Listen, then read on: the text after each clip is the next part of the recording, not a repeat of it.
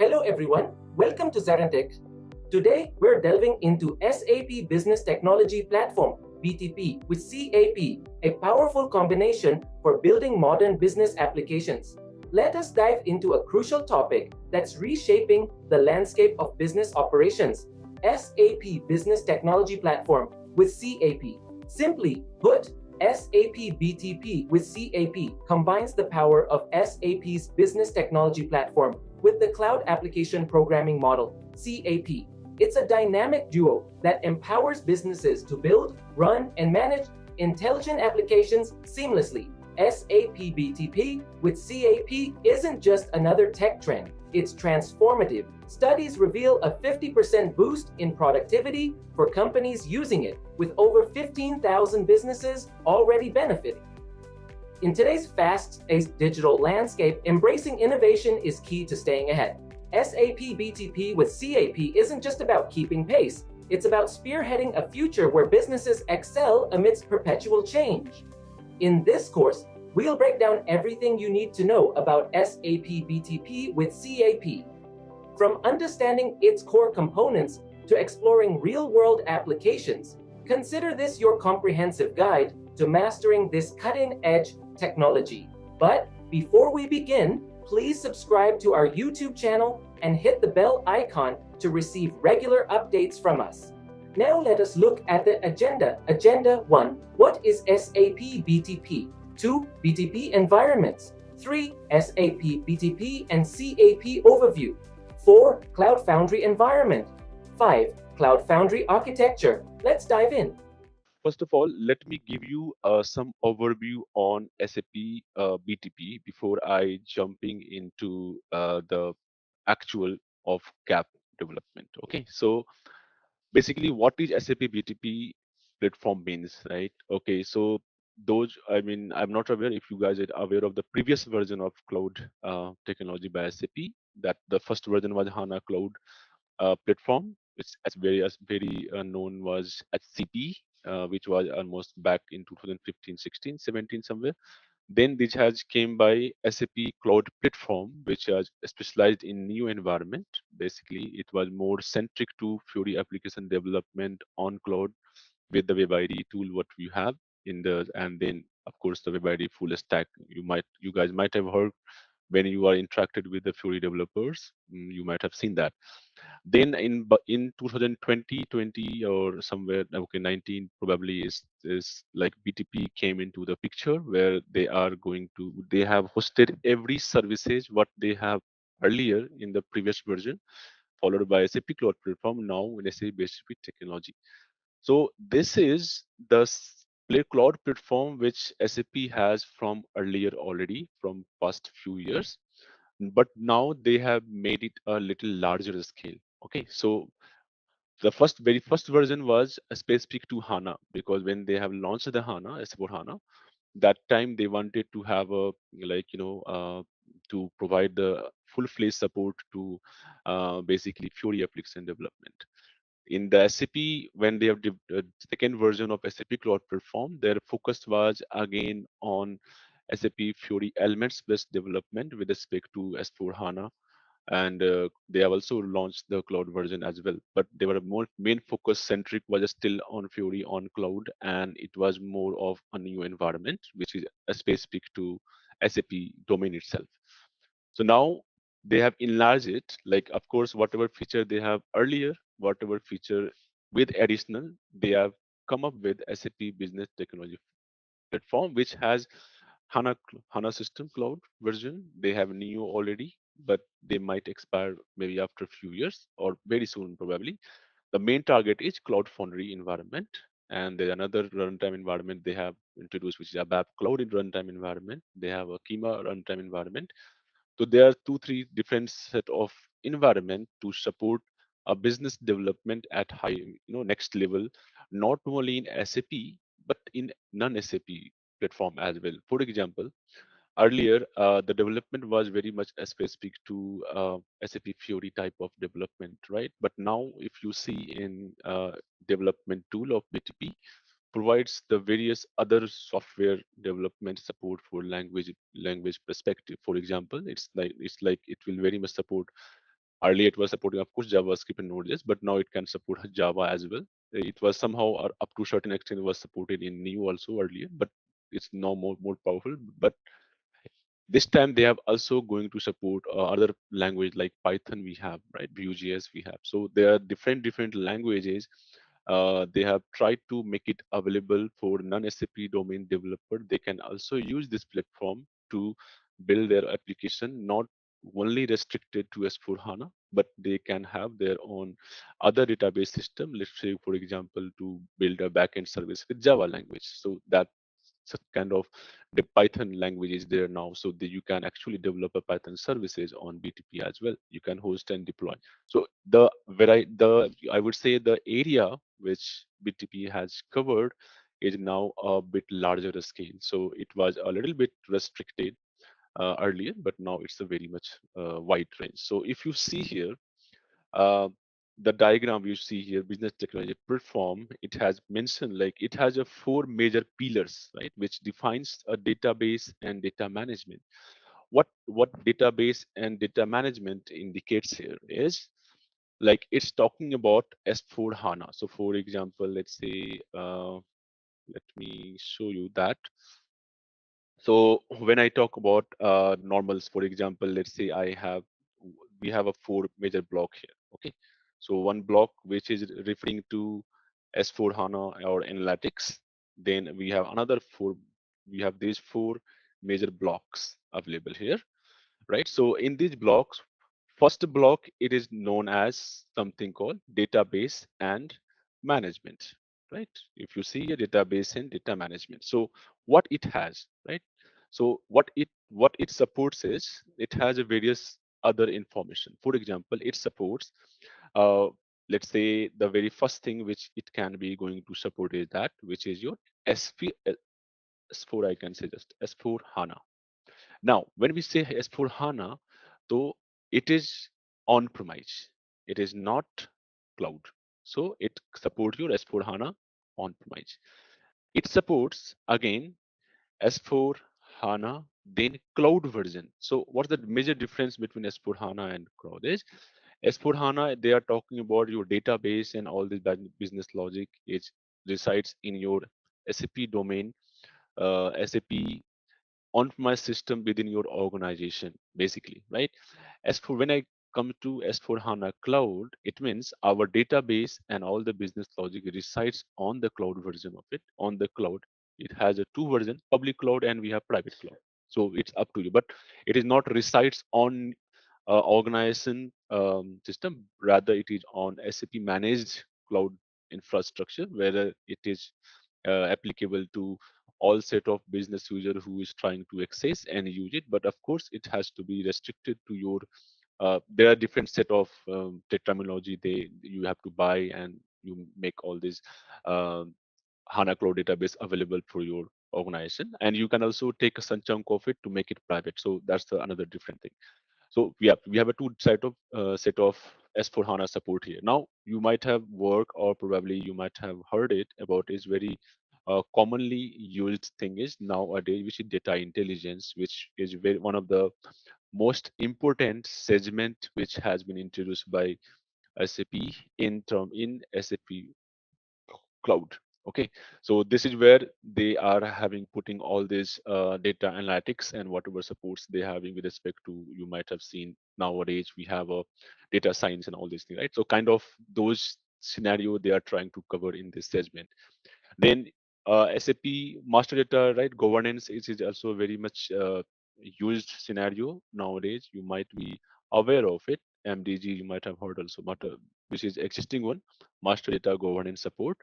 And then it has another topic which is supports is adaptive server. Okay, what is adaptive servers now here? So it can whatever we have on SAP, right? So it's not going to restrict on with respect to your S4 HANA. Like let's say I have a database and my data, whatever I want to manage. So it's not only restricted to your S4 HANA, rather it can connect with different server provider to make your data management smooth. So it is for all these SAP and non-SAP integration of the database and data management. So it covers all this segment inside one of your segment, which is called database and data management, right? So in this area now, when we talk about some kind of information, let's say we talk about the backend logic, we talk about the data modeling, all these things and stuff. So it categorized in those area when you do any database related something, so it will come into that picture. So we have this as called database and data management. Clear? Now, in this segment, after this, it has another set of one of the most important aspects which you might see is here is this. So if you see in the PPT, we have something called analytics, right? So as for okay, how many of you have worked on analyticals as an application? Like in Fury, we have different types of application, right? We have transactional, analytical, fact set, and all these things. So yeah, it's actually yeah. I mean, yeah. When you come to S4 HANA, so S4 HANA having a very powerful support for analytics, right? So I know, I mean, use case relies, it depends on, because in SAP domain also, like most of the application and business what you might be doing is more of transactional and report type of application. But analytics is one of the major advantage what basically provide by S4 HANA. So generally when we talk about any kind of analytics development related to, so it used to go by S4 HANA. Now what in BTP they have done is, so they have segregated something separate part of it as an analytics, something called analytic cloud itself. So what you will see here, all the business development for analytical apps, of course you can still do in the S4 HANA analytical support. What you have could be yours restricted or could be completely freely available. But now, at least at the layer of cloud version, they have a separate chunk of SAP Analytic Cloud. Okay, so I told na SAP S4 HANA Cloud is not exactly the way you see in S4 HANA on-premise system, because in S4 Cloud there are different topics, terminology, like we have S4 HANA Data Lake, we have a Data Sphere, right? We have same thing, various HDI containers. So these are the things which you generally use it as a database in your solution. And one of the part is analytical cloud, where you can directly interact with not directly complete S4 HANA cloud, but rather it's one part of it, which is SAP Analytic, right? And then out of MDG, they have also separated something called one thing is called data warehouse cloud. Okay, so like earlier, this data warehouse is something is again a separate chunk was available in S4 HANA on-premise.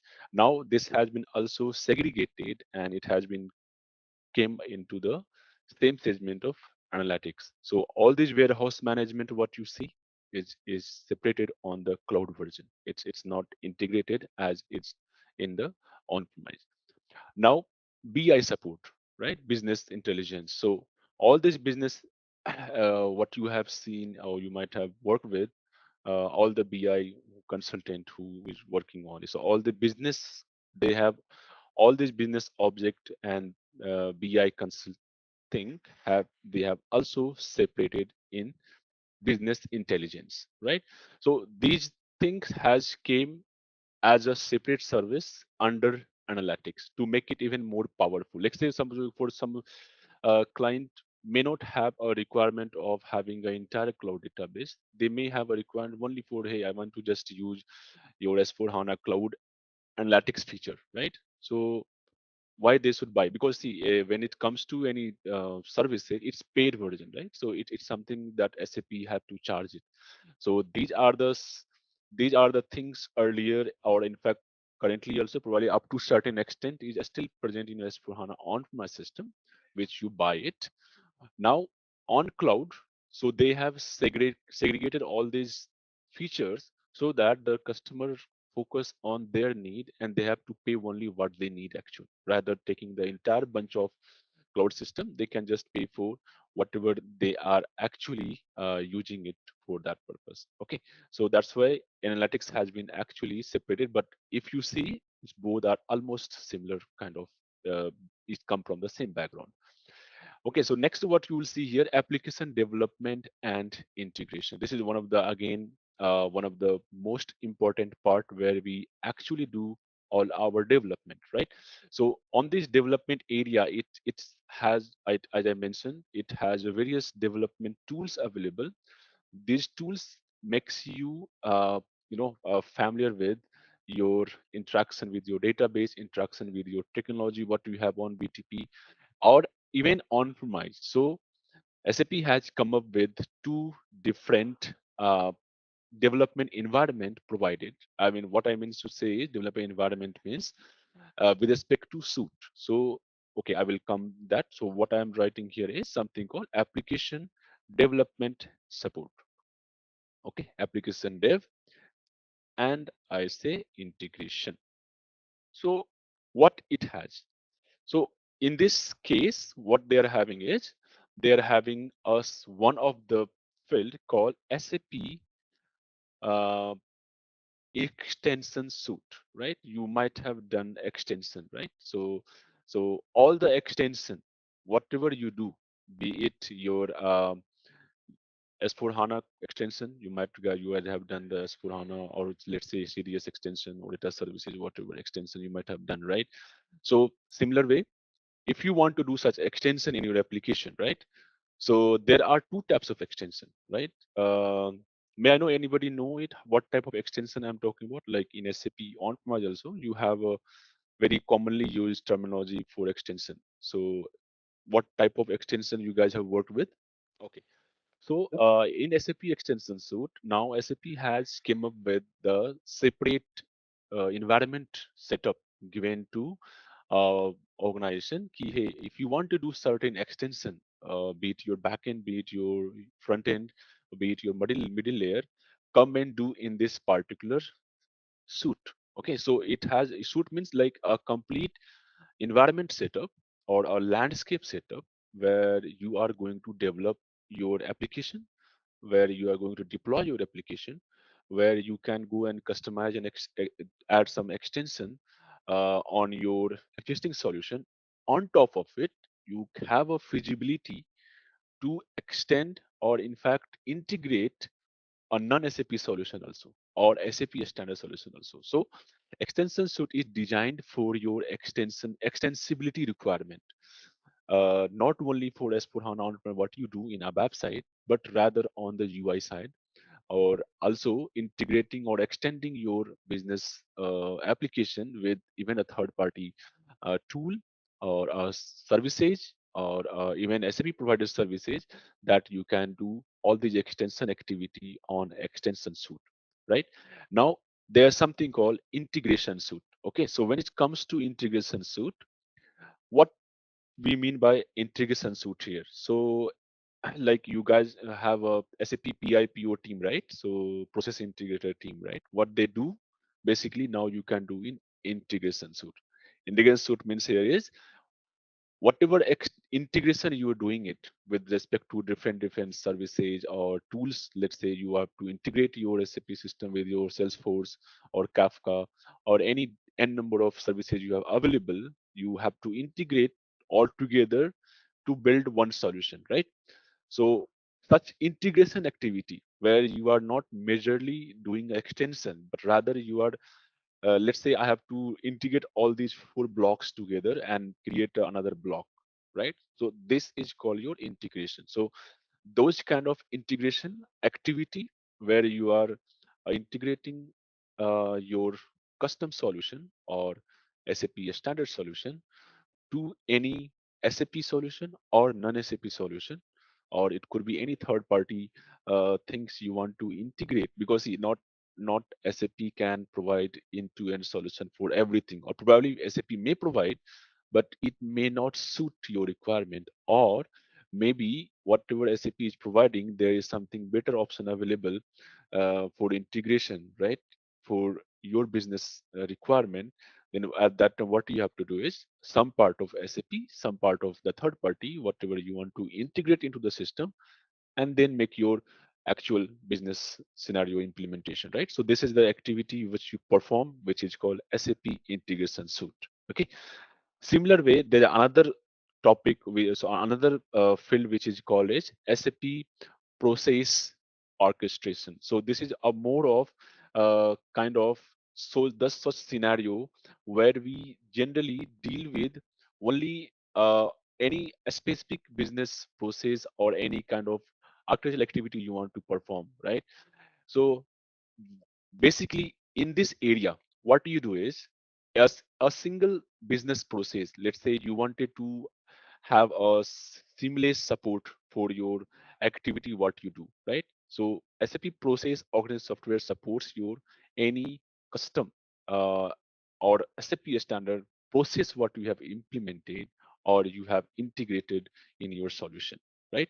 So SAP technology platform provides to improve your such integration of your process orchestration or your such integration with more efficient, and it has a lot of commands to manage it in a better way rather doing it in your SAP system, right? So it has a support for your on-premise support also it can do you, right? It has a, you guys are might have doing data modeling deployment all these things, so all these process it's actually going to be a seamless process if you are going to use this service which is called SAP process orchestration. It also has uh, definitely more support on your integration capability.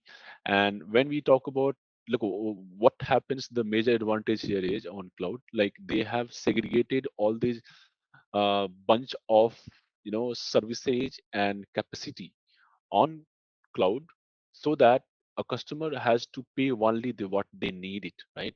Rather you buy everything, whether it is not useful for your scenario, whether your solution or business doesn't need it, but it is still came as a package, right? But you are still paying it for that, right? So that's the idea key on when it comes to cloud. They have segregated all these terminologies so that your business is will be a little bit more little bit cost effective, and in fact a better support available on your SAP business when we talk about any implementation, right? Now next what we have is SAP app giver. Okay, so see again, this is app giver is one of the kind, I will say, the kind of uh, tool, or I would say a kind of I would say in case of uh, anything which you wanted to develop a automated type of process, right? Or something you might have heard or you might be not knowing, or I'm not sure, but there's something called low code no code scenario. Okay, so this app giver is actually providing that support. Okay, this app giver is actually is a where you don't have to write a lot of coding here. Okay, so this app giver is provides such support to build your application not only by a technical person, but actually by a functional also, if they have a little bit knowledge on the tool, where because here you are not actually going do the actual coding, rather you have a tool to drag and drop your business scenario. Some, you have to give us some, there is just some training available on on by SAP side to train that user, which is called some kind of I forgot the terminology name. Uh, so something a user. Okay, there's some terminology called it. So that user, citizen developer. Okay, so that citizen developer is the one who is having a little bit idea of this tool, and they have an idea of your business context. So let's say if I say techno functional, probably that person can actually build an application using this tool. So it is AppGiver supports a low code or no code platform that gives you a possibility to create any kind of application, any kind, I would say like sort of any Fiori apps or probably the supported apps on your BTP so that it can run as a business scenario. So it is more of application development only, but not with the code.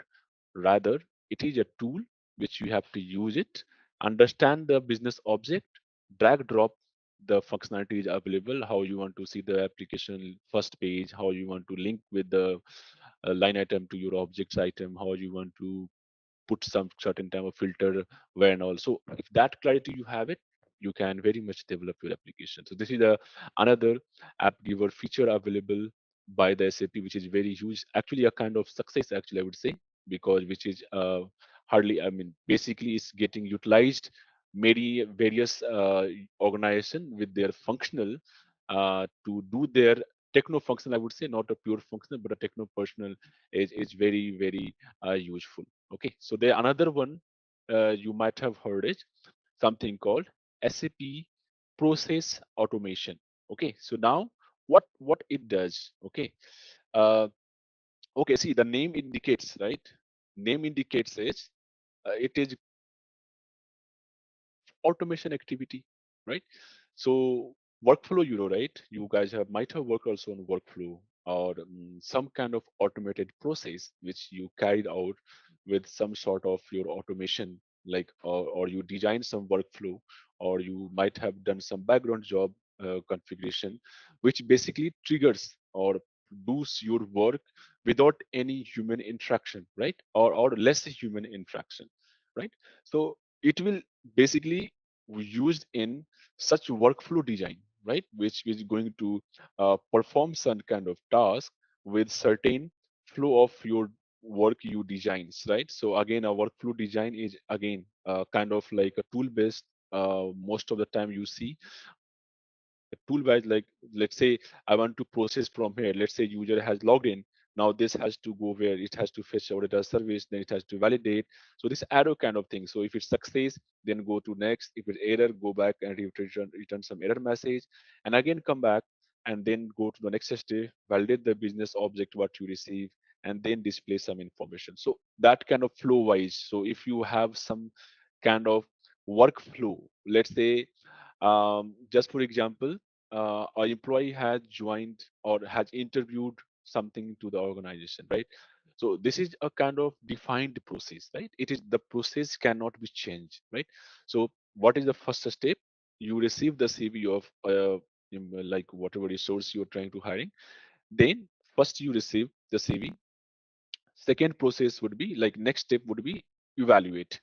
Then third process would be okay, go and have an interview. Now interview you can have again a number of rounds that you can define, but I'm talking about the set of, because these are the steps cannot be changed, right? So then after the interview process, you have a HR interview, and then you probably have a manager interview, and then you have an offer release, right? And then you have a date of joining, then you have resource allotment, right?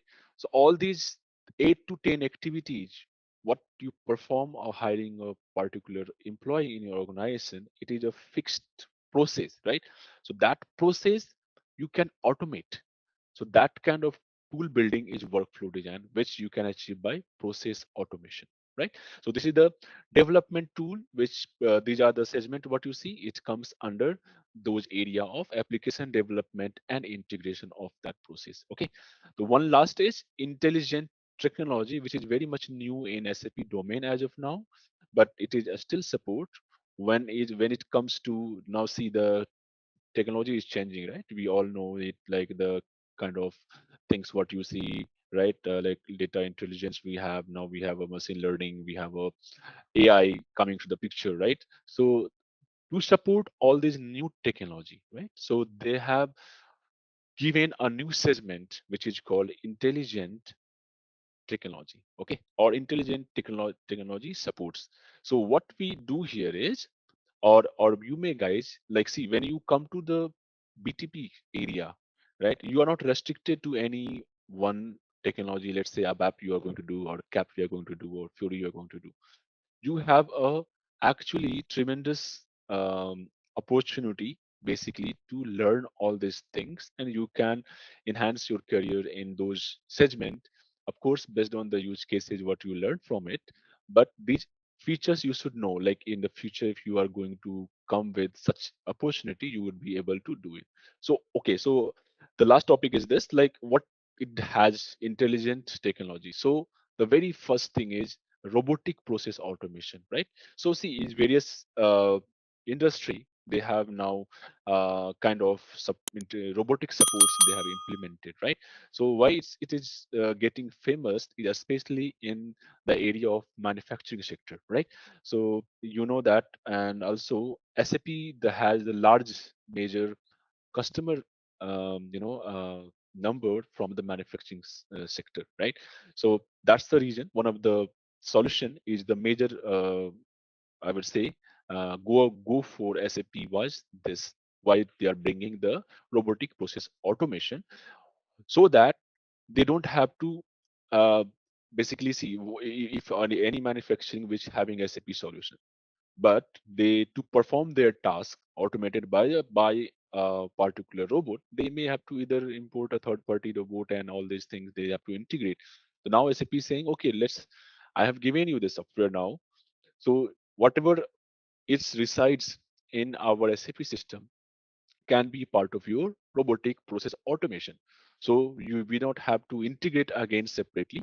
Rather, SAP supports now the my solution. Of course, there are some limitation as of now. It's very early stage, but it do supports, it do provide, and as such kind of SAP intelligent robotic process automation has been given a thumbs up by many manufacturing company where they are going to directly. They already have a SAP system now. They'll be easily will be integrated with robotic process system. They can automate their process of manufacturing or any n number of things what they are doing it. Another topic is which is called SAP conversational AI, right? Okay, so uh, you might have seen nowadays we have a lot of AI tool available in the market, right? So, but these AI tool having a categorized, okay.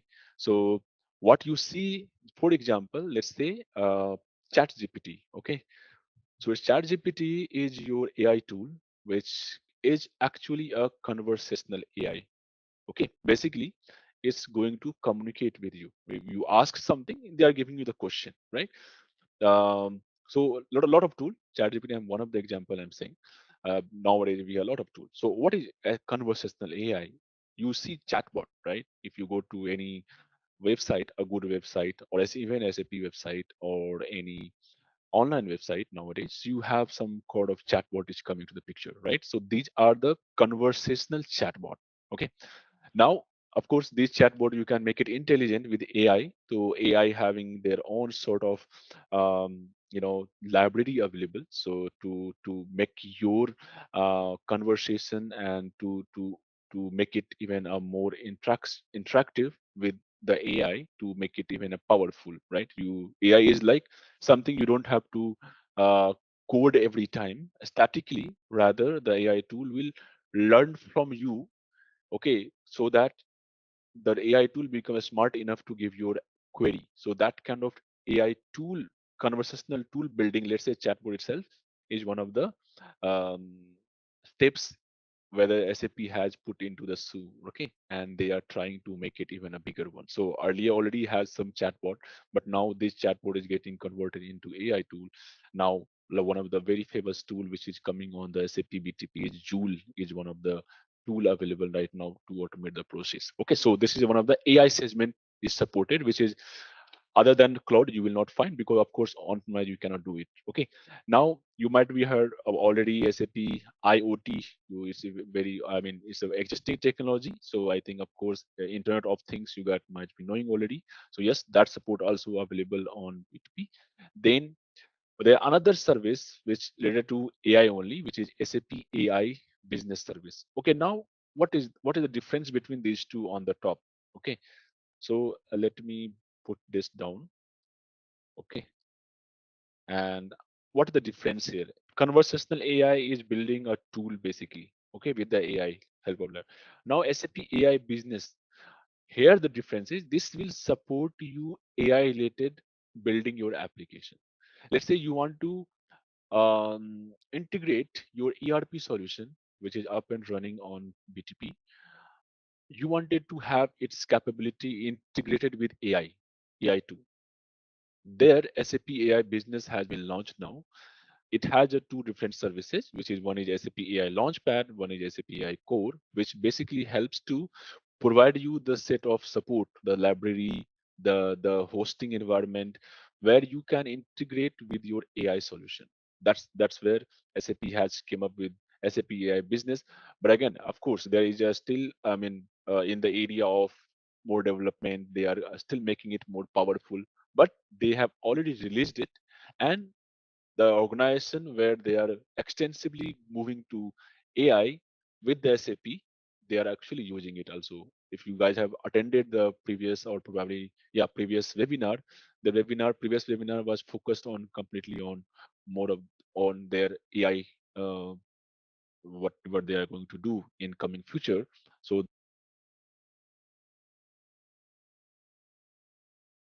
then there's something called generative AI, right? So what generative AI means is the difference with conversational means you can conversation, do conversation exchange. That is your conversation API, right? AI.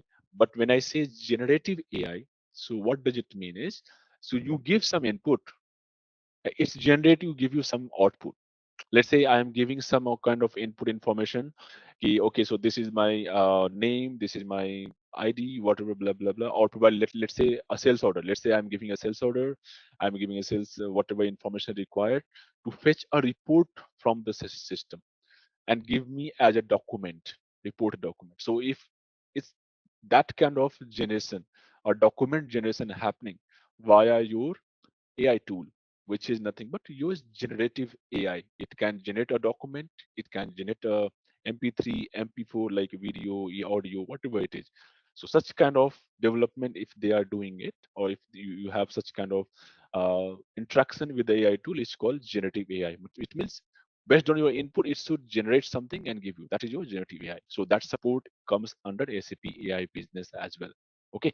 Now there's something another topic which is okay. One of the last what support we have is like of course IoT, Internet on Things is I'm very much sure you guys have already aware of it. So it's a pre-existing service which provided by SAP supports.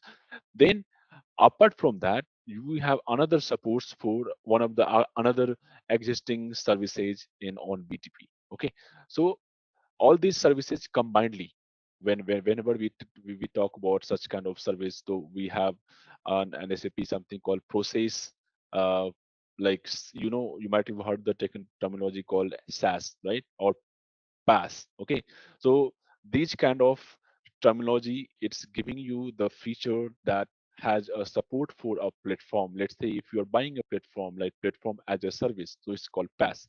Or we have a SaaS, service as a like whatever you are going to use the platform as a platform, or you will use a service. So based on that only SAP will provide you your solution, tools, and all this infra support for your technology. So these are the major blocks which is available in the area of your uh, SAP BTP. Okay, so this was the I think one of the major I think introduction which I have gave you. I hope you guys are almost aware of now what SAP BTP capabilities are right now in the area of the SAP domain itself, and then what are the things we can actually perform it, right? Okay.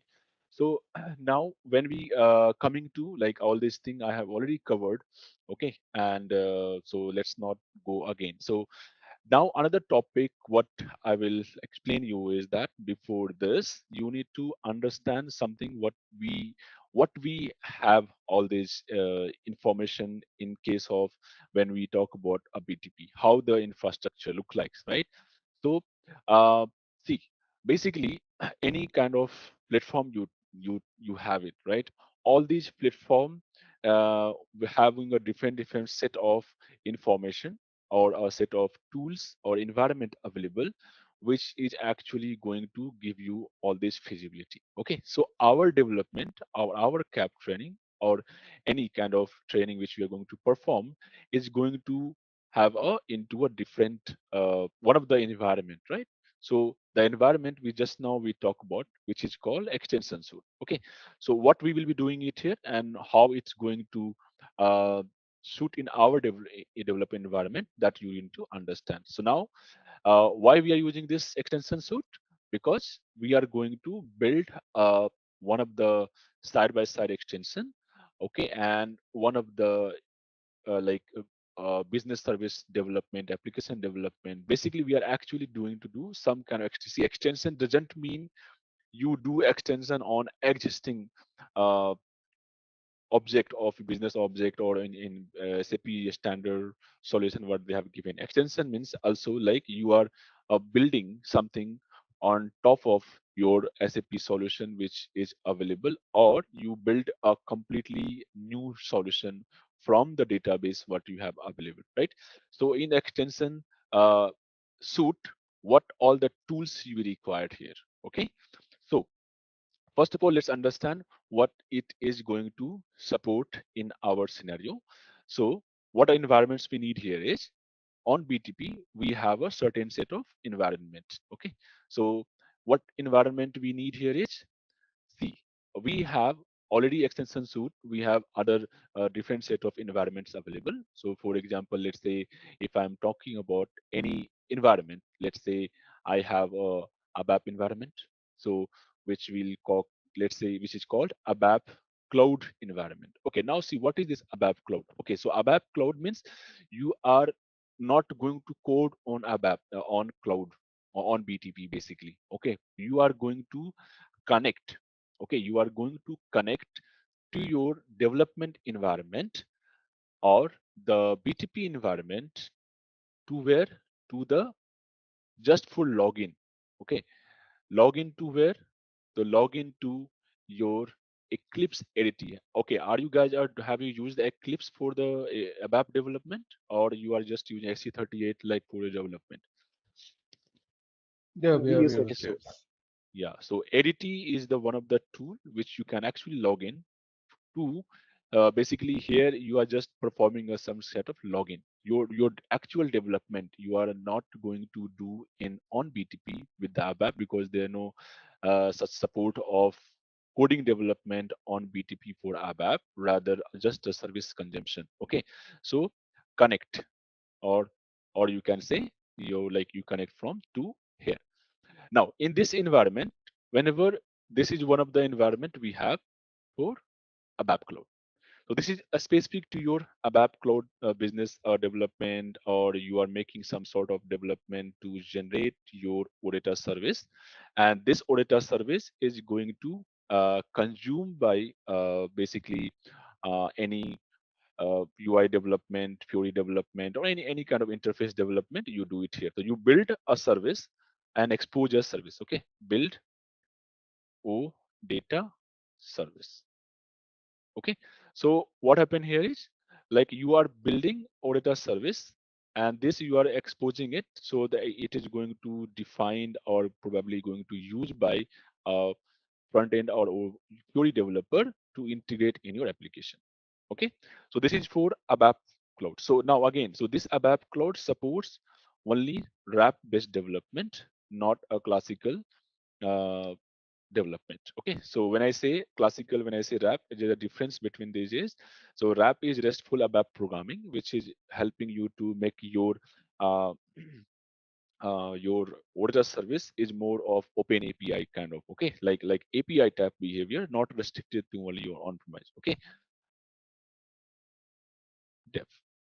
Okay, so that things what we do is here.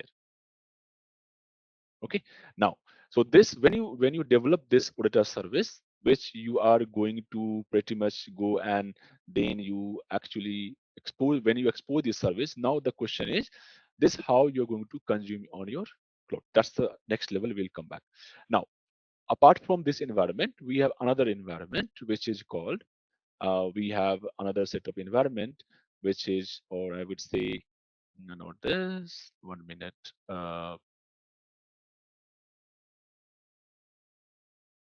Okay, let me.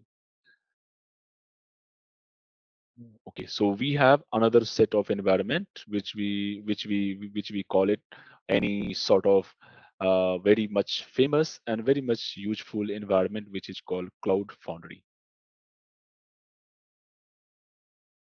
Cloud Foundry. Okay, so here this is your I would runtime. Okay, when I say environment, it is I mean to say runtime environment, right? Where you are developing and deploying your application. Okay, so we have one is ABAP Cloud runtime. We have another one is Cloud Foundry runtime. Okay, so now what happens here is what major difference we have it here is 1 minute. Okay, so yeah. So what's the major difference we have it here is in terms of Cloud Foundry development, runtime environment, you are going to develop everything on BTP itself. Like you don't have to connect to any other tool or let's say Eclipse you're connecting or something. Of course, I mean UI developer can do in the other tool which is called local tool like VS Code and all, they can use it, but do. But what I mean to say is here, you are on Cloud Foundry's runtime when you are trying to use it. In that scenario, you have to deploy your application on cloud itself. It you should not be basically when you have choose the okay runtime environment, then it should be on your Cloud Foundry. So you develop wherever, but it has to deploy, it has to develop or configure all the activity you have to do on the Cloud Foundry. So here you do the development, okay, development on BTP, okay, with something called BAS, Business Application Studio is one of the tool. Okay, this is the dev tool which we use for all this development. Now, so what development we do here? What kind of development we can do here? So yes, we can do here is we can do Fiori development, we can do CAP development, and we can do any various open source language development. So here what we can do Fiori apps development. Okay, we can do CAP development, and we can do like Java, Python, okay, uh, Python, etc. development. Okay, so these kind of development we can actually perform directly on BTP itself. Like you don't here you see there is no no ABAP involvement here, but yes, as I said, this auditor service which you have developed, right? In the if I'm talking about the cap, right? Sorry, if I'm talking about only for the ABAP environment, let's say you have developed ABAP service. So what will happen now? So this service you have exposed. Now this service can be used here as an auditor service. Okay. So yes, this service I can still consume in my development object on BTP, right? But only for Fury. So this service can be available to my dev tool to consume as just one of the service. But when it comes to cap, cap is what is cap means. So cap is itself is one of the if I talk about apart from okay, I will do one thing. I will not keep this object here. Let me segregate it. Otherwise, it will be confusing. Okay, so any interface you do, so you can use this. The auditor service which has been exposed via your classical, it may be your S4 on my system, or it could be your whatever system you have available in terms of, let's say, RAP programming development or your S4 on-premise development, all is possible. So you can use and combine it here so that you can do Fiori apps development or any no, I mean HTML5 or wherever, I mean basically what Vue.js application development where you just have to consume this auditor service. But when it comes to cap, okay, so this cap here will not see this.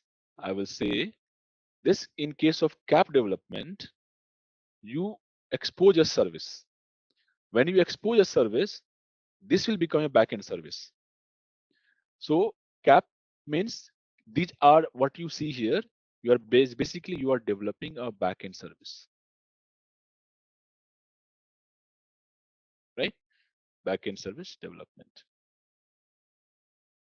Okay, so basically here you are doing a backend service development, right? Backend service means like of course the auditor service what you are you are going to expose here from the OData. So cap itself, when we say cap, right? So what cap stands for is it's a one of the backend development with the cloud application programming, right? So I can just say here is, let's say I'm taking one example for cap, not I'm talking about Java, Python, I'm not talking about right now. I just give an example. Yes, you can actually build and you can use as a API, right? So here cap is cloud application programming. Okay, so this is it's very much similar to RAP cap, right? So RAP is mainly focused on ABAP. Cap is not mainly focused on other than ABAP. You can of course build a backend service, but with Node.js being your runtime language, right? Okay, so here there is no ABAP.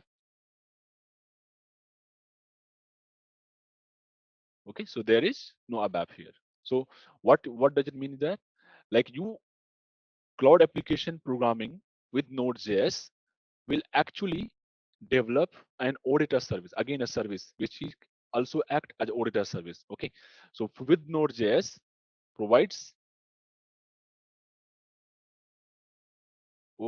data service, right? So what it does is, so whenever you have any sort of application development with the cap, basically it is going to give you at the end result as an auditor service, because auditor service, of course, right, in in SAP domain, it is one of the largely used I mean basically I would say the API, in terms of API they used is nothing but the auditor service. They, from the RAP, you can also make it a RESTful API that it can be available on the web, right? And but earlier it used to be like for ECC system, or let's say as pure on premise, you if you're not making it RAP programming, it is going to be a simply auditor service which is restricted to your ERP system only. But with the RAP and cap, you can actually make it web-based accessible app, or web-based, sorry, not app, as a service, I would say. When you register on your cloud platform, it will become open API also. It will behave like that, right? So those things you can actually do with the cloud application programming with Node.js, and it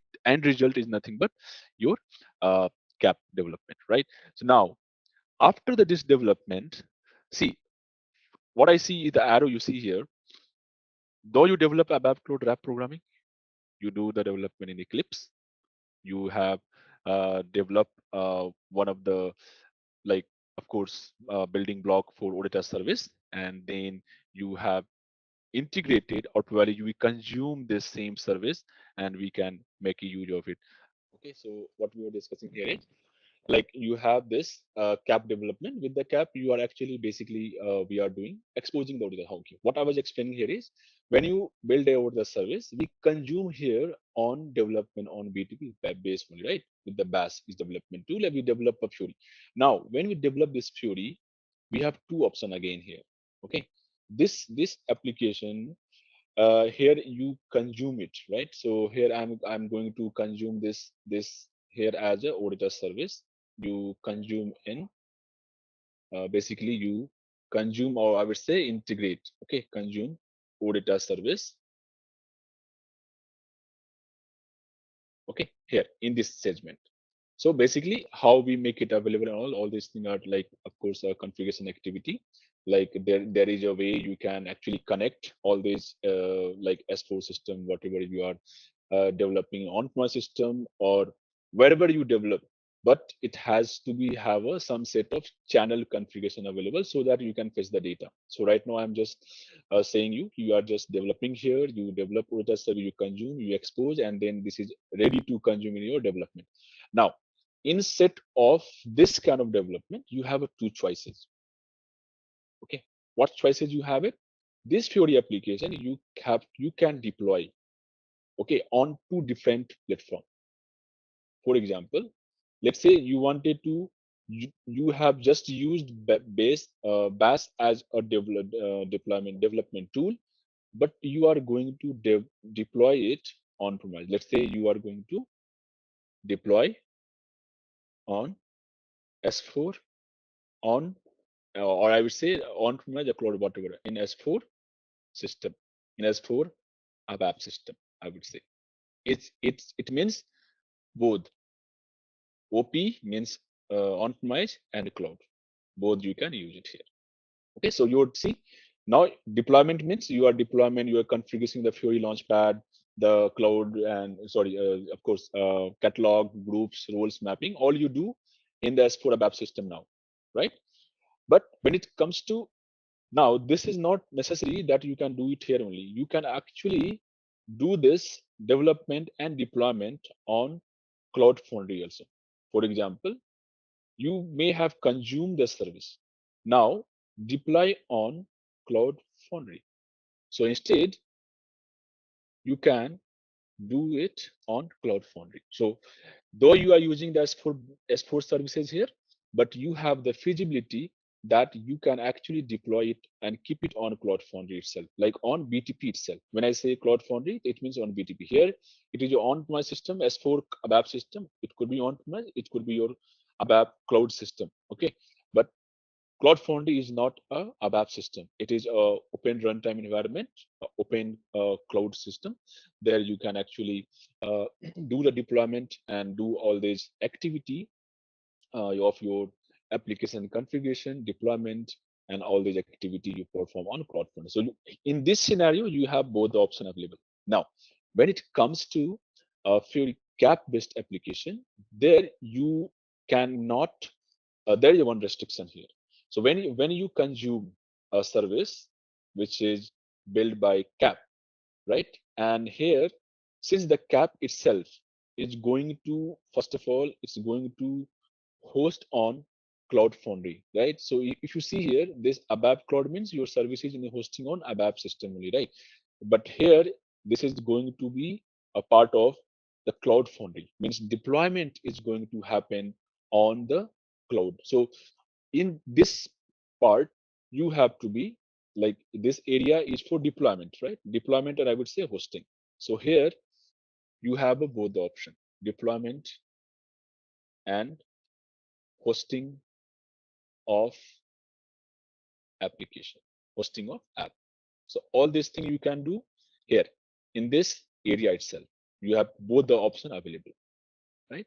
But when it comes to CAP, so in terms of CAP, you know you have to always do the deployment on Cloud Foundry. You cannot do it on ABAP system, on Cloud Foundry runtime. Okay, deployment on Cloud Foundry. So this activity, what you see is, it has to be very much restricted to Cloud Foundry only. And so the application which you are using, let's say the application which you are going to use the CAP, right? This is your CAP service, or I would say here in this scenario, when you are going to consume this service, the auditor service based on CAP service, right? Consume, I would say CAP auditor service in the Fury app development, which you are going to use from this CAP application. So CAP application stands for, when we say CAP service, it means auditor service. When I say CAP application, it means the application, the Fury apps which has used the CAP service, which is called your uh, activity. So here, when I'm using this CAP, now see, Fury app development is one of the most, I would say, the popular user interface in SAP domain, which they use it for your deployment perspective, right? So in this area, whenever you use it, it is actually going to use the CAP service. In that scenario, you have to put this application on the Cloud Foundry model. So it cannot be going to put on ABAP or any of other stack. So if you are doing it, it has to be on your Cloud Foundry. So I hope you understood the difference between that.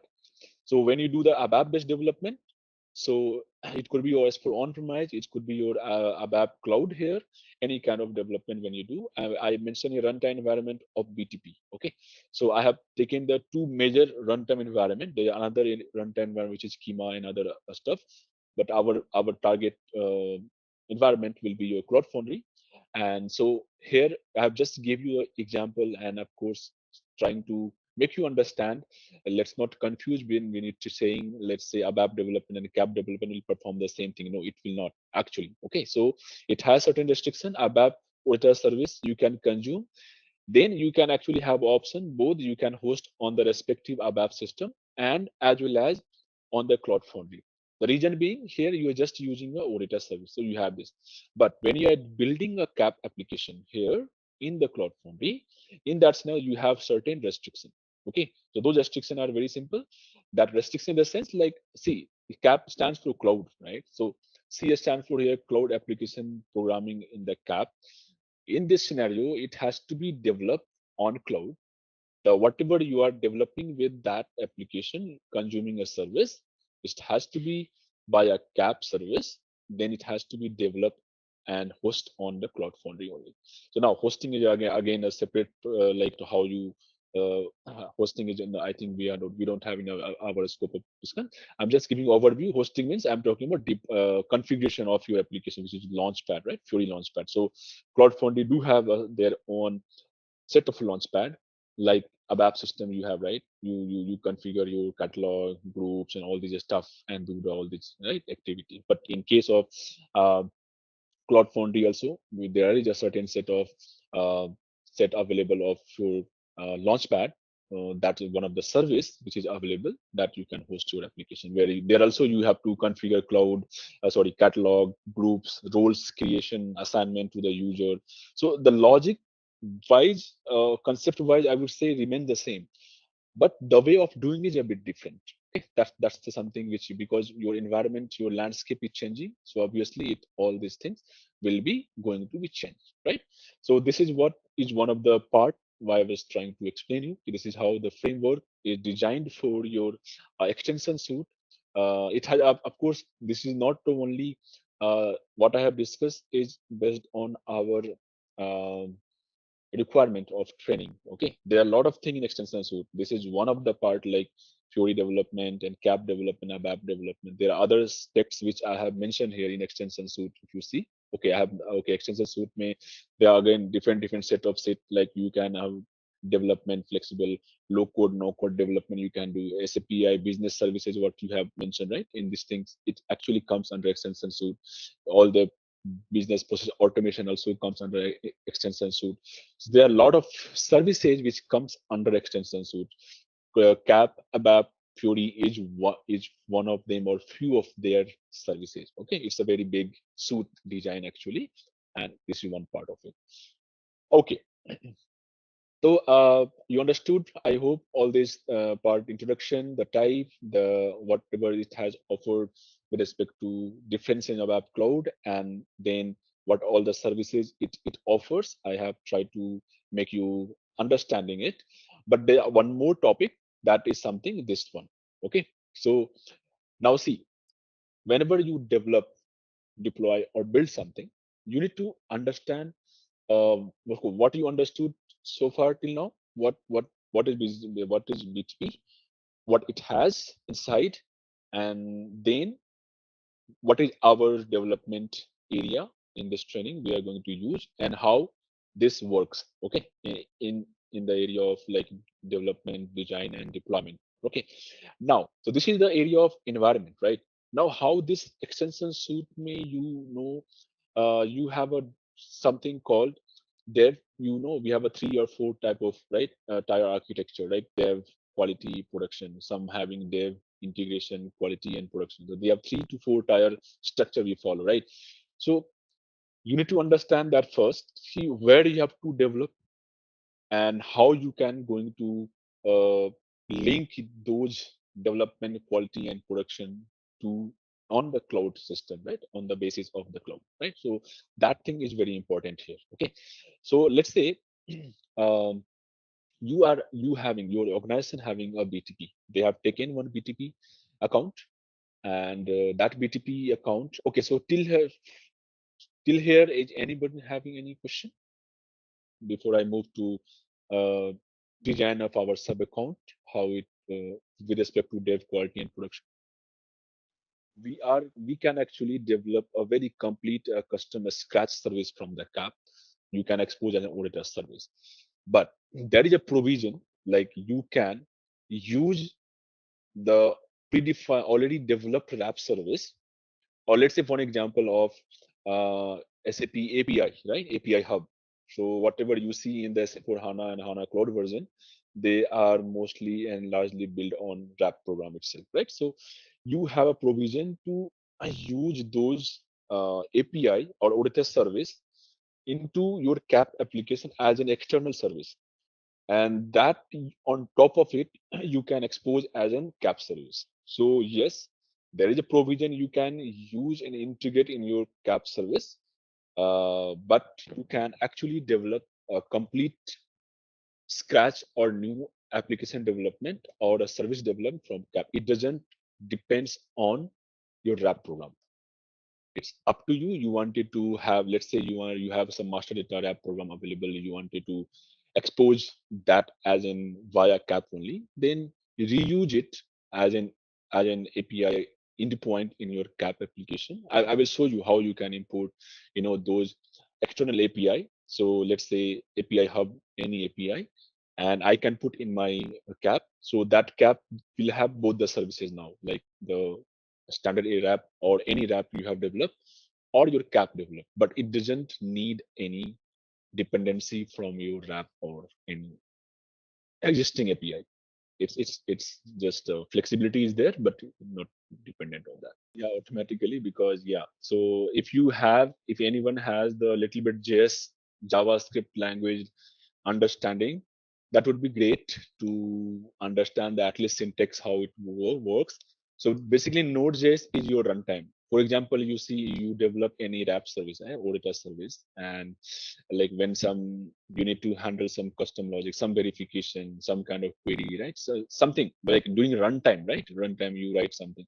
So those runtime aspects, the runtime custom logic, before fetching the service, after fetching the service, okay, on fetching the service. So there are certain lifecycle method.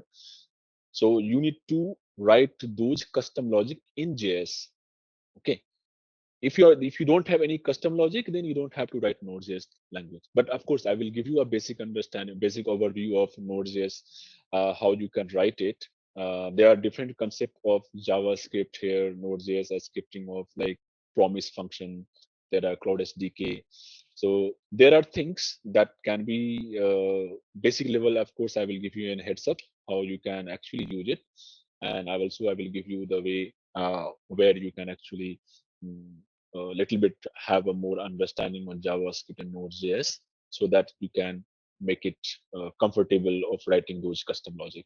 Okay, so let's come back to now our sub account. Okay, design. So uh, when see any organization when they are buying SAP BTP platform, right? So they are having something called they buy it as a global account. Okay, you see this is a global account. What is global account is like you have purchased it from the SAP as one of the service of, let's say, BTP global account service. Now, in this BTP global account service, you have to decide what service you are to taking for one of your sub account. Okay, what is sub accounts here? So sub accounts is something another topic. Let's say here, uh, I will just give you heads up one more things. SAP, let's say BTP sub accounts. So what happens here is if you see the diagram here, okay, so this is my global account, right? SAP BTP global account here.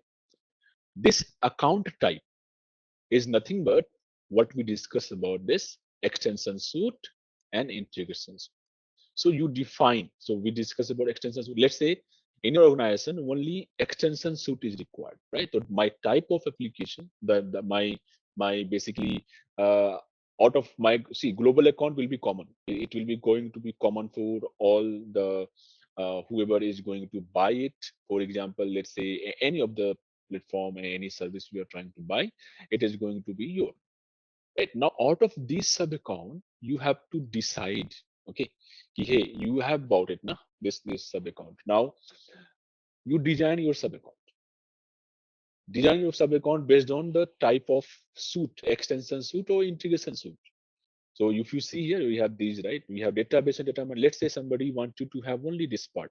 So their account type will become database and data management. Then someone can have analytics, someone can have intelligent technology, someone have application driven integration. So I will choose my application driven integration, out of which I will use only extension suite. So when you're creating, you have to select what type of application development may you wanted to have an extension suite or you wanted to have a integration suite. So we'll choose as a extension suite, right? Now, what is entitlements? Okay, so entitlements means uh, on the particular account, what are the services is available or you are entitled to use it. For example, let's say in this sub account, I have, okay, out of, okay, so let's say BTP, I will say global account here. Okay. So in this global accounts, now this is my, let's say I'm going to use, I will use type is my extension suite. I will use it my extension suite. Now see, when I choose this extension suite, it going to have some entitlements, right? So let's say one example, when you create any account, right, to any of the e-commerce website or various many, right, online website, it will ask, na, ki, hey, register first, okay, or something. So when you taking something, when you register yourself to some of the service, it gives you certain set of entitlements to use it. It could be free, it could be paid, right? So that's how I. So extensions would, when you are taking up, it give you something called predefined set of entitlements. Okay, so these are something I would say default entitlements. What it does, it gives you the provision to use those services either by free or at least as per the package what it should be minimum available, right? So this entitlements will give you that provision.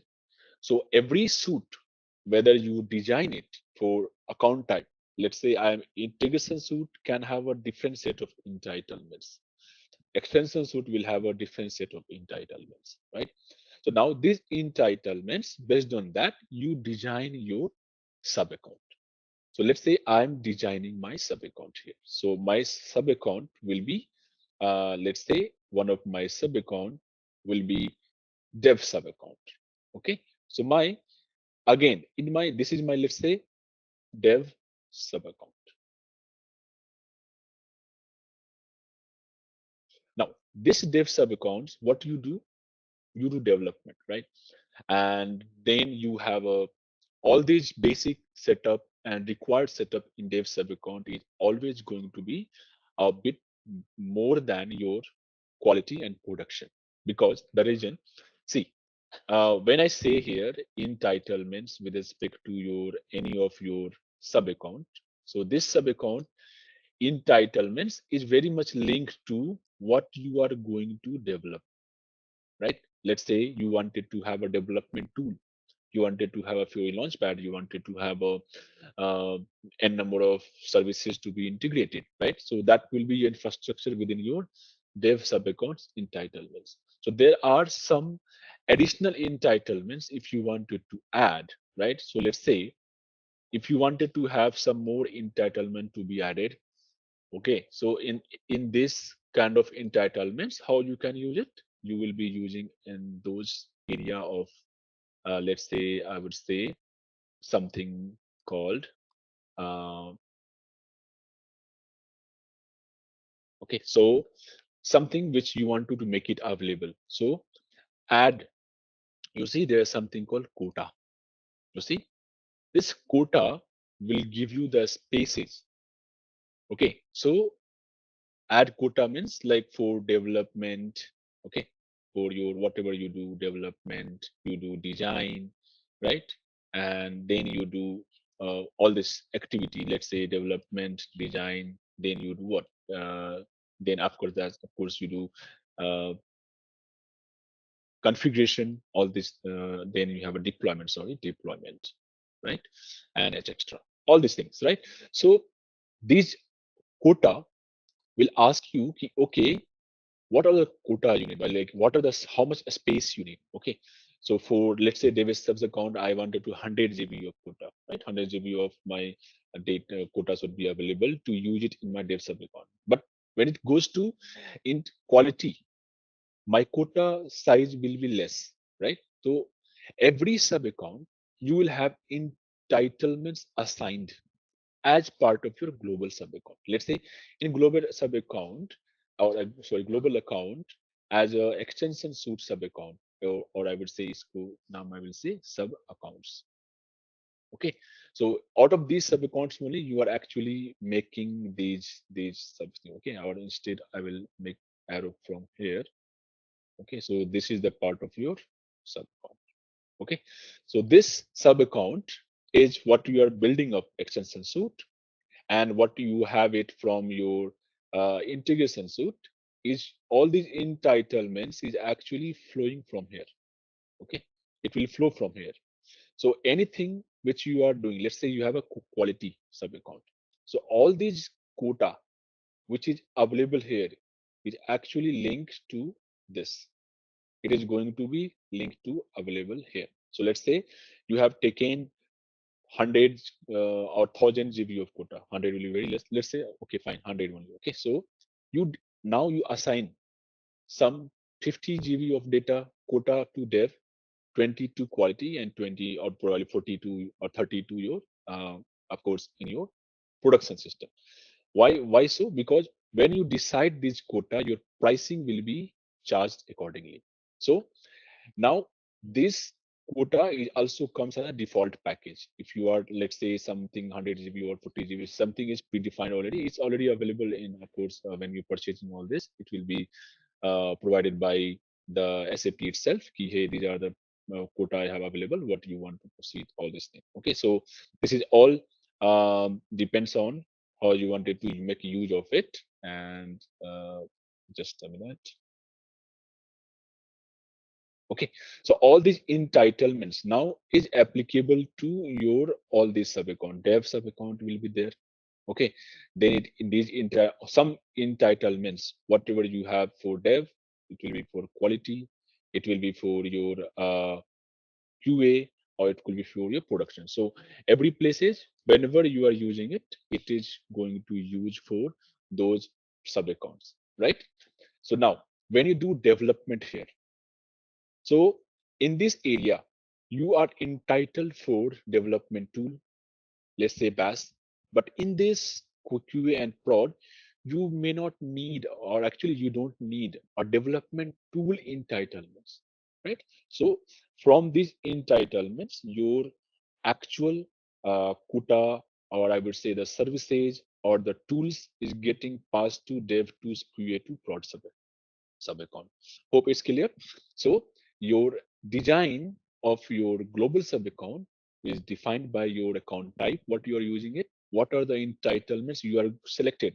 When you have a default, it could be default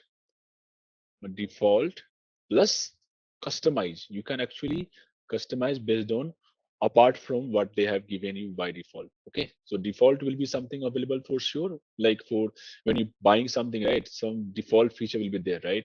Now if you wanted to add some more additional feature, then you have to customize, right? So customize and customize add-on. Customer add-on means you are going to add additional entitlements to your sub account to use it. Let's say there are various services, right? N number of services. So let's say you wanted to have some AI specific support in your entitlements to be added, right? But in extension suite, by default, AI supports will not come. So you have to add it. So when you're adding it, it will become your chargeable part. So when you're customizing it, when you're adding something, it will become a chargeable pricing of that particular things. Okay. Now you have a sub account which we have designed. So when you're designing a sub accounts, it has certain information. Okay. So these sub accounts will actually resides on the region. Okay, what region it is, on which region it is going to reside. So sub accounts always gets created on some based on region. Like it could be right US region, could be Europe region, Australia, all these things. Data, wherever data center they have it, they have a region defined here.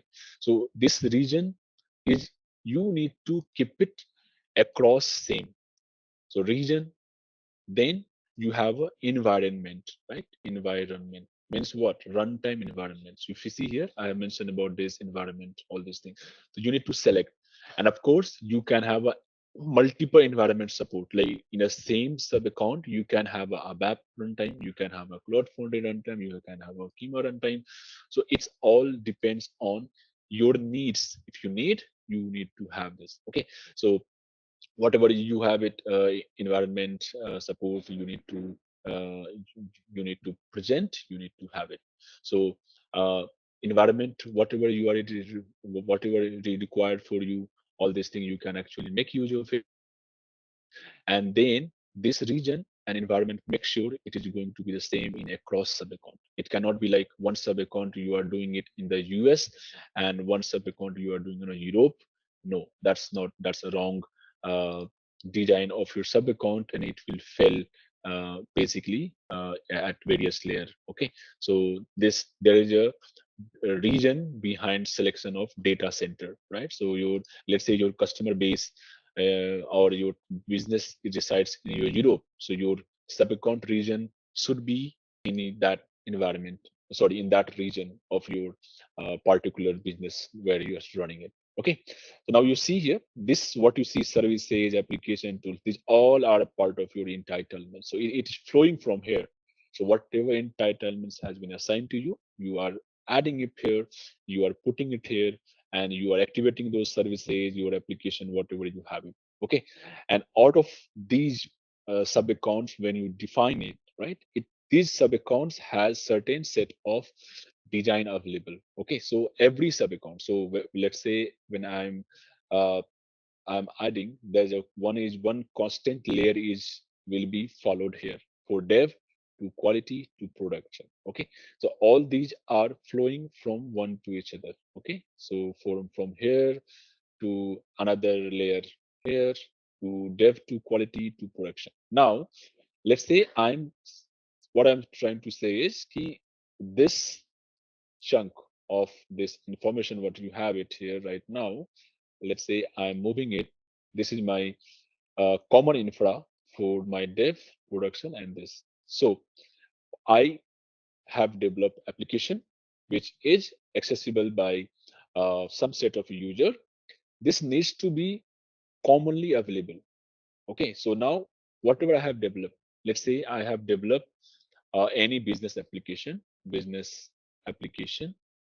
Okay, whenever you have developed, so all these business application has to be uh, given a required access to the business user. Okay, so this needs to be completely segregated from each sub account, but it has to have a common feature.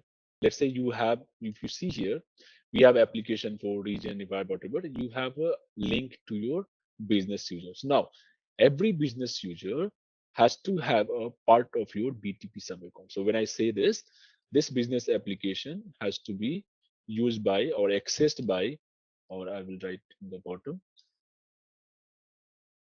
accessed by your business user.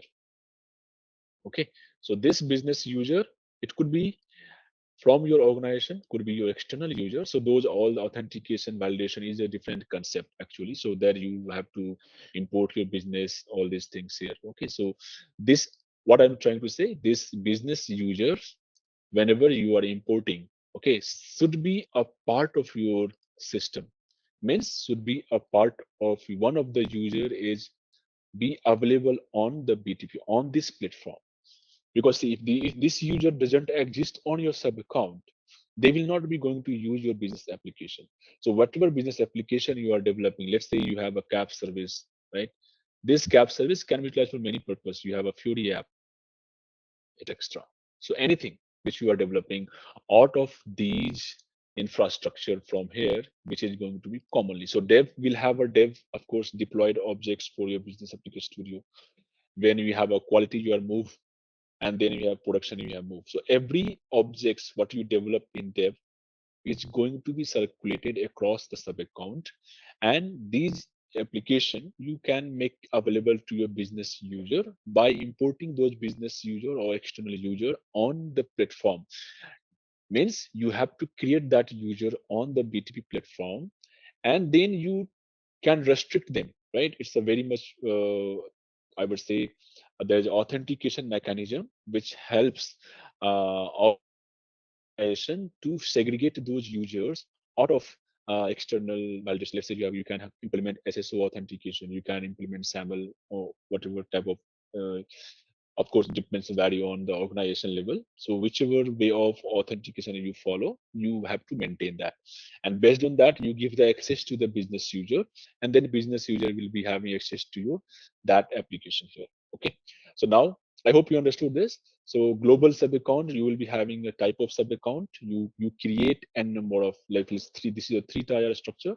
You have a dev, quality, and production, and every sub account will have certain set of entitlements which will flow from here. But basically, whatever is available here for this particular sub account will be flow from dev to quality to production. Means if it is available at 10 entitlements, that you can make it available all 10 to your all three sub accounts. Okay, but as I said, it's not necessary to have all the entitlements in all the sub account, because here you may need only dev tool, but quality in production you don't need dev tool. So those entitlements you can actually you keep it or leave it, that's up to you, but ideally you should not require. So otherwise what happens, we n number of entitlements, if you keep using multiple sub accounts, so basically the sizing of that or quota of your whatever has been predefined will be keep increasing, so SAP will charge you more. So you need to be very much, I mean, of course it's a design level stuff, like when you are designing your sub account you can take care of it. So this is the typical uh, design of door BTP SAP global sub account. One thing is also very important here, the structure of your environment. So this is structure I will show you how actually works here. Okay, so you can actually create one more here. Let me show you. So there's a design here. Okay, sub account design. How you can actually design. So sub accounts design. Okay, so let's say here now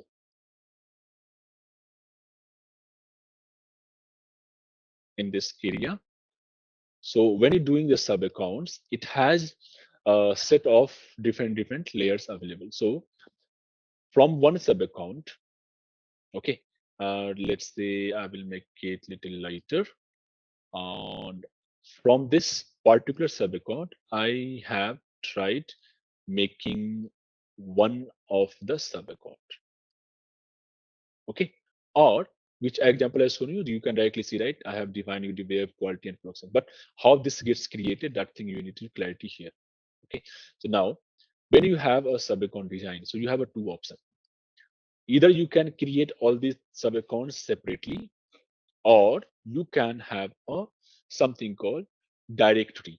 Okay, so one directory, let's say you, instead of creating a sub account from the global, you have a something, you create one directory. So directory work as a tree basically. So this directory tree will have again a provision of keeping n number of sub account. So let's say I'm giving this, and let's say, okay, so this, okay, I'm just giving you two example here. So this particular directory tree, so I'm not designing directly a sub account, rather I am creating a directory tree. So under this directory tree, I will have now two sub account. So, okay, what is the ease of it is, like I will show you one thing here. You have this directory available, and then you have another sub account A. So now this whole thing, what you see, is a part of one directory. So our directory can have n number of sub accounts. So directory means here, what does it mean is, it means a directory can contain, okay, n number of sub accounts. So there's a possibility that in a single directory tree, you can have dev, you can have quality, you can have production. All these things you can actually define it here. Okay. So when you say here dev sub accounts, then you have quality sub account here. I'm just giving example. You can have a production also. That's fine. Prod sub accounts. So now again, what I will do, there is a possibility, right? So in this dev itself, I wanted to create another directory. So what I will do here, I can go and create another directory. Okay. So another directory which can contains my another set of sub accounts. What sub accounts? So let's say I wanted to have something which is common sub account. Okay. Let's say common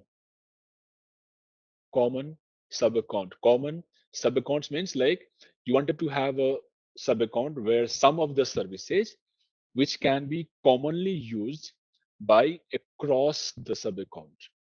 Okay. Or let's say those who having a region wise different sub account also. For example, someone having in a US region, someone in Europe region, right? So those sub account, they wanted to use it. One of the sub, let's say transport mechanism, okay, transport cloud transport mechanism is there. So that service, they wanted to use it for across the sub account. So those sub accounts you create on one of the dev sub account because it's one of the dev tool here. So you can create that sub account. So again, in a single sub dev sub account, you can have another directory. Drag directory can have another n number of your sub account. So let's say common sub account or dev is also very much similar to, let's say, something called integration sub account. Integration doesn't mean integration suite. I'm talking about integration sub accounts where you generally go and design or with respect to could be data. Let's say sometime in dev you don't have much data, right? So there's some of the organization they have an integration environment where they have actual business data available to before they push to quality, they have it. So let's say you wanted to have such information available as part of your dev sub account directory. So you see this, how this structure is getting handled. So from the one sub account, you can have a directory. Directory can have n number of, you can have a n number of sub account, and then you can have this common sub account from dev to, you can have common, you can have integration suite, and similarly you can design of course n number of sub account. Okay, let's say I will make it even a QA, and then I will make another. So just to make it a little bit like our three-tier structure. So that's it. So okay, I will increase this part as well. So this bigger structure, what you see, this is your directory. Okay, so this directory is saying you create one directory. It's like a container. Okay, it's like a container. So basically, the directory serve as a container which can have n number of your sub account. So it's basically helps to organize your sub account up to certain level. Okay, you have a organize, you have a control of those sub account, how you can manage it. Yeah, otherwise what will happen is you in the main sub account itself, you will see n number of sub account line by line is created. So I mean it's, let's say this sub account you are creating, let's say okay, I'm giving a directory team name like finance team, finance directory. So it means what? All the finance team, or let's say I'm giving HR directory tree. So what I'm saying here, in this particular tree, I will have only HR related sub account information where I'm going to do develop only HR application. Let's say I have a banking directory tree. So I will have only those sub account which is relevant to banking sector, which my organization is using. Let's say I wanted to have a global uh, global common sub account. Okay, like what I did here. So you create something as a directory. You can segregate your design at one place rather polluting your actual polluting of your this design. Okay, this design. So you keep creating the sub account environment, everything. It will be at the like in a big like organization where you have an n number of business process to handle, or n number of team you are handling, n number of services you are handling. There this design will become a little complex. Okay, so let's say some team is handling US, some team is handling Europe, some team is handling uh Australia or some other database data, okay, data region. So you can segregate region wise also. Once one of the directory can have for your some region. Okay, let's say US region. Okay, so US region, you can have a Europe region, right? You can have Australia region, something.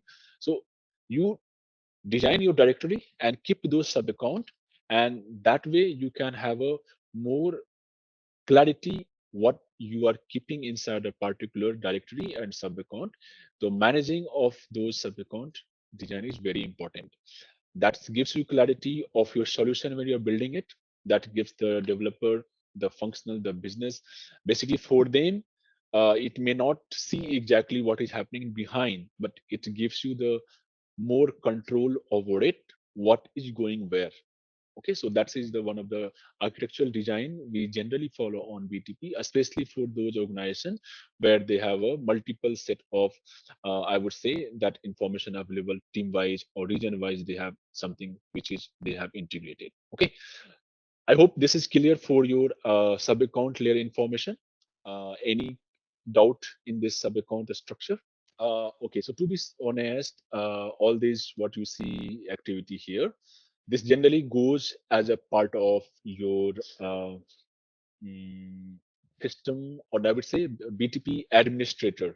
Let's say if you have the admin role or somebody who has the sub account, global sub account access level, so only the administration do this activity. Okay, basic generally for a developer perspective, they give you the glance like when you are working on it. They may give you the overview how is our like let's say TCS BTP sub account, how it has been designed, where is the dev, where is the quality, right? Where is the prod service sub account?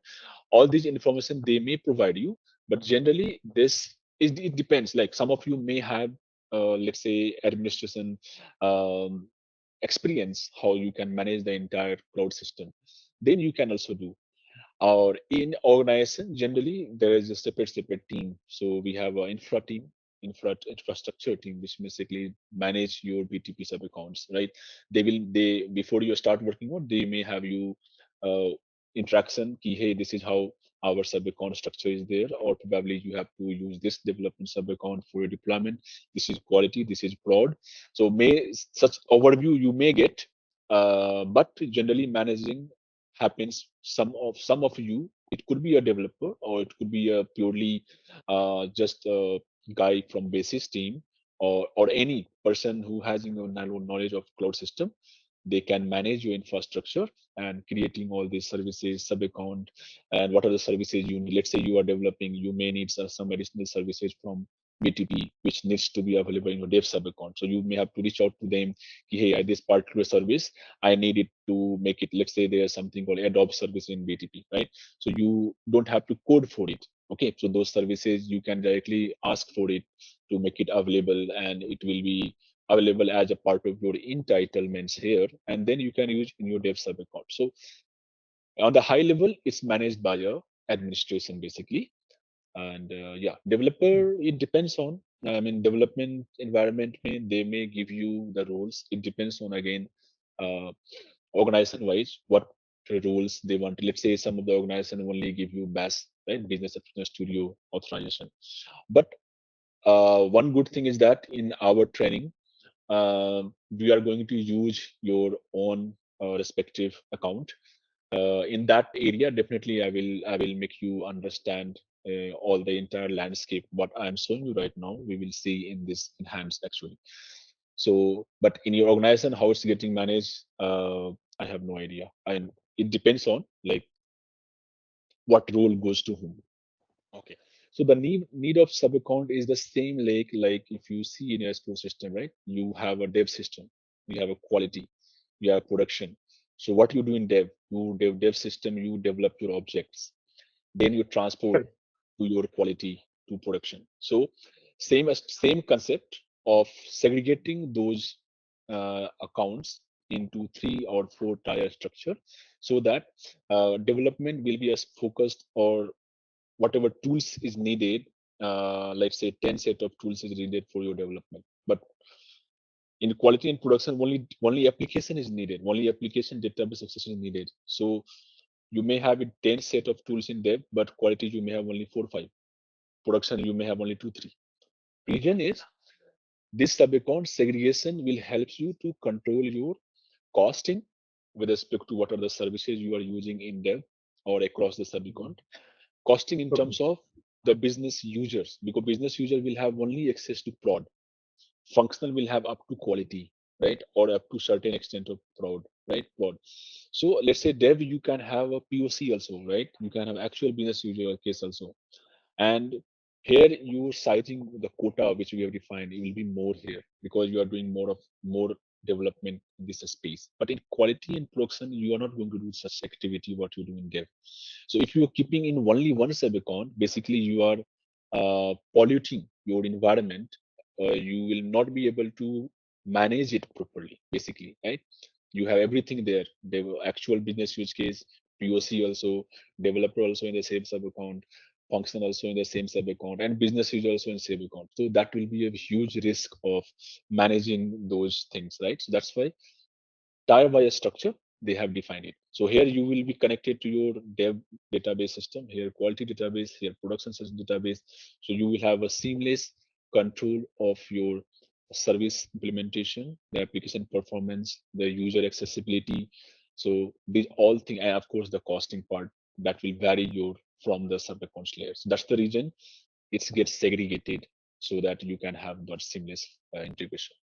Yeah, so so now after I think I have given you the overview of all this, how it works, basically the complete understanding of your like I mentioned about the IAS also, or PAS or SAS. So all these things are, if you remember, I have mentioned webs like what are the region you are using it, right? So one thing also to mention, like when you talk about any region, it is hosted by some sort of web, I would say cloud service provider. So we have a Amazon service provider, which is AWS, right? So our BTP solution is, which we select for some reason, is actually hosted on AWS. There are certain region which is hosted on Microsoft Azure. Okay, so right now these two is the one which is majorly used, but especially AWS is mostly using BTP. Okay, and of course it's vary based on your what you use as a region, right? I said the region, the data warehouse or the data lake where it gets managed in for the particular region. For US could be different hosting, right? For like for example, Europe having AWS, US also having AWS, but I think Australia somebody having a Microsoft Azure. So you depends on your cloud service provider for the region. We select that. Okay, this is very important because where it is going to point to your data center, which is going to fetch you all these data things. Okay, so now, so region is also very much bound to your applications. Like US fellow cannot see your Europe application, and Europe cannot see your US application. So this is how this sub-account design will also help you to segregate all application, the services, data, environments is nothing but your, again, what type of environments we are building. Infrastructure is nothing but your cloud support infrastructure, where basically this is the actual landscape where you see hosted your region sub account, which points to your application, what it has, the services, what data it has it, what are the which environment it's running, whether it is in Cloud Foundry, Kima, or ABAP, or what kind of infrastructure support we have. So it's all combinedly coupled. But major difference what you see in on-premise and cloud, right? On-premise, everything resides in SAP GUI, right? Everything in one system, one place. So it's very much one place, tightly bound to each other.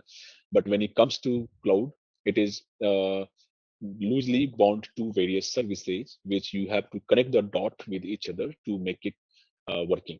But it is accessible, it is cost effective, it is much little bit faster in terms of performance when you go and deploy it.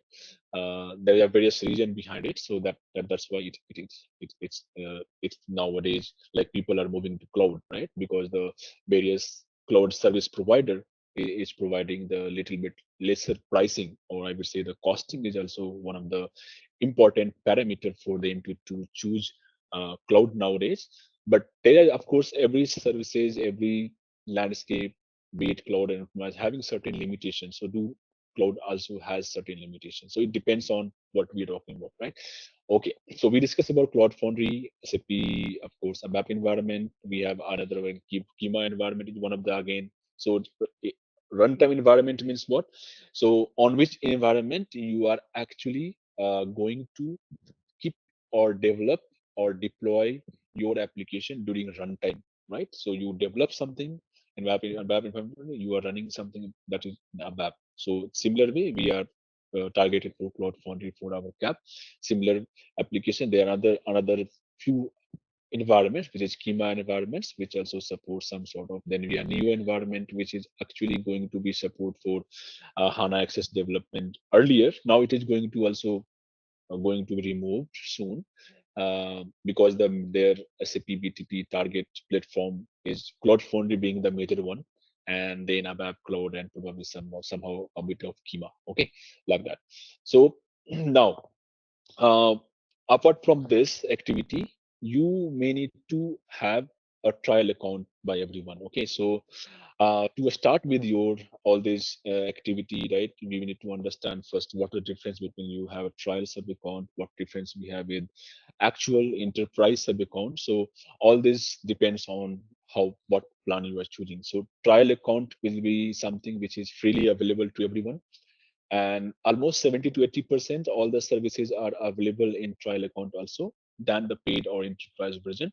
Enterprise version may they give almost 20-30% as some of the services as a free, but 70 to 80% are paid version. Paid version means they are more powerful. Powerful means when they have a lot of many other features that can be provided. In trial account, they will give you service available up to certain extents to make yourself available, right? To make it much more concise or something I would say to use it as per your specific requirement. So that's where enterprise version having a different and more powerful, of course, than the free version, right? And trial accounts is more of like you need to do, and it could be organization based also, it could be personal based also, that you wanted to explore some services before you want to integrate, before you want to use it, you have to see whether it is useful for you or not. So those stuff clear, you have a trial sub account. There's something called free tier also. One is trial, one is tier, and then we have a next is enterprise account. So these are the sub account. I mean the version of BTP available. So it's suited for everyone whoever wants to use uh, trial or trial, or it could be commercial model here. Okay, so we will talk about in, I think we discussed already all these sub accounts. You see this global directory, you see their sub accounts having a directory, all this structure we have discussed already. So yeah, so now moving to the actual your how the cockpit will look like, how you are going to create your sub account, or you have the various services available, right? So all these things I will be discussing after the break. So we will have a meet at 1:45. So let's have a break of 15 minutes, and we will continue from your sub account layer. We will now take you to the BTP actual sub account, and we will see how you can configure your sub account for our training, and how you can keep it ready, how you can access, how you can manage it, what are the services you can actually, where to find out, what are the roles you need to add on to, so that you can use those services in your development. So all these things I will explain. Okay, so now in coming to SAP BTP cockpit, like when you are having a trial sub account, then definitely you will definitely going to have a the access to your BTP cockpit, which you are by default administration, right? So those things, how you will be taking care of it, I will just give you one overview, and we can see that. So now see, whenever we talk about any kind of sub account, right? So you see that every any account, right, in any landscape, you have to have a certain set of user has to be available. There's some set of user called administration user who actually manage the basically the platform to up to certain like activity to manage user or configuration or any kind of activity which is very much specific to administration, right? And then you have a set of platform users who is going to use it, right? May those user maybe a administrator or maybe a simple user, or there is a way of another set of user which is a business user or could be a functional user who may or may not need your cockpit access, right? Who only need your application or a service which you have developed for their own transaction or whatever the purpose they are using it, right? So in the user accounts, whenever you see, you have to define the platform users, right? And then those set of business users who will use your application or any kind of services you have defined in particular sub account, right? So you see here, deploy, administrator, troubleshooting is generally done by a platform user, which is nothing but BTP cockpit user, but not all, not everyone, only those who has that privilege or probably the required authorization to do certain layer of those authentication or deployment, all this activity they can perform. So this is the way of segregating the users is again like it comes under user management under the security part where you can control like platform users. So many organizations they have set of rules like let's say if you have a SSO authentication mechanism available. So what they do, those who is the platform owners or platform users or those who is the admin basically they having a certain set of ID used it, which is unique to only for platform users. Okay, and there are a set of certain users which is only a business user. So business user going to be created by a particular way of authenticated method, which is let's say something called IAS, right? Identity Access Management by SAP. One is default, of course, that is for everyone whoever having a SSI. Sorry, what I say is S user ID. They can actually use it for their authentication in your platform. But there are certain user which is only external business user who needs to authenticated via your um, could be kind of your authentication mechanism of your uh, organization. Let's say sample authentication or any authentication. So those are layers of users we maintain on sub accounts to do their respective job. Now it cannot be common for all of it. Okay, so this is what it has been prescribed here, and this is the area which we generally manage it. User management is nothing but the area where we manage all the user creation, the role assignment, the activity logs, what they do, all this part we can actually do. Business user is only interested in your application. It may or may not need, or generally doesn't need your platform cockpit access. So all these things we have to use it here. Okay.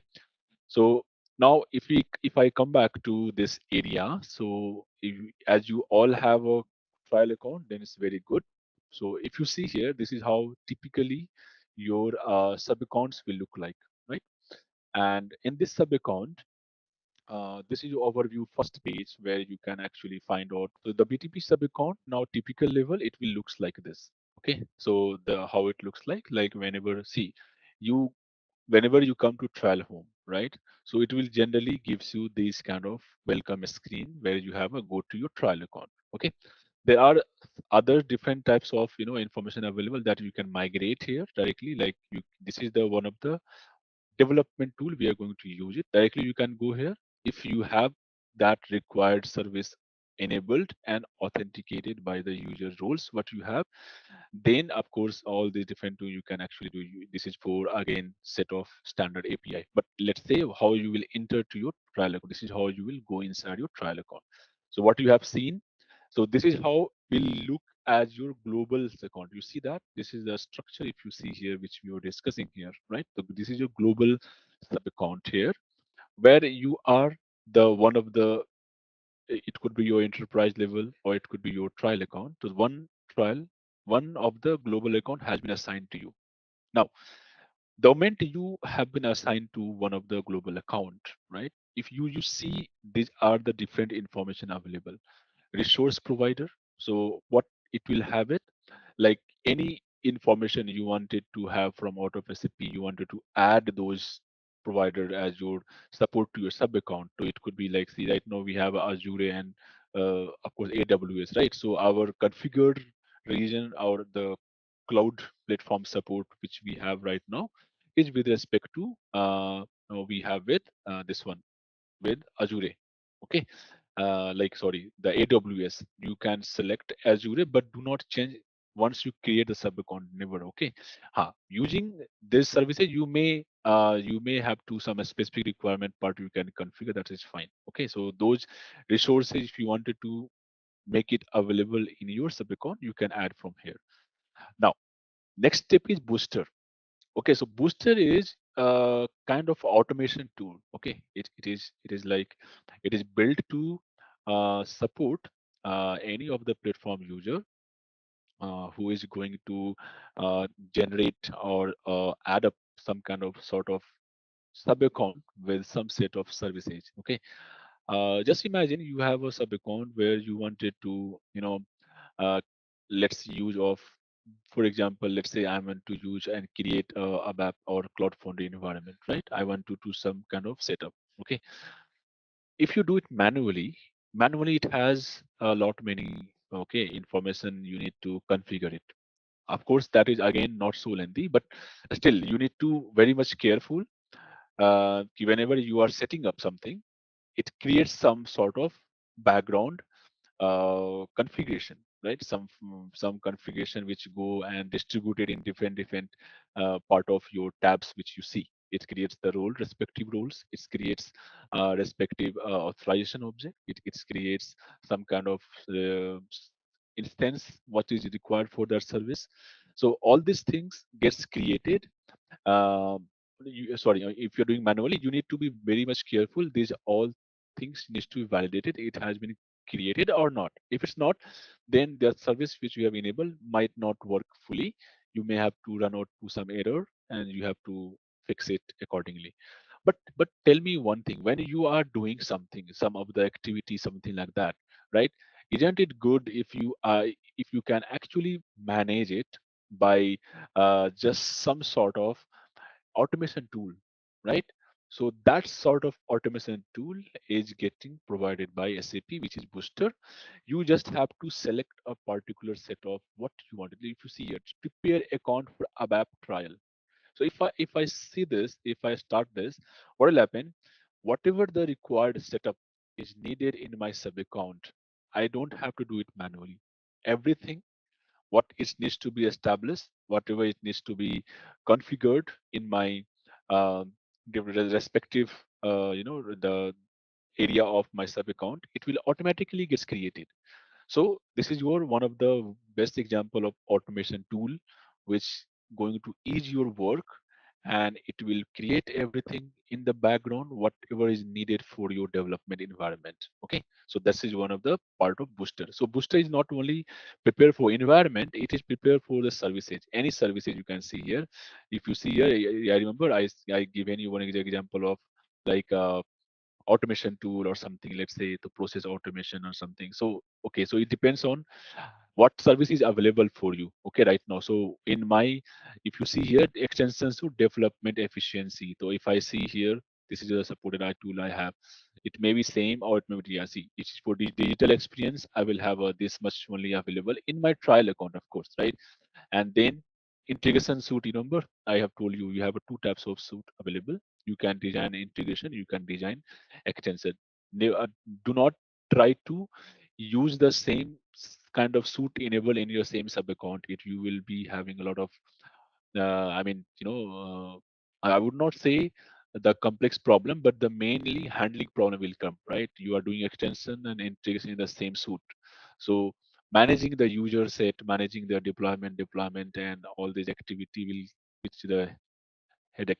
Okay, it's a very lengthy process. So that's why suite wise, you should always create separately. Do not keep it one. In trial, it's okay. You may try. It will just give you another set of interface available to you to hands-on with the trial account in integration suite. But in general, when it comes to productive sub account, it has to be separated. Okay, so you can perform this booster automated activity only whatever service is available to you right now here. Okay, so it's not for all. It depends on. Remember, I have mentioned something called entitlements, right? So entitlement section, you can see here what are the things is has been given to you. Okay, so these are the default entity assignments which has been provided to you. Okay, for example, you see here usage analytics page will become usage of for a look. Okay, something. So there's just some information. Just give it close. Here you will see here service assignment. So this is the area where you will see as a part of your trial sub account. Okay, what are the things they have given to you by default to use it? So see, they have given ABAP information, API management, business studio, automation tool, cloud identity services. You have cloud transport management system, connectivity, right? Continuous CI/CD, all these things they have given event mesh. So these are the n number of service which you will be going to use it freely in your application. So if you see here, they have given also plan. See here, this plan will tell you ki, okay, this is what kind of services available. Is it paid or is it like freely available or is it in combination? You can see. So you have a standard share.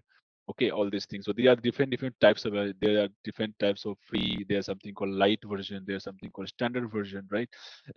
Like these all the version having a certain differences. Something is free, it's limited. Something is light, it's better than free version, but not exactly could be a standard version is the pure version. There's something called advanced version. So advanced version is again more powerful, right? So here and there, with respect to plan, the feature will vary. Okay, and all this thing information you can actually find out.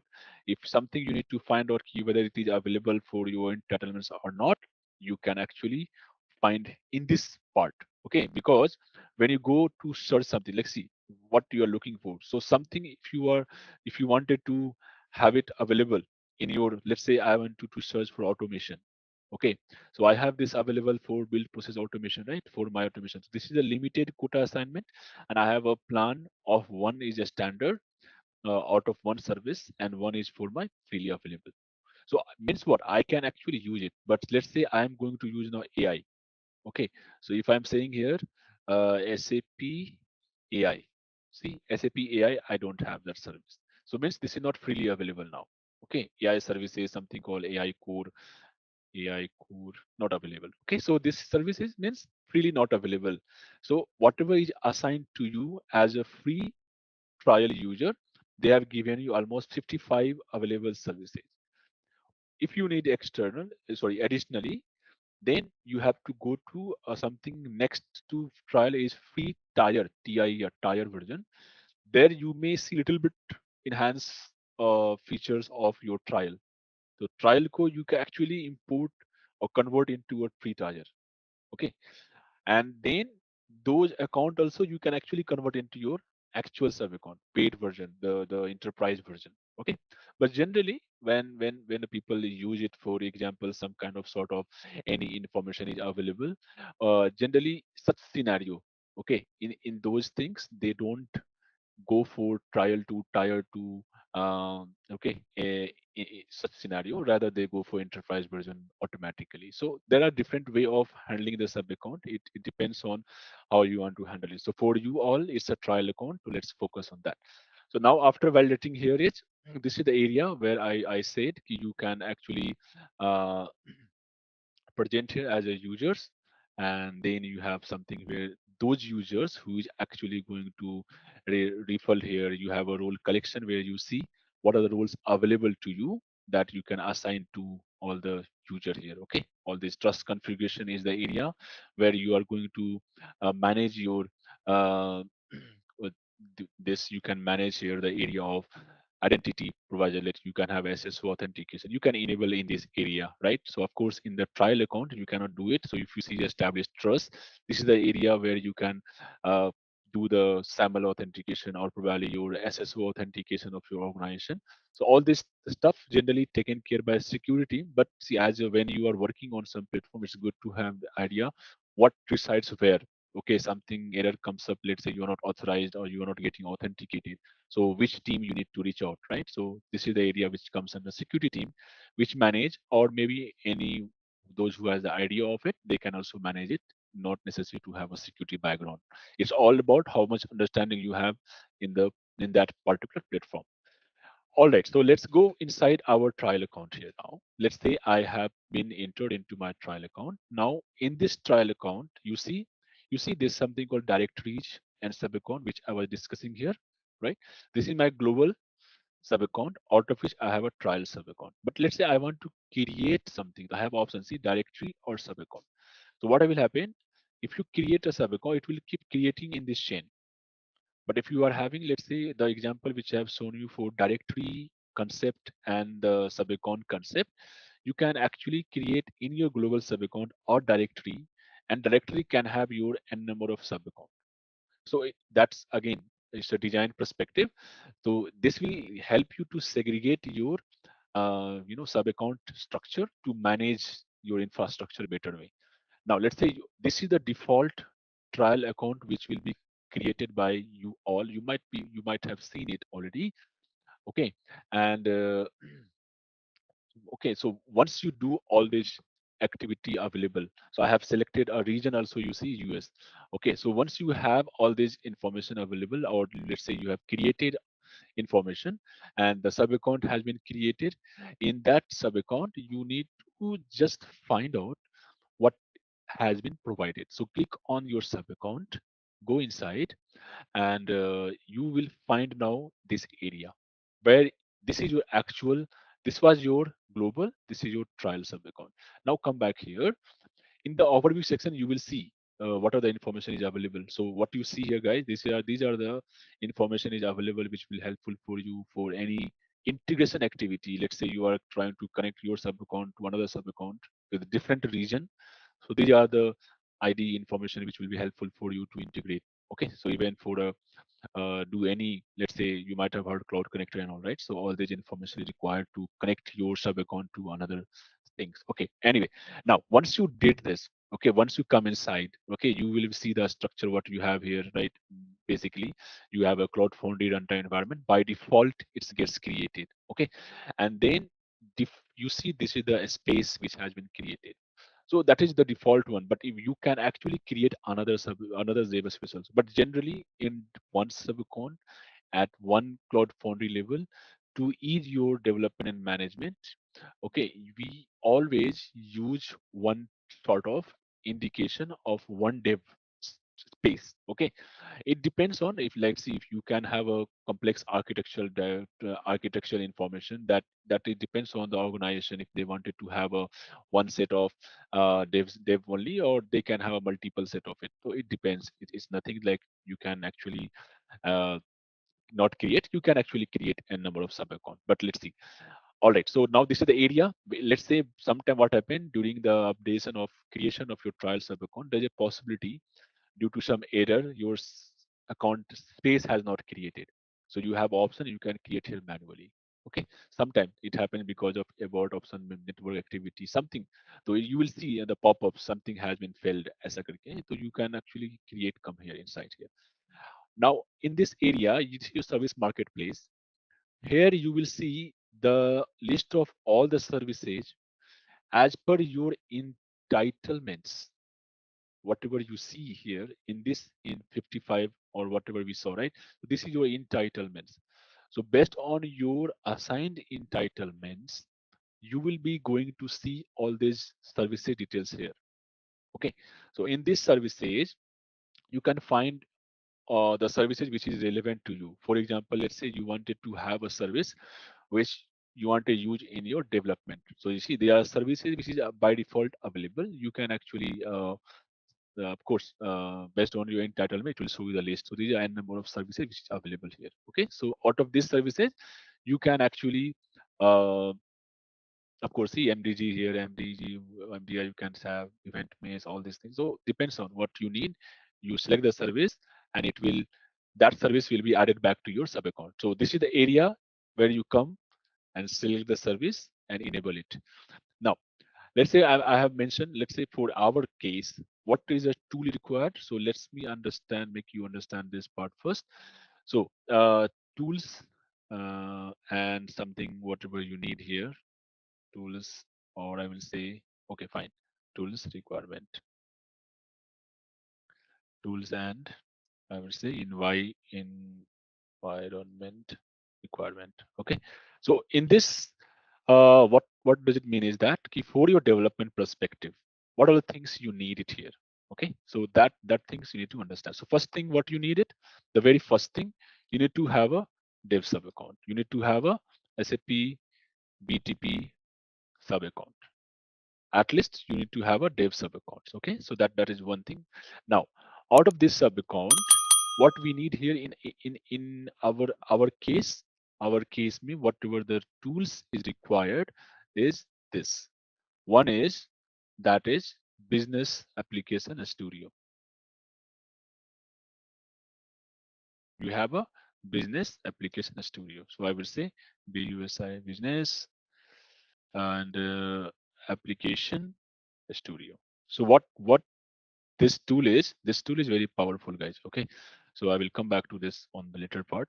Now, once you have this business studio, but one another part is which I think I should okay, fine, I will keep it here, and I think this I will commit later. Okay, you need to have a environment ready, right? So this your runtime environment. Okay, so that runtime environment, what we have it, that is Cloud Foundry environment. Okay, in our case right now we have a Cloud Foundry, which is the default you all will be getting it. Okay, now so you have first of all subicon, then you have to have a something called runtime environment, which is Cloud Foundry. Okay, now in after this you need to have a certain set of tool. Okay, and of course Cloud Foundry here, you need to also have a dev space created. You need to have a dev space. Okay, Cloud Foundry with a dev space. That is one thing you need to have. Then you need to, what tool you need to have? In this tool, you need to have a, after sub account, you need to have a business studio, which is the development tool. Okay, this is nothing but a development tool. Okay, now what it comes here now, in our scenario we are having this one of the important tool which is actually enough to develop your business, your cap application. Okay, so in this tool, only thing you need to add up here is uh, if you, okay, I will show you how you can actually create that things, that I will also show.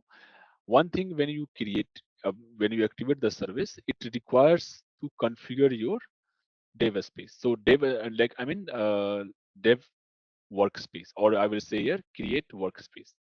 Workspace means you are going to, or inside the business studio, you can have a n number of the workspace created. Which, let's say, in one of the workspace you are creating only developing only Python, only Java, or only let's say Cap, or only Fury application development, right?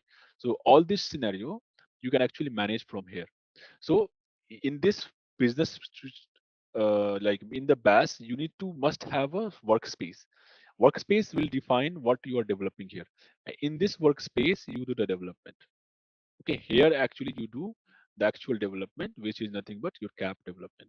So now in this tool, whatever we have developed, this needs to be coming back as a part of your development space. So your space will give you the feasibility what you need to develop. Okay, so here I can have a cap, cap or development.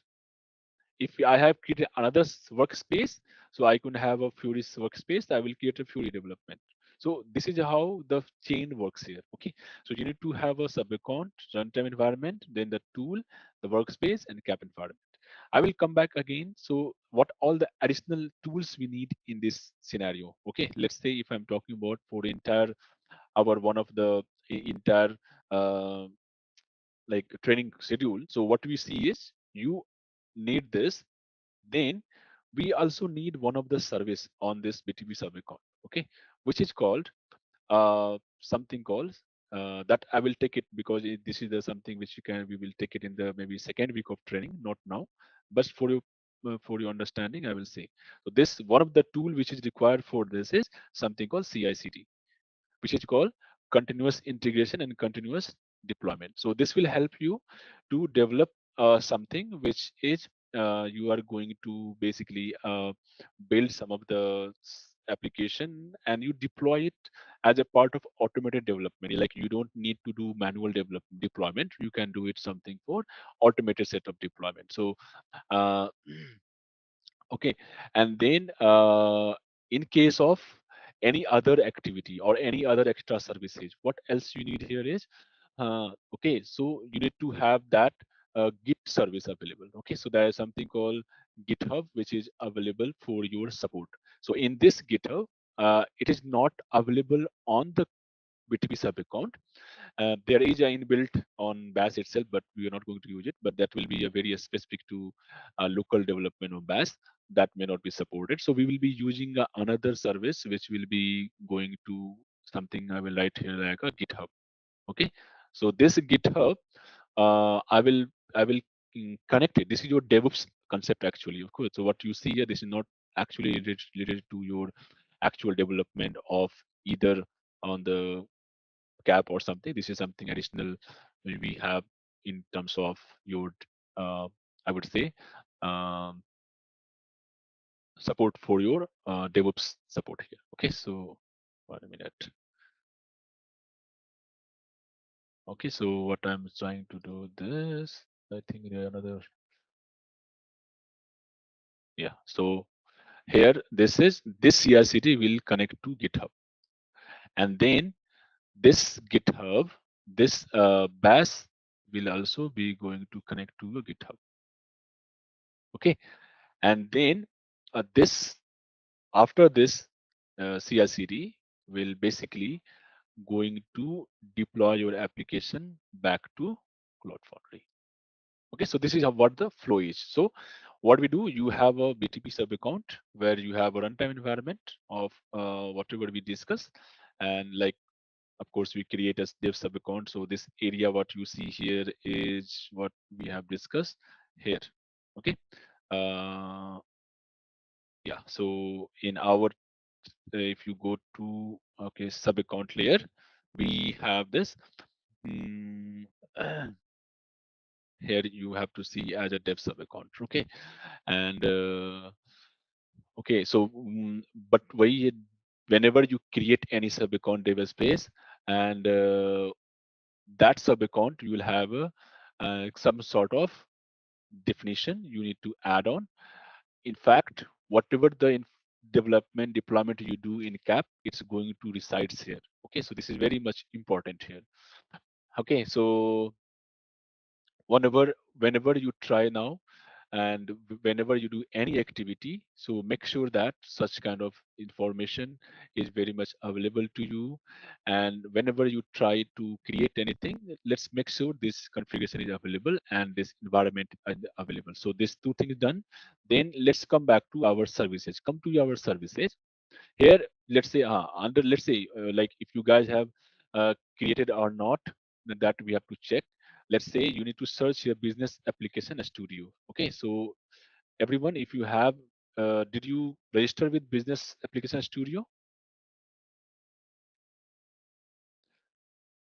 So please, Yes. you have a trial sub account. Yes. You just you click on business SAP Business Application Studio, and then for me, I have already registered, so that's why not showing create. So for you, very first time, you have to create here. What it will does, it will create the instance. I mean, whatever the required configuration or added to back to your sub account will be taken care by this, and this will be added back to your sub account. Okay, so this will be added back to your sub account as a part of your services subscription. You see here, this is your business subscription studio. So this is have has been added to you. So now once this added here, this one chunk of development tool added. Now you define a workspace. How you'll define a workspace inside the business application studio? You click and go to your application. Okay, in that application, let's run it. Let it open.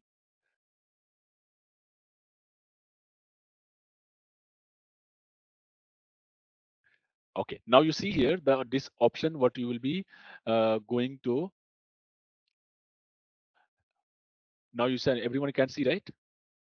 You see one indication here. Okay, like in a trial sub account, you will be having a two option. Okay, how much you can create, what you can create, what not you can create. So all these things you have it given. So everyone, you just have to create your dev space. Okay, so for example, one of the dev space, if you want to create or not create, so let's say for example you wanted to you have to select one of the create dev space. Okay, so in that scenario what will happen, you will have option to create what type of development, or you wanted to create something. Okay, so no problem, I have can delete and I can create again. So now I can see a create dev space. Okay, so here you see this is the area where you can come and create. So this is the SAP Fury, Hannah, and you can see here left, right. You can see what are the information is available. So left side, what you see, these are the predefined extension available to you.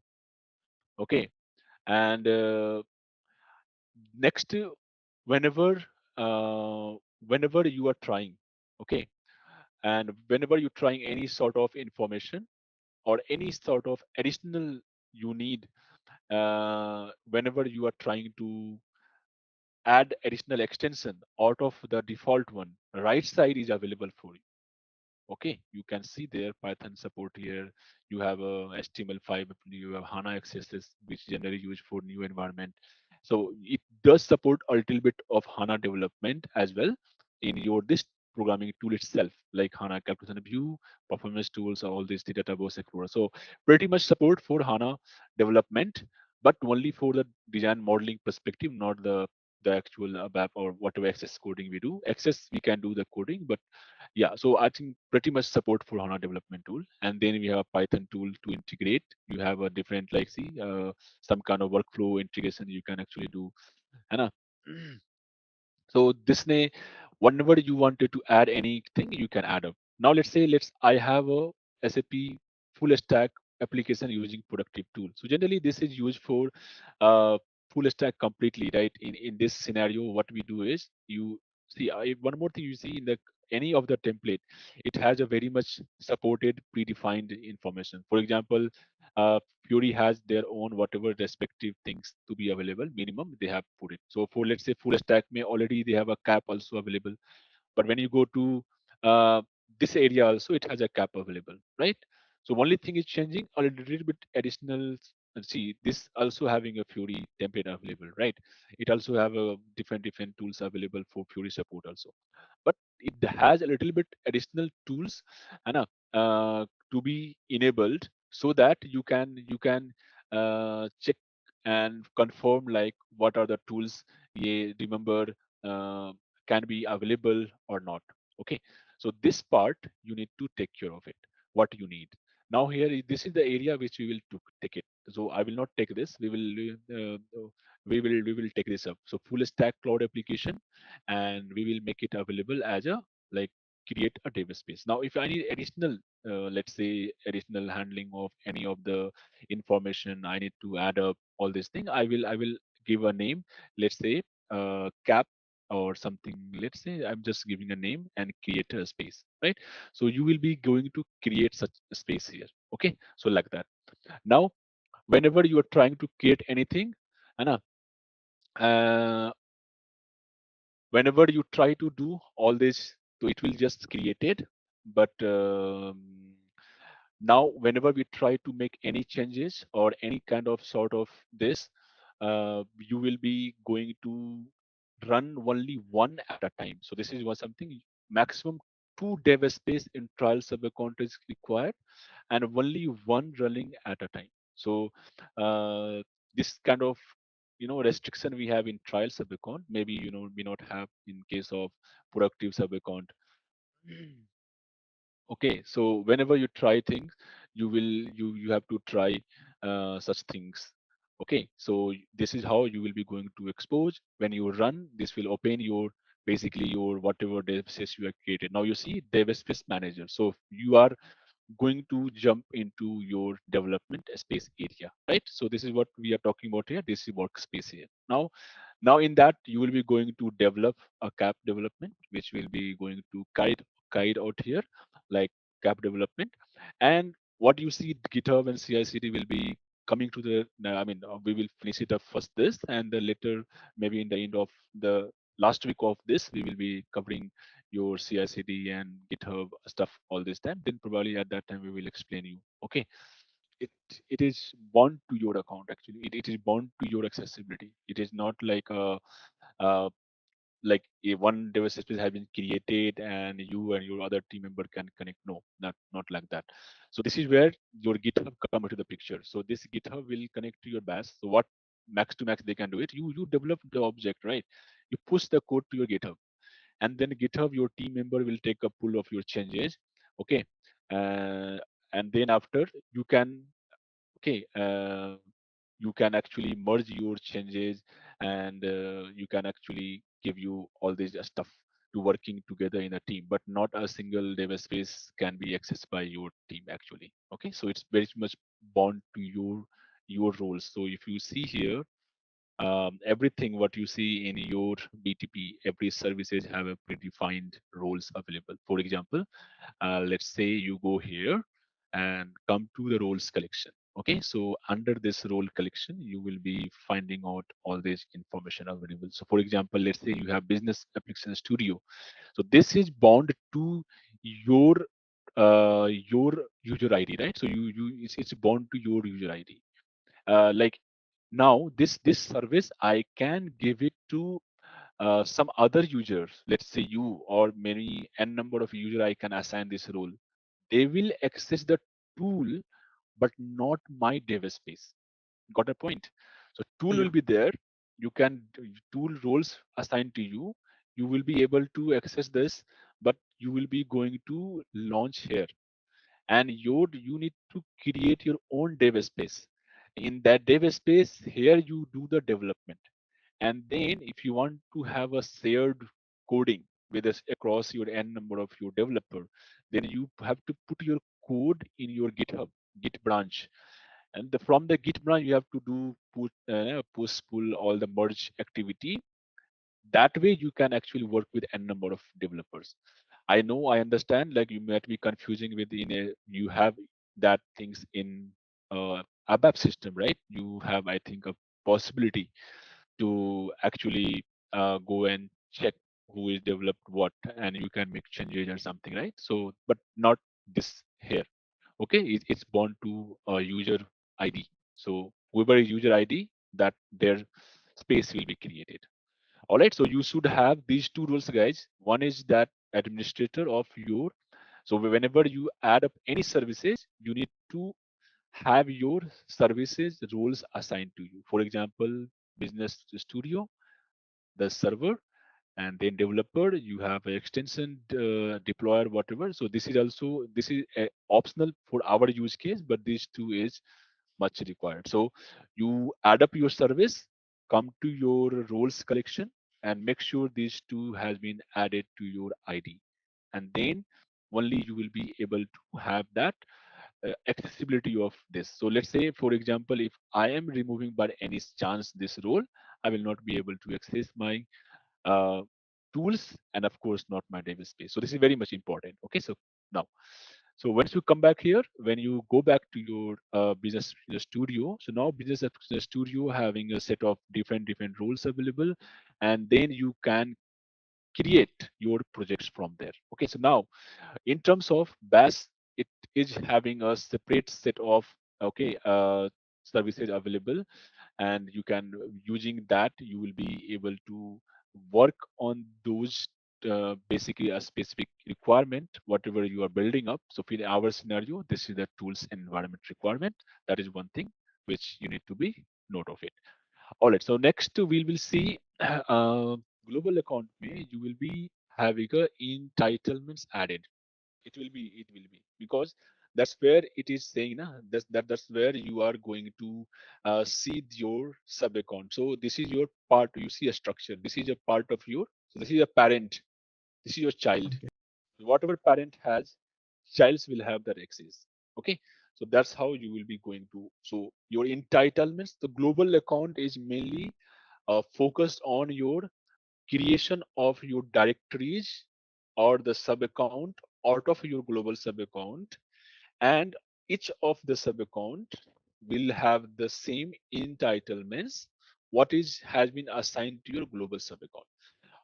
Okay, so if any sub account or any services you need it, so make sure that entitlements has been added to your global account first. Like suppose you cannot directly add here, it has to be present here, then from here it will flow here. So if it's here, it may not reflect it, then you at least you will have an option to add. That button will come. Right now, you see, if you see here, if you go inside, it will not give you that button option available. Okay, because that's the maximum entitlements already available. So let's say some entitlements has been added to your global sub account. Okay, now you see this is your entitlements. If you see edit here, now you will be having option add service plan here. So this service plan, it will show you what all the things you need here. Okay, so you see these are the same service which is already added up here, but rest all additionally you wanted to have it, you have to just select those services and then you can check it. So you see here, these are access to, these are already, see this already, this is not unchecked, means basically it's in disabled because it's already present for you. So in case if something is messing up, you can actually add from here, but make sure this is available in your global sub account first and then add from here. Clear? Services, it will come. So based on your entitlements, that services will be available to you. You can search in your service marketplace this area, and then of course you can see what other things is available here. So you need to actually find the information here. Okay, whatever the services, you search it here and then you create it here. Okay, so for example, let's say I am having this, right? So I will, let's say if I am going to create here, so if I'm saying create here, it will ask you, okay, what are the things you need? This is the service name, what plan you need. So you have a trial. Now see, this is the one, there are two types of plan. Okay, one is the plan which is trial right now showing. This can have a standard, it can have a something called free, it can have a something called different types of services available, which will make you understandable, like which will make you available that service with respect to the plans. It has the feature variation. Okay, and this service will create instance. Okay, what is the instance here? Okay, that I will come back to you. And then from where you want to bound this, which environment. So you need to select what Cloud Foundry environments, right? What database space you wanted to target to your database space, and the name. You see, this is the instance created. But when you create for a business application studio, it doesn't need to have your that kind of information available to create an instance of it. So understand here, there are some services, there is something called instances. So when we say instances, instances will come here. So if you see here, instance and subscription. So some services, when you activate from here, which will not subscribed, rather it will create an instance of it. Okay. So any kind of instance which will be created here, so whatever information you are trying, it will be going to add it here. So for example, let's say I'm creating any instance of any services, that information will go back there.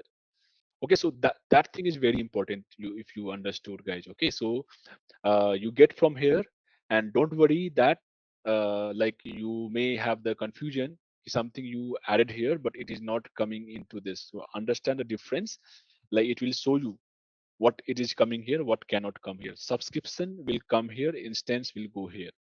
Okay, so that's the things you have to take care of it. So yes, that how you can add your things. So you when it comes to debugging, okay, so when it comes to something to be available to your environment, so in bash itself, okay, there is a way you can directly switch to your sub account. Okay, so right now, let's say I'm in dev sub account. Okay, so there is a when you have option. Okay, let's say you are having n number of Cloud Foundry sub account. Okay, so I have this one sub account. I may have dev right now, so I can log in from here into my dev sub account. Now, when I'm logging from this to my this sub account, it will ask me some credential. So first, it will ask me to log in into this. This is my API endpoint for my sub account. Okay. So into this, when I'm logging in, it will fetch all the dev assigned to this endpoint. This endpoint will remain same across your sub account for dev quality and production.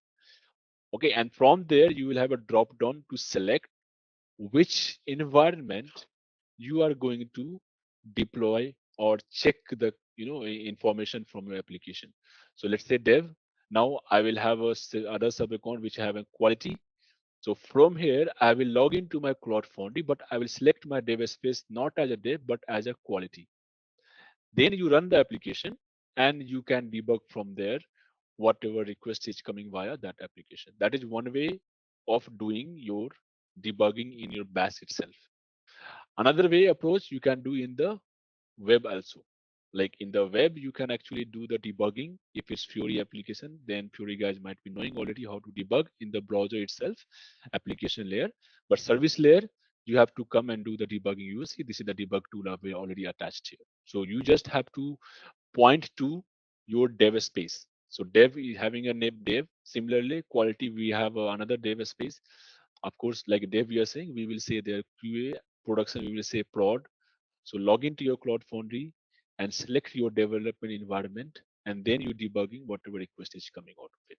So yeah, so this is the area where just I'm saying you just have to log in into this environment and then select. You will have a drop down. I will show you at least for our scenario we have right now. We have them, but it behaves pretty much same. So don't worry. I will show you how you can log in. You can fetch the dev space and how you can change it. All this thing is pretty much same thing. Okay, so that you can do. So cap service debugging, yes, you need to do it from here. But Fury and other you can do it from the browser actually, something like that. So I think we have discussed now about we have covered sub account, then this directory, then we have a okay tools part we have discussed, and then so we will deep dive into what is CI/CD, what is GitHub, and all this stuff in our probably in upcoming session, the time when we will use it. Okay, and not now probably. The reason being because all this stuff, whatever we do right now, we'll do sequentially. Okay, it's not like everything one by one. So that will be better. Okay, so that CI/CD we will discuss the time when it comes to discuss that part. Okay, so now this is fine. So this you can see here, environment, I will say tools or environment requirements or prerequisite also we can say that.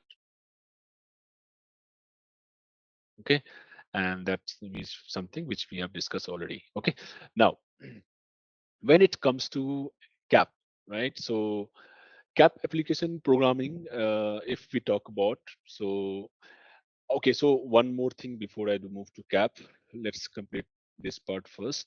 Okay, so we cover. Okay, so now what one important part which I wanted to show you, because that will be used in your CAP development. So let's understand first here. Okay, so you see this Cloud Foundry, right? This is your one-time default runtime environment has been given to you by that part of your trial subacon.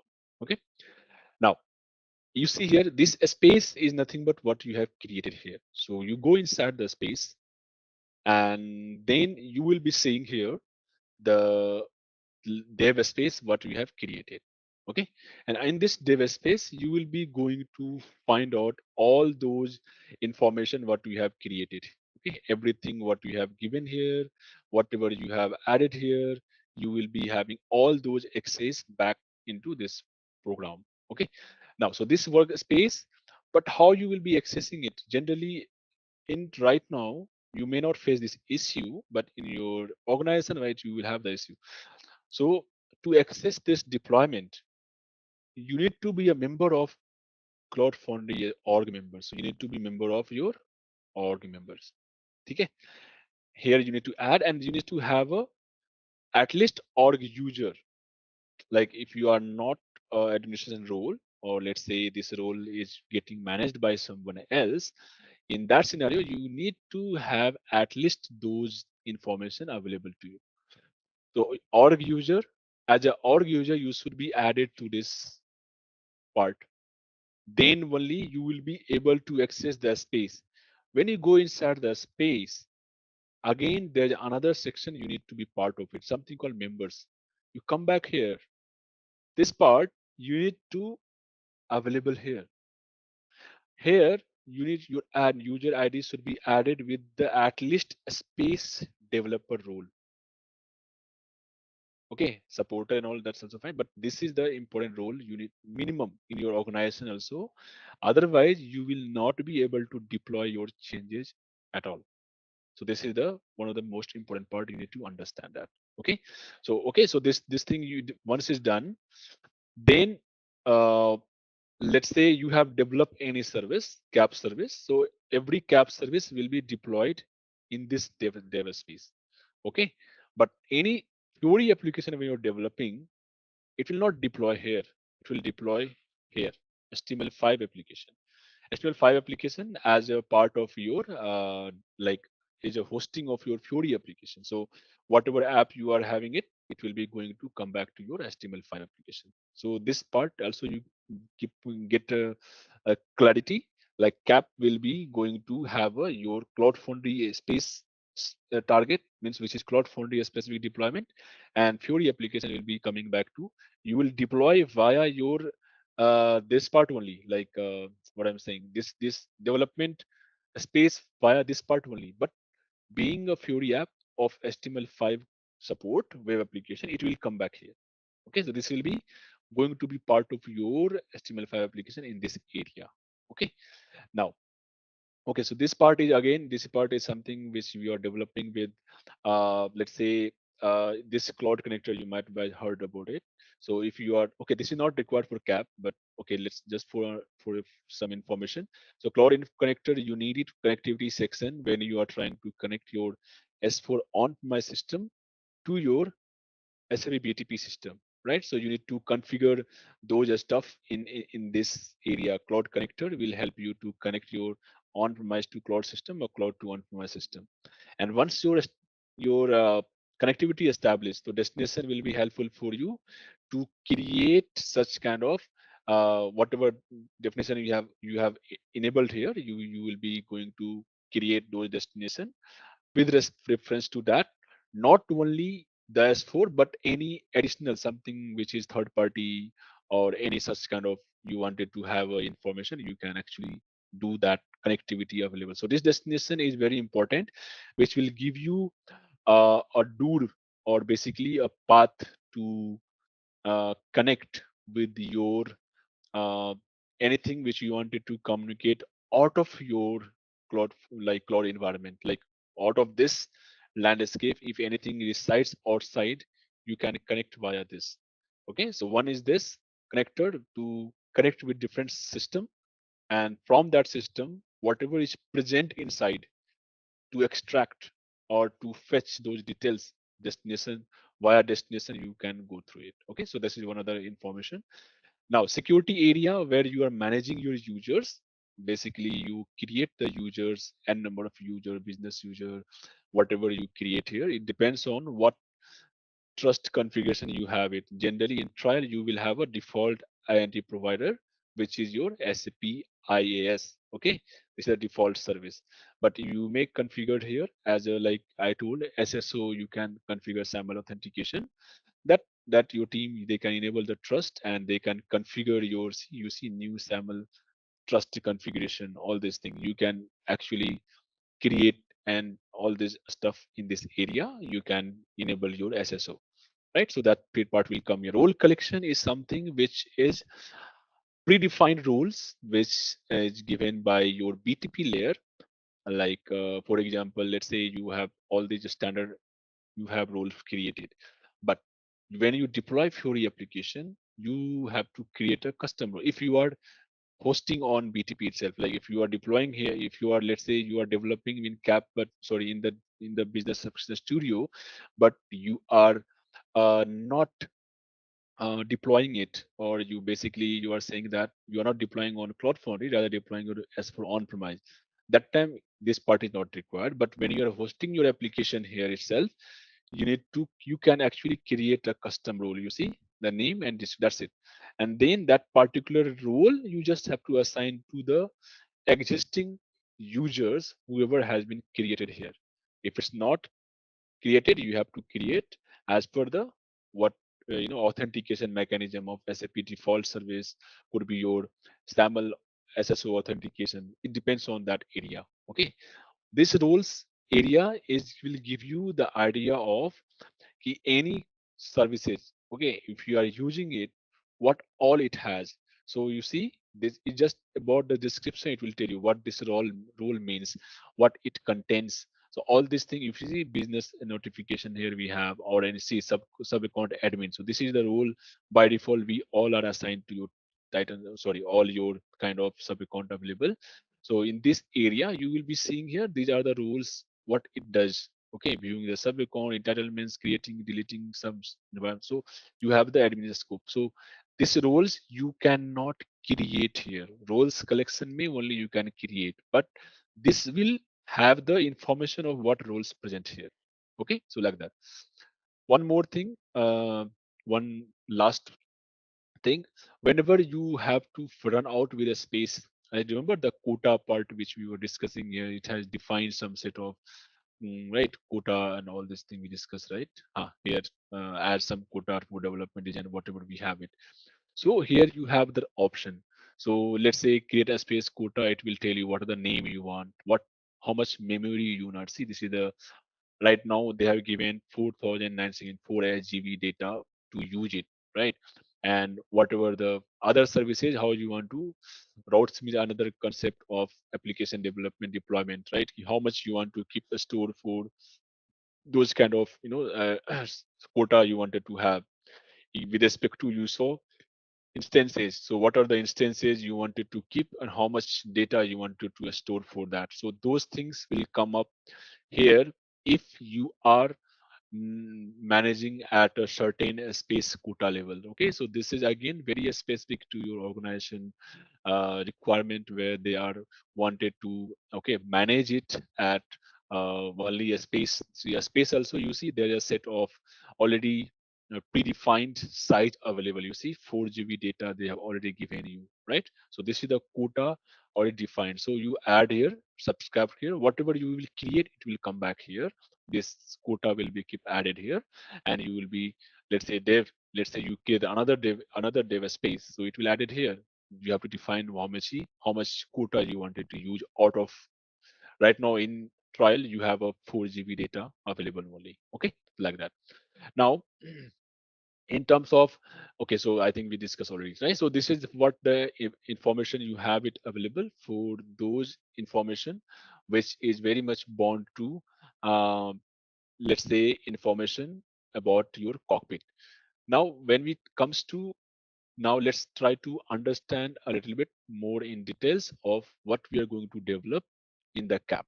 Okay, so I hope the platform specific information what I have provided you everyone uh, is clear now. And let's try to move on the our one of the main topic, which is our SAP cloud application programming model. So before we start, anybody having any question?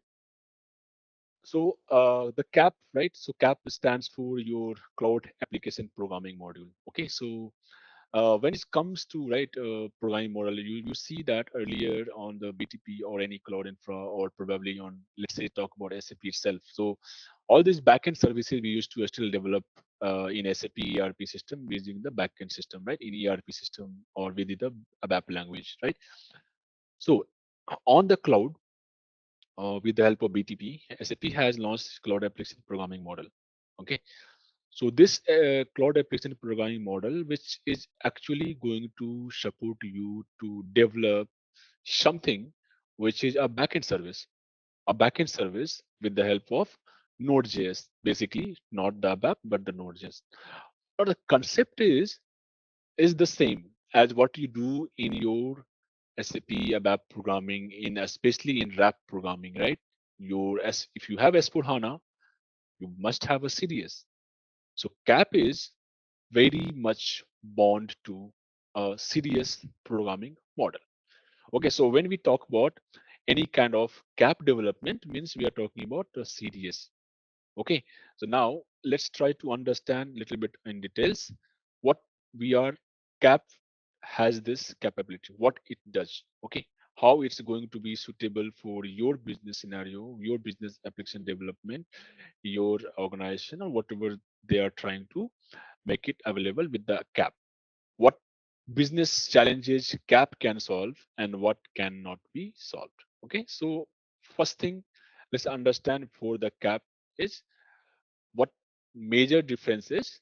The CAP is actually a framework. Okay, so one thing is very much clear, that is CAP is a framework. Okay, so this is your a framework of some kind of language. Language in the sense of what we're talking about is various language of Node.js and something libraries. So is a framework of any language what you are going to use, which is Node.js. Then it has a separate sort of libraries, okay, which is SAP Cloud SDK libraries, okay, SDK libraries, okay, and then the tools. Tools means the development tools. Let's say we have BAS, okay, to build enterprise level of services and application. Okay, so it's a framework language which, with respect to various libraries, with respect to various tools, which is nothing but BAS itself is a very powerful. So, okay, so tools BAS, which is going to use for building any enterprise level of your solution, which you generally build with respect to RAP programming in the backends S4 HANA on my system. Okay, so any building, any enterprise, okay, enterprise services, CAP is generally give you service only, but you can integrate into a Fiori application. So that is one thing that you need to understand here. Now, when CAP, I remember which I shown you here also already. Like when it comes to uh, CAP, CAP development deployment happens on a cloud foundry only. It means what? Whatever we are whatever we are defining here in this in the area of the CAP, it has to be developed, right? Develop and deploy on cloud foundry itself. Okay, or other than a BAP environment. Okay, so this is the area where you have to, again, to be precise, or you can say CAP having a little limitation in terms of, I would not say limitation, guys, okay, because CAP is meant for cloud. So it is very much supported for cloud only. So generally, when we compare with ERP as like SAP ERP system, generally we think, okay, this is the side of limitation, but it's actually not. It's very much uh, framework designed for cloud only. Okay, so what CAP does? Okay, what CAP focus? Okay, what is the main fundamental of CAPs? Okay, so you need to understand that block. So what CAP does is it gives you certain set of information to building your very much enriched services. So first support is CDS. Everything what you do in your CAP, okay, it's a data modeling language. You both be remembering. I hope you all already knowing it. Okay, so it's kind of a universal language, right? For domain modeling, we use largely this. Okay, and of course, service definition when you are done with your uh, kind of whatever you try to maintain your CDS. So this is mainly used for domain modeling, and then you service what you defined here. Okay, this has a out of support, okay, out of the box support, okay, out of the box support for Fury apps and as for HANA cloud version. On-premise also it is, but on-premise the problem is that it cannot directly go and fetch your database. Okay, so that's why as for HANA cloud version, it is more supported and powerful because it's meant to be cloud to cloud, right? That's the reason. Okay, now what it has, the another biggest advantage on this cloud platform is it has their own set of SDKs. Okay, so it has something called service SDK, which is nothing but SAP Cloud SDK. This has a lot of libraries. Okay, so it has multiple libraries which supports your development to implement. For example, let's say you guys might be heard about aspects and all these things, right? So those things you don't have to write by coding. You just have to declare your Cloud SDK and directly use that library out of it. So it's going to save your coding lines of coding, and it's also going to support your number of lines of code, and then the I would say the ease of development it will support, right? You are just directly declaring the library and you are getting something out of it, and you can easily consume it, okay, in your cap service, consume it in the service. So when you're using it, it is very much supported, and to make it even a more powerful whatever you are trying to develop, right? Now one more thing which is very important is this is very much supported for the Node.js best implementation. Okay, so Node.js is a something which is going to provide with the help of Node.js. So with the help, or I would say runtime language being Node.js. You know what is the main advantage of being Node.js? Node.js is a kind of server-side language which is up and running in the browser itself. So it will fetch all the information of your backend, custom logic, whatever you're writing during the runtime. It is executed very, very fast. Okay. I'm not sure if you guys have worked on HANA Access or not. HANA Access was also same concept with the help of Access.js. Whatever you see the HANA development, we used to consume those services, the custom logic or runtime logic with the Access.js with the help of Access.js. So, but in here in CAP, we have a runtime as a Node.js language, which helps you to implement, okay, to implement your custom custom runtime handler. Okay, so these things, whatever is present here, you will be going to make use of all the information in one shot. So this going to helpful your CAP application development focused on only on domain modeling, and then focus with the help of your cloud SDK and service SDK, I will say here. Okay, SAP Cloud SDK I have mentioned already. So this SDK in combination of that, it is going to focus on more of your business domain handling, building your services, rather going to complicate your requirements, like you need to have some dependency on certain set of third party library or something. So SAP as the SAP Cloud SDK itself is so much powerful that it has a minimal dependency on any additional resources. Rather, it is just going to give you whatever you need. It is upfront available to you and use it accordingly, right? So that is the one of the advantage in the CAP we have. Now, one thing also you need to understand is whenever you are developing Fiori application, right, out of your let's say you have developed RAP services is by default giving you a Fiori preview, right? You might have seen that. Similar way, CAP also provides that Fiori preview out of your RAP services, like CAP services, similar to RAP, you might have seen it. So in the CAP, when you are developing any of your application with the help of Fiori Preview, you are actually going to test your application, ki how much it has been covered, what functionality it has been integrated, and what you can actually modify it a bit.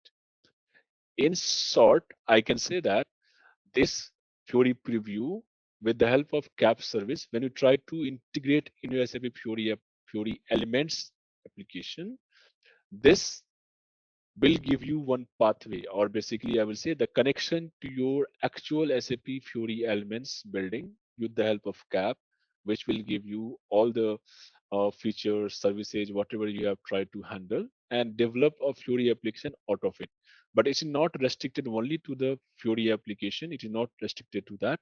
It can actually generate, you can have another sort of UI. You can develop Vue.js, you can develop, okay, you have n number of, okay, so there are certain support. It is not very much restricted only for uh, cap, only for Fiori. Okay, so it is something, if I talk about the design principle of cap, how it works is, let me see, for example, let's say I have a, let's understand how the architecture work, like, sorry, design principle of your cap. Okay, so let's see, this is, okay, so let me make it a little bit lighter. Okay, so now in this area, so let's say I have, this is my core. Okay, so this core version of my cap will be having your cap core defined here. Okay, cap core. Okay, what data services, or I will say here cap best CDS. That is nothing but your core data services. Okay, so now this cap is focused now how it will connect the dot between different parts what you are trying to implement it. So first thing what is needed here is it needs to connect the type of environment it needs to work with, right? So the environment what it needs here, so let's say this is my environment. Okay, so in this environment, env, I'm writing env environment. So what are the environment it can support?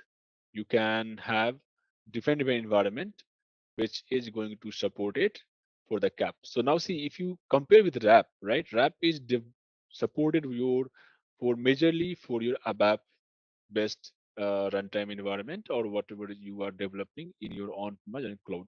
So it has a restriction, right? But in case when it comes to cap, being a cloud application programming, it has a certain very minimal, sorry, it's a wide range of support for your environment. So one thing is support is for your cloud foundry. So this environment is a very much supported for your cloud foundry, which is your okay, which we have already seen it, which is default support for cloud foundry.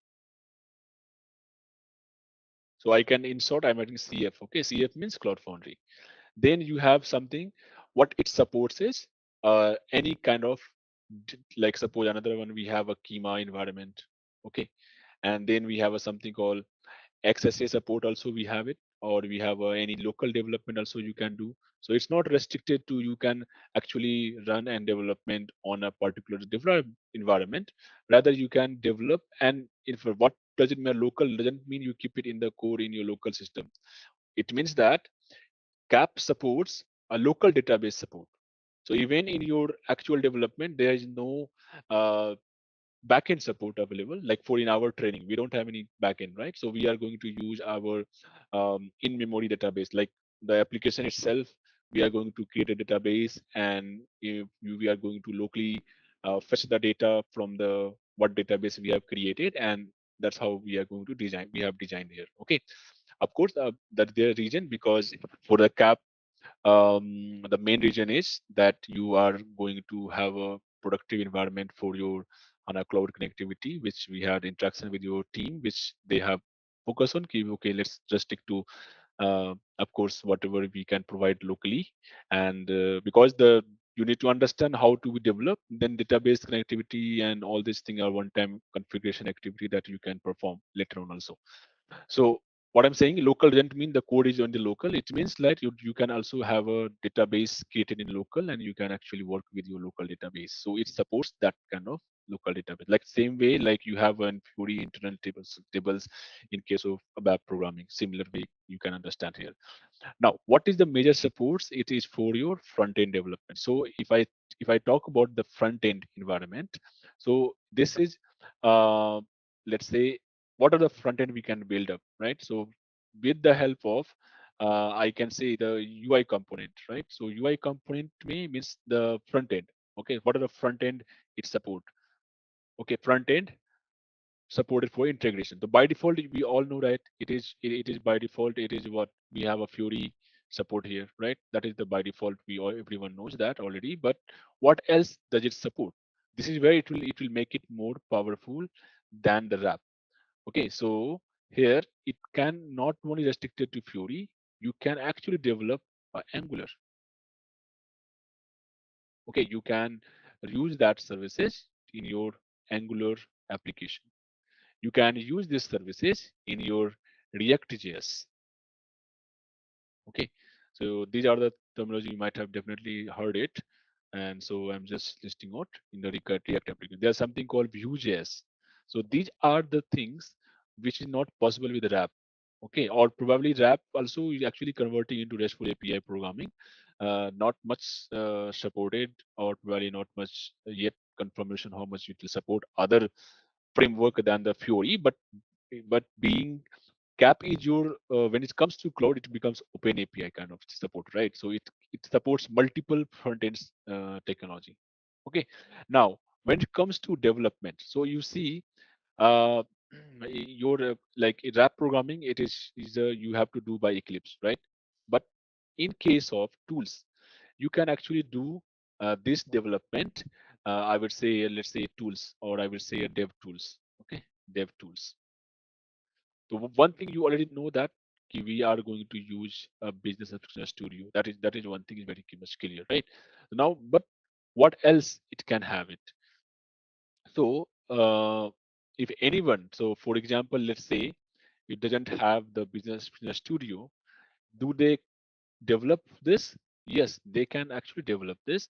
So this also supports a development in something called VS Code. Okay, you can actually do that development. You can actually also do this in your Eclipse by collecting it. We rarely use Eclipse nowadays for any kind of development for cloud, but there is a way you can actually do that. Okay, but we are not focusing here. But Bash and VS Code is very much similar that you can do. I'm just saying example, like if you do not have by let's say any kind of such supports available in your in case, then you can actually do those things development locally also with the help of this. If you don't have a productive environment, you can nobody. You can still work with your local database. You can develop. You don't have a tool, nobody. You can still develop with your VS Code. Any it's a freely available software you can do even in software, right? Like that. Similar way now when it comes to database, so what are database it supports? Okay, so let's say the database, what are the database it has to support?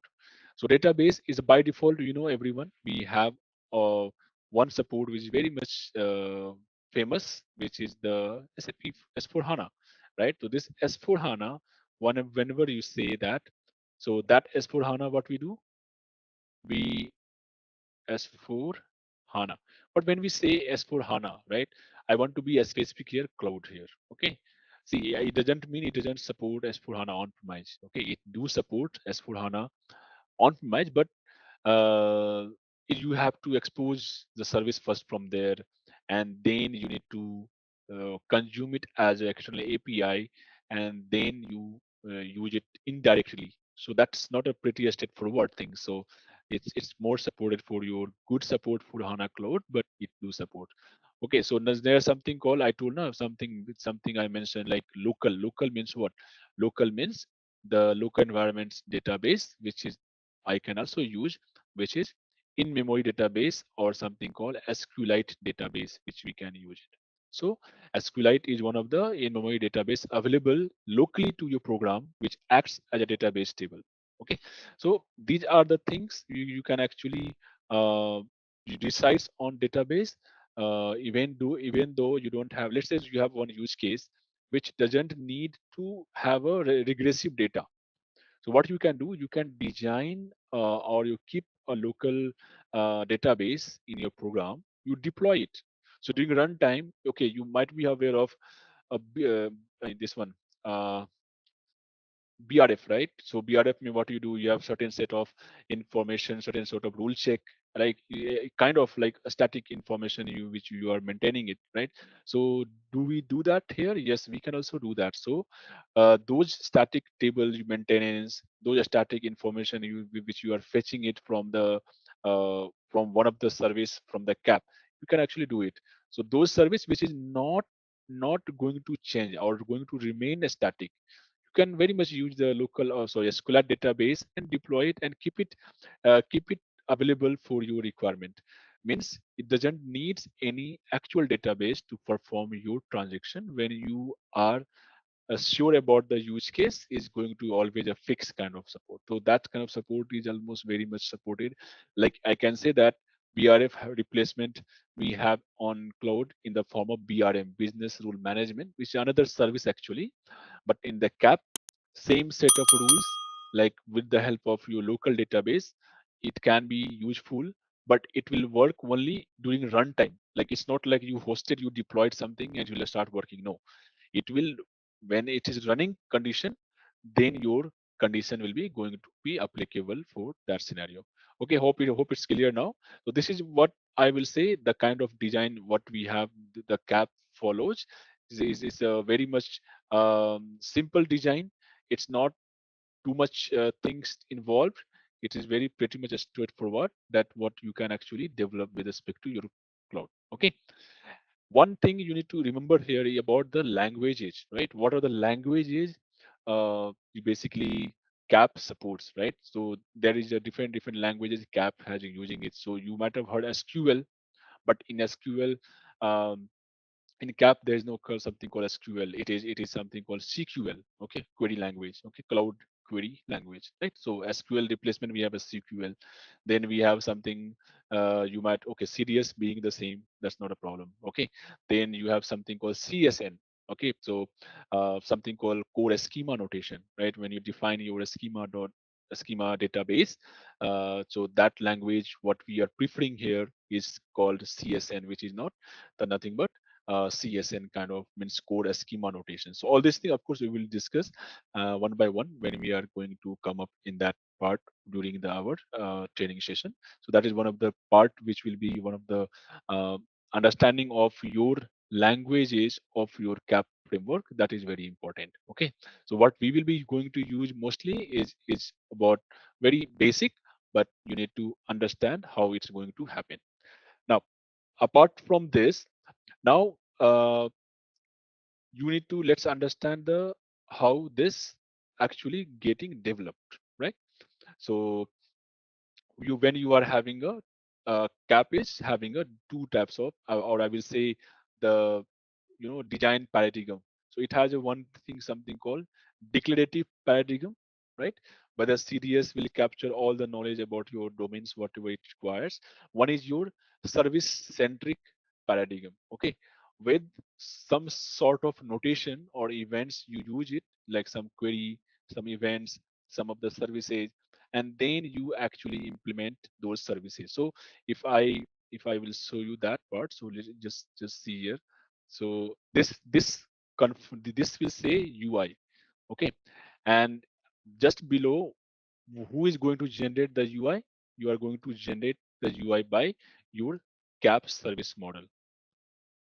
Okay, so that is your cap service model.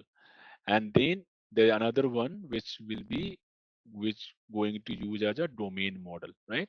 So okay, what the difference between domain model, I will and this one, domain model. Okay, so now see, UI means I would say here Fury, that's fine. And okay, so CD cap domain model means here, okay, a little bit I will give a space, and so I can write. So here what you do here is this area, what what you actually see here. This is basically CAP serious domain model. Okay, so here you do serious programming. You declare your views, means the entity which you are wrote, right? That is your here serious domain model where you are defining, okay, where you are basically defining your entity. Okay, you are defining your entity, right? So this is the area where you are going to define your entity. Now, what you have defined, okay, or I will say this layer will keep it here. Whatever you defined here, now you are going to expose it, okay, into the service model. Okay, so this is your service model. So this service is nothing but you are going to expose that, expose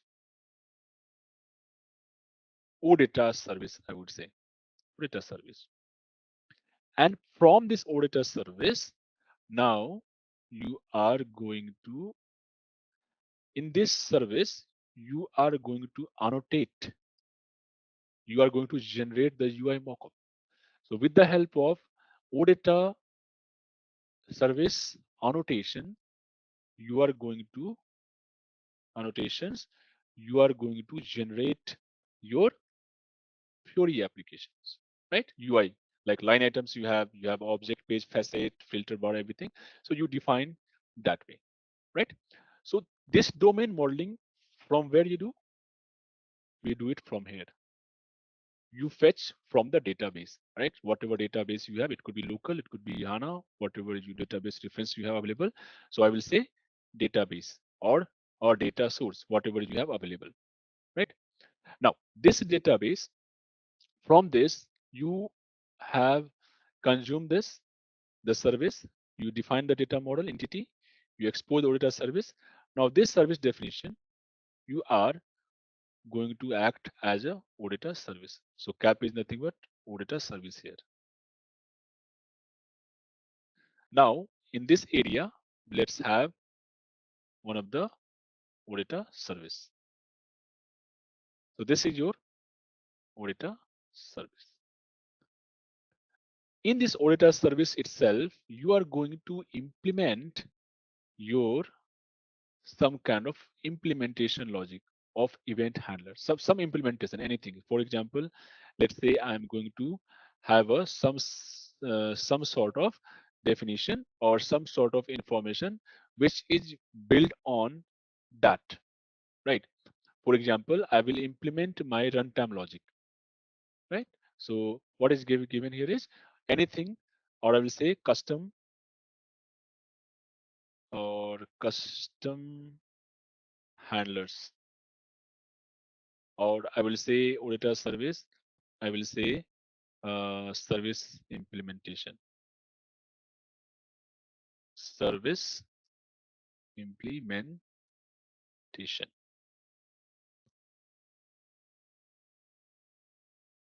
Now, after this service implementation, what it will look for is some sort of event handlers, right? So what event handlers it is looking for? You write down, right? You have exposure auditor service. Now during runtime, you need to have your event handlers. Remember the I mentioned the Node.js. So you write down here with respect to Node.js, right? So this area, what we are mentioning here is your custom event handler. I would also write here custom event handler. If you don't have any event to handle, that's you can skip it. Okay, so this event handlers is actually via your CAP program is actually doing where differences they is doing here, because during the runtime itself you are writing some sort of query and you are indicating ki, hey, this custom handler what you are writing with Node.js, where you are writing, you are writing actually on the CAP program, right? So when you are writing some handlers, event handlers, which eventually is going to, let's say you write some query, okay, based on this certain condition, this is the query. The query is passing through auditor service to via CAP model to our database. So basically during runtime, this is actually communicating to your database. Okay, so this is how it is the complete cycle. Now this data source is also like, see, this chain is the same. This data source, the service what we have is nothing but out of your database, right? And this Fury, whatever you see here, this layer is nothing but exposed as an user interface, which is nothing but UI consumption, right? So this UI consumption is nothing but your Fury app. Or I will write this part here, and I will say here UI component. UI component means your annotation means I mean it that components. All right, let's test your knowledge. Here's a question for you. What is the primary purpose of the Cloud Application Programming CAP model in SAP BTP? Option A, to develop web applications using JavaScript. Option B, to create mobile apps for iOS and Android.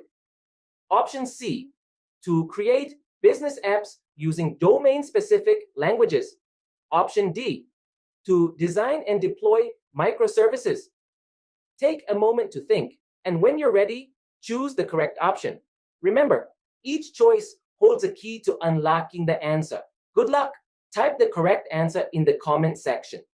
Hey there, looking to ace your supply management game? Our SAP BTP with CAP course is here to guide you through. You can go through it at your own pace on our platform. In this course, we dive into SAP BTP with CAP, a powerful toolkit for planning everything from ensuring we got enough products to get them where they need to be. We cover everything you need to know, from the basics to more advanced techniques.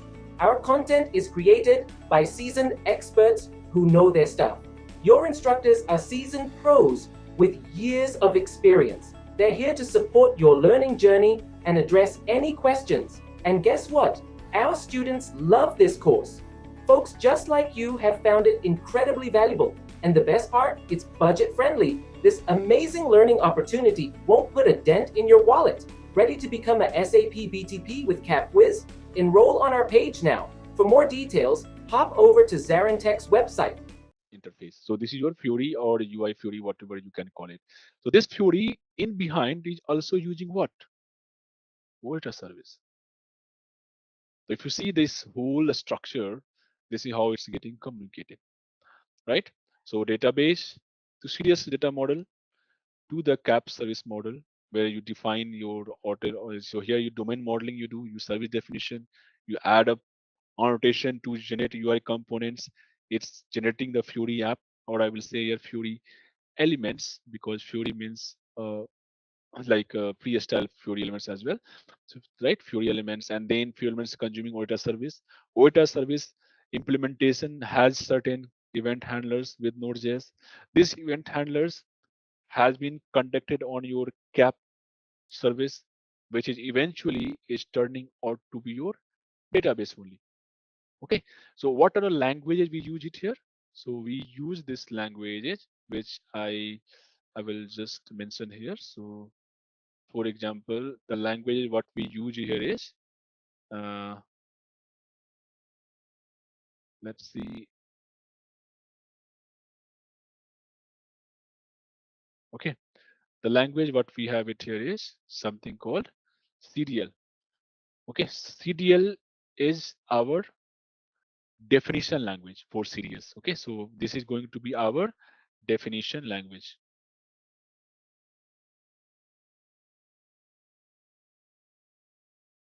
Okay, then we will be going to have a something called CSN. What is CSM? I have told already is core schema notation, which is very much linked to your EDMX, right? You hope you guys might be aware of what is EDMX file. So EDMX files are those files which we generally communicate to their any of your metadata what you have exposed to OITA service. So every OITA metadata service can have a EDMX file, which in the form of JSON structure, and this is where you have this CSN come into the picture. Okay, so this is your core schema notation. This is your core serial, means you have a core definition language which is used in your CDS, and then you have something called CQL. So it's very much relevant to your what I say SQL, but it is not exactly the same. It is very short form of SQL. So this is query, core, query, language. Okay, so we have this CDL, we have CSN. So these are the languages in the CAP, basically CAP development support, and which is going to be useful very much whenever you are trying to have a information available. So this part is kind of additional information that you can actually, you will be using it, then you will get to know.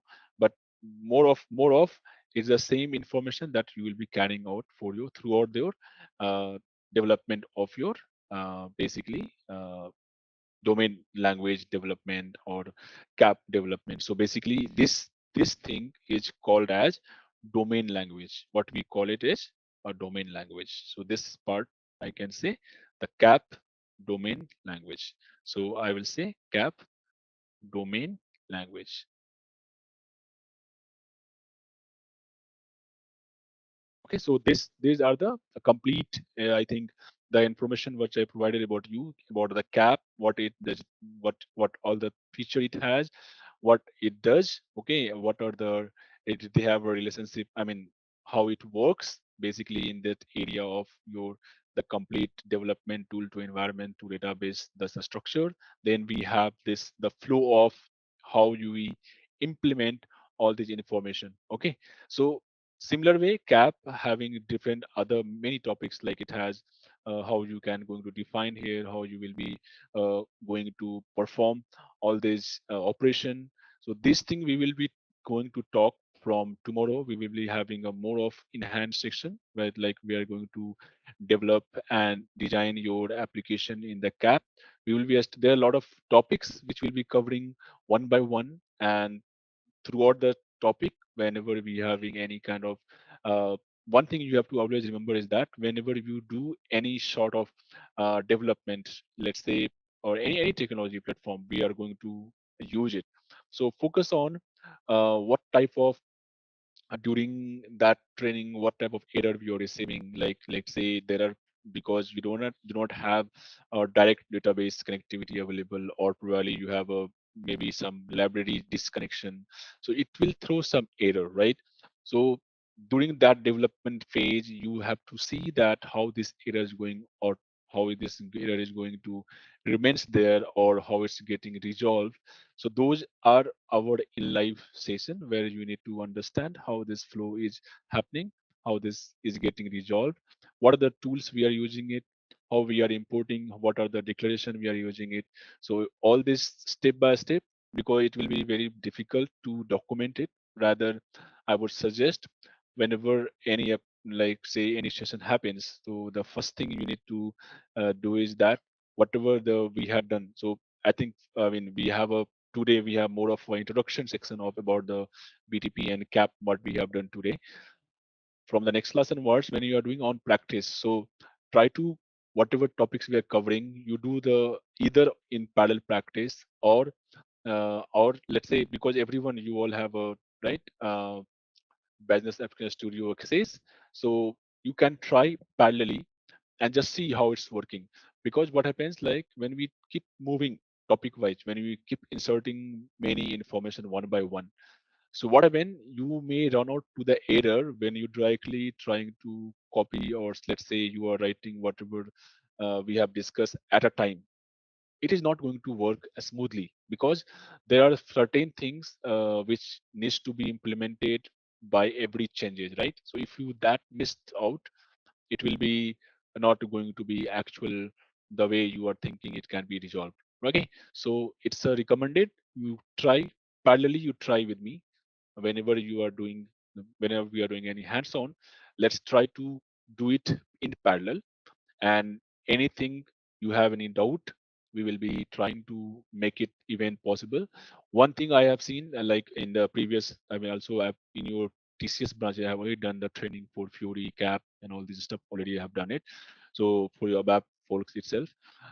So most of the time they try to link, okay, between the ABAP, uh, basically not the rap is just still those who has worked on, they can actually connect very much. But those who is working on classical ABAP programming, so they will be little bit, you know, uh, very much comparative with the cap with that ABAP tool. Let's say we have a BAPI, we have right function module, we have BOPF. So all this terminology, it's built, it's means to ABAP itself. It does nothing to do in your cap. Okay, cap having their own way of building your same OData sort of OData service with respect to their predefined and inbuilt cloud-based library, right? Which I was mentioning here, Cloud SDK, right? So SAP Cloud SDK, this SDK has everything. So whatever we build up, we define entity, we define association, we use aspects and whatever property we have.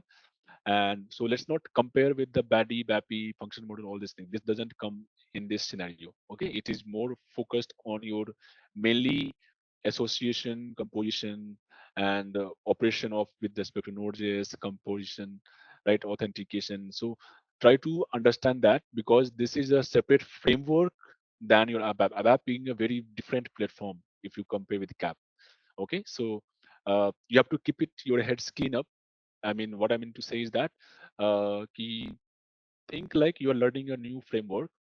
Of course, it will be very starting from the very basic level. It will be mostly you will be covering a basic understanding of your framework first. Okay, and then you try to understand learning it as a new framework tool rather comparing with your ABAP knowledge. Then you will be confusing there. Okay, so let's keep it because it's a very separate framework and there is no relation between ABAP. Okay, so that thing you one suggestion I would give. Okay, so I believe everyone having already an access to your business application studio. If anyone doesn't have kind of so you don't have subscribed in your service, then please do it so that from tomorrow you will be your tool is ready and you can start directly development. And we will have from tomorrow on, we will have a less theoretical, like less theoretical in the sense, like we of course we will have a little bit discussion on the topic that will be of course ongoing part, but we will have on hand in hand practice, right? So today was your more of the focus on understanding your platform and the cap and the what all the things it does. From tomorrow in the cap perspective development, whatever terminology will come, we will little bit discuss about what is this and then we'll try to implement in our use case. All right, let's test your knowledge. Here's a question for you. Which of the following is an advantage of using the CAP model in SAP BTP? Option A, it enforces a strict waterfall development methodology. Option B, it requires extensive knowledge of ABAP programming. Option C, it allows for rapid application development with minimal coding. Option D, it is primarily designed for on-premises applications. Take a moment to think, and when you're ready, choose the correct option. Remember, each choice holds a key to unlocking the answer. Good luck. Type the correct answer in the comment section.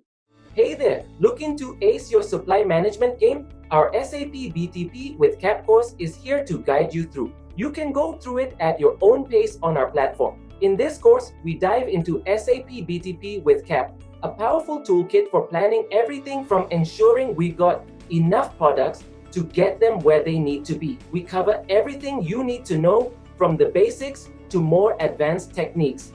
Our content is created by seasoned experts who know their stuff.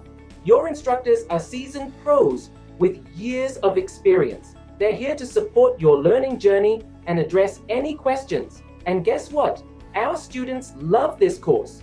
Folks just like you have found it incredibly valuable. And the best part, it's budget friendly. This amazing learning opportunity won't put a dent in your wallet. Ready to become a SAP BTP with CapWiz? Enroll on our page now. For more details, hop over to ZaranTech's website. Okay, so this is the general confusion generally when you are working on RAP, which is if you're working on S4HANA on-premise system, right? And if you are working the RAP object in the cloud, okay, ABAP cloud system. Now, some of the guy who thinks like probably like in the ABAP RAP development they have done on cloud, they can directly use in the cap. Okay, so that's actually not a right condition, right? Uh, understanding. So let's say the understand the difference of ABAP cloud version of RAP, what you do with respect to CAP, can we do direct integration or something like that? Okay, so in ABAP cloud, what you generally do, right? If you okay, ABAP cloud, let's talk about a normal ABAP on my system right now. So when you do the RAP development, which is called embedded steampunk, you guys might be aware of it. If you have done the RAP training, the trainer might have told you that comes, which is known as embedded steampunk. Now, in on BTP, there is a ABAP cloud instance also available. Okay, so this ABAP cloud instance is like similar to what you do on ABAP on the cloud and ABAP on the on-premise. There's a little bit differences. So what differences you will see in terms of development and how you can actually use in your CAP? Can we do it directly or not? That's something that you need to have a little bit understanding of it. So for example, let's say this is my uh, database, which is my S4 HANA database, right? I will say this one I say on premise. Okay, and using this database, you are going to use the ABAP cloud uh, instances, whatever is available on BTP. Okay, so I'm going to use, let's say I have a dev sub account of the BTP, which we have discussed last session. And this, let's say I have a service ABAP cloud enabled. Okay, ABAP cloud. So this is ABAP cloud. Generally, it is, I told you also, right? We have a set, I will also discuss by tool creating a sub account. We have some set of services subscription, some set of something called instance. Okay, instance is nothing but again a interface provided by the sum of the service that you can directly integrate or connect with your actually the copy of your services what you're going to work upon. Okay, so this sometimes the instance having a some service key that you can integrate generally for the various system. Let's say you want to integrate or you want to log in, so the instance service key will be helpful for such multiple service server connection or multiple sub account connectivity. That is, so when you talk about subscription is restricted to your actual account here. Okay, when you have service key or instance available, that is you can be shared with respect to your service key. So that's a little bit difference here. Now what you do is you use we go and do login where in your Eclipse ADT. Okay, both the RAP, whether you do like ABAP development on RAP on premise or you do ABAP cloud RAP development, any RAP development, it has to be done on your Eclipse ADT tool. Okay, that is the more supported for RAP development. I would just say as a RAP development. Now, after this, when you are coming to when you come here, right? So what's you are trying to first log in, right? So that login, how you will maintain it, that as I mentioned here, instance service key you can use it, or there's a way of directly login also that you can go and authenticate. If you have a dev sub account access for ABAP cloud, you will be able to log in. So basically connect, or I would say log in to the ABAP cloud, okay, for your RAP development. Now, when I'm talking about here, or I will just say login. Okay, that's it. Okay, so now in this stage, you have to connect with the backend. Now, backend where it resides, it's residing on my system, right? So this on my system, what is the major disadvantage right now with the RAP, with ABAP Cloud, with S4 HANA on my system is that you cannot directly link. Okay, you cannot directly link or connect to your database basically. So I would say this is what I'm trying to say is there is not a provision directly you can just go and connect with your database, something like that. Okay, 1 minute, we are wanting to have something better. We'll take this one.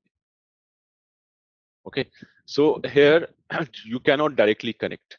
So the reason being is this is your ABAP instance, right? ABAP environment or on the cloud, and what we have, it's an on my system. So you cannot directly connect or basically access the database of your S4HANA system. So here, the major disadvantage you will see is cannot directly connect to the database, right? So that's the one of the major disadvantage I will say. Okay, like you cannot directly go and connect to your database in S4HANA on-premise version of your app development. Okay, so what you will do, how you can do that? Yes, in that scenario, whatever, let's say you have a BAPI, you have a function module, or whatever business logic you have resides there, okay, with respect to whatever standard custom you have done it. So you have to develop an OData service, first of all. That OData service will act as a communication channel between your uh, the app development on-premise communication from ADT to your ABAP cloud. So basically, you cannot directly connect to your database, but indirectly you have to connect. So for example, here you develop some sort of auditor service with respect to some standard BAPI API, whatever you have in the backend, and then you expose that auditor service and connect via your Eclipse now. Now in this area, you come and then do the development, like customization you can do, like any sort of custom, right? But again, there are a lot of restriction, like you cannot directly go and change the body or something. So it's only some sort of extension can be added here as a wrap development. Okay, so this is one of the major drawback you will be facing when you are doing ABAP cloud development with S4 HANA on-premise system. So it's like a kind of, I would say, a lengthy process where you are doing some sort of 40-50% development in your S4 HANA on-premise. You are exposing it on the cloud as an auditor service, that you are reusing it in your wrap development of ABAP cloud. And then when you're exposing it, the main thing is that the auditor API endpoint will change. It will not remain the same. Okay, so the exposed auditor service as a result of wrap development for ABAP cloud will be differ. It will differ from what you actually utilize from S4HANA. Okay, so that is again another difference here. Okay, so that kind of differences will be surely is going to a little bit, kind of confusion, or it will not be confusion, I would say the complexity will increase. So it will be a smoothly working when you are working on such kind of information. For example, let's say here, okay, let's say I have a now scenario of I am directly using S4 HANA cloud. Okay, now S4 HANA, let's say the cloud version, right? Now in this S4 HANA cloud version, what will be happening is this scenario, whatever we see here is, let's again, you can actually directly connect now. Why? The reason being, the database resides in your cloud, and your ABAP development of cloud instance also resides in your same cloud system only. So for you, connectivity from your backend system, HANA cloud version, will be straightforward. So now both the services, whatever wrap service you have developed here, right? This wrap service can be now accessible directly as an auditor service that you can develop from here, whatever has came up, and the same auditor service what you have developed as an in result. So both can generate auditor service only, but difference of complexity lies here, and here is the direct accessibility of your database. Now, coming to the question of both the auditor service can be used in our RAP development, sorry, CAP development. The answer is yes, but not directly. For example, you can consume this RAP service or RAP auditor service in your CAP development. So this is your CAP service, right? You can actually use this auditor or whatever you have exposed as a wrap service. I will just write in there, not a normal service. I would say it's a wrap, okay, wrap based service. Okay, so that service, whatever you have developed, it could be, let's say, using your ABAP cloud version of on-premise, or you do directly version of your deployment perspective. Both can be accessible as an auditor service because it's nothing but an auditor service, right? So here, what we do generally, we do majorly do kind of extension, right? So for example, I will just put one sort of information here. What we generally, what common we have it here, we do wrap development for custom extension, right? We do wrap development for custom extension. Okay, so this extension, what we do is on top of whatever here in this scenario, on top of OData, right? On top of the exposed OData, what you are using it from the S4 system. Here it is directly, you are directly doing the development of wrap services. So that's a little bit difference here. Just see here. Now, both the services is going to release an auditor service, right? Both type of service can be released as an auditor service, which will go and sit here. So now your app development for custom extension will give you an auditor service, which is I will okay, remove this auditor wrap part now because it's already clear. So now we have already an auditor service. Okay. So this auditor service now pretty much can be utilized in our RAP development, but sorry, CAP development, but not as a direct service. Rather, it is going to work as an external API. Okay. So the major difference is you are not going to consider this API as a pure OData service which you have developed. Rather, it is going to be some sort of the development which you do it. Okay, so we have a external, okay, external API. Okay, external API. External API means like external auditor service as an API. So external, it will consider as an external OData service as an API, as an external API, or I will say here auditor service as an external API. So the major difference we have this. So it's like in my previous, I mean also like one of the batch we have done that training. So like they have also done that wrap and also they were thinking because we are developing on the same, can we not directly use it and in your cap directly instead of developing in the cap from scratch. So anything you develop in the cap from the data model perspective, that will be considered as your actual cap service. If something which is not like the data modeling has not been done in your cap will not be going to considered as a pure like a or cap service. Rather, it can be reused as an external API as part of your cap service that you can be integrate and expose as a part of your cap service. Okay, so this is the differences. I hope that clarity provides you good understanding now. And this cap development also you can do it from here.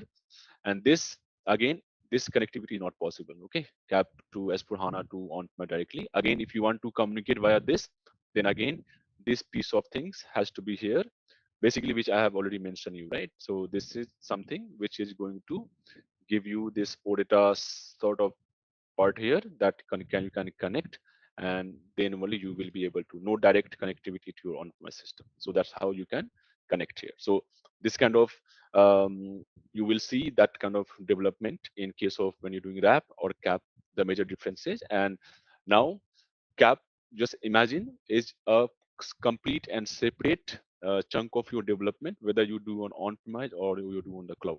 Okay, you can merge together as a separate service, but it cannot be considered as your cap service as a from the data modeling perspective. Okay.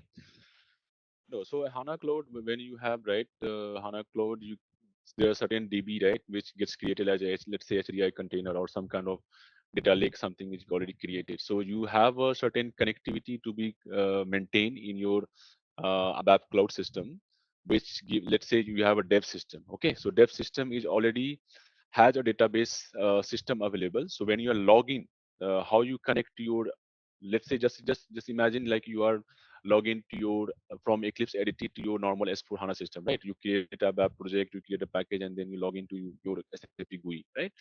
Same way, when you come to Eclipse edit, cloud version. So you have to log in. So you have to see login, or basically I say here connect.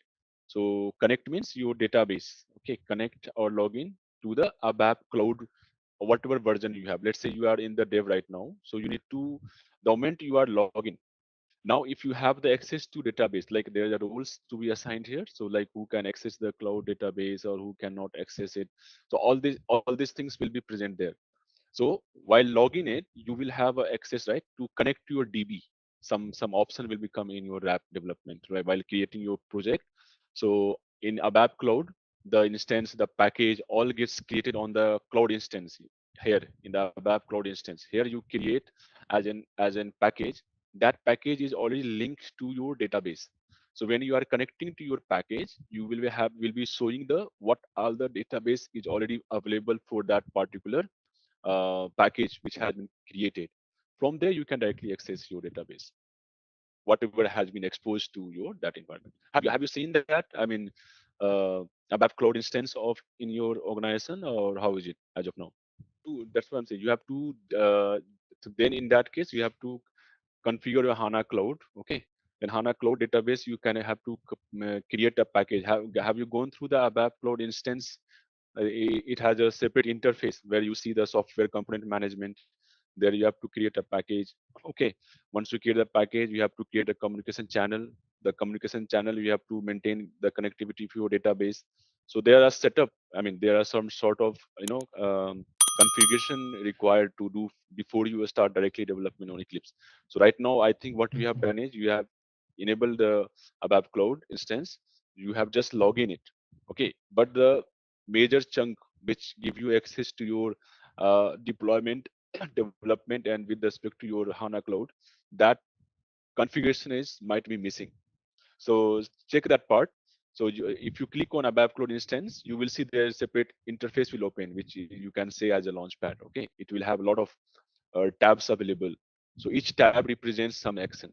Okay, so under the software component, you are going to develop your app object by creating a package. You have to maintain the communication channel. You have to maintain the rules, the user set of data, what roles you need to assign, and all these configuration when you're done, then only you will be able to have the access to your whatever database you have created in your trial version. If it's not, then you may not be able to directly access. So there are some sort of configuration required. Public and see public cloud is something like which is accessible by almost everyone, but of course there's a restriction as with respect to the roles authorized and check in respect to the account level. Okay, when we say private, the private becomes little bit advanced version of your on-premise system. So it is a cloud version, but it has been that cloud part has been given to you to manage by the SAP. So when you say public, it will be managed by SAP. Okay, and when you have a private, so you can also manage up to certain extent, and parcel will manage by SAP. So there are difference. It will be so I mean, yeah, of course, with respect to private and public, the main difference of handling of it.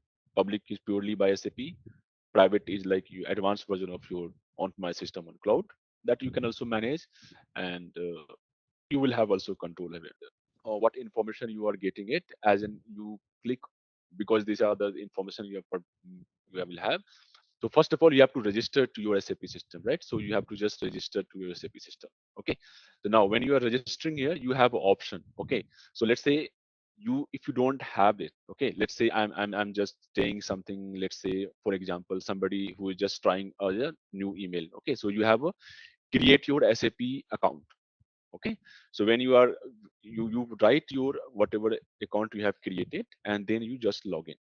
So when you so basically in registration process, what happens, like it is for those user who has not registered. So you have to put the name, you have to put the, of course, company name and all this stuff whatever is required, and then you have to follow the next step. So registration is important before you jump into the login process. Okay, so once you register is done, then it will send you some of course your email ID is valid. It will send you some sort of okay, here even I can just give a copy. So this is your first name, second name, you see the company region and your universal email ID, whichever you want to have it, and then you create a password. Okay, so like that. So you create your one of the ID. Once it's created, you will receive one email confirmation in your Gmail that you have to go and click on and activate it. Once it has been activated, then you have to come back and now you try to log into your SAP BTP trial account. Okay, so when we say SAP BTP trial account, so how you will be going to check it, that you can just log in into accounts.sap.com. Okay, so there are different way of accounts.sap.com. Also, you can directly check it. Account.sap.com. Okay, and here it will be going to ask you, okay, what is your email ID, what is your password, and all this thing you is required for you, that you can check it. So here also, like, it's the same thing. When you come here, you need to just maintain whatever the credential you have maintained here. I will just let me try here. Okay, so once you log in, okay, so your ID has been created now. Now, uh, you have the option. If you go and see it, now you have been logged in. Okay, so now you can also search here if you have something like BTP trial account login. Okay, it will give you the page of directly BTP okay, trial sign in. Okay, so you can come here and just put your credential. So your every user which who has been registered is actually going to have a some sort of p user id created. Okay, so p user is something which is stored as part of default what I'm saying, kind of default, I would say, um, credential, or I will say that there's something called default SAP default IAS, like, okay, identity provider service, where all your Gmail account will be like accessibility will be saved. It will create your P user ID. So if you are in your organization, so trial user having a P ID, and if you are in the organization, let's say you are in your organization, you organization might have raised your request for S user ID. Okay, so S user ID is something which is a valid, um, I would say that corporate level or enterprise level ID, which will be having a much more accessibility than the trial account holders. Okay, so that's the difference, P user and S user. Okay, so now you connect with your you try to log in, since you already log in to your SAP Universal ID, and once again you just have to provide the authentication with respect to either login ID. You can also connect with some sort of whatever information you need. Now now the earlier mobile number was not that much actually important. Now it has been actually came into the picture. I mean, so whoever is creating very first time, they have to pass their basically the mobile number here. Okay, so once you pass the mobile number, you will receive some sort of OTP, and then you will be able to say this. So I will just do this part. I will stop this sharing, and I will just finish this mobile number part, and then we will share it once again. 1 minute. Okay, so once you enter your mobile number, it will ask you the code which you might receive in your mobile number. That with the help of that code, you will be going to see that what information has came as a verification code. So that verification code you need to enter. So once you're done with that verification code, with that will be confirmed. So once you confirm this, so it will start loading your BTP cockpit. Okay, so you can see now, once the verification has been done, it is loading my it has loaded my trial account. Okay, so now see here, it is saying here create a new trial account, and whichever Gmail ID I have used it, and then continue to your trial home. So after verification of your account and then mobile number, you can continue to your trial home. So once you continue to your trial home, now you will have the option that you can create a sub account. Now you see here, remember in one of our session we discussed about, like, when we creating a sub account, it is very much uh, bound to your kind of, what I'm saying, bound to one of the region, right? So it could be your AWS, which is having for East, Azure is for Singapore. Okay, so whichever, and there is Europe as well. So Europe is not available for trial version, but it is available for your enterprise version. So it depends on.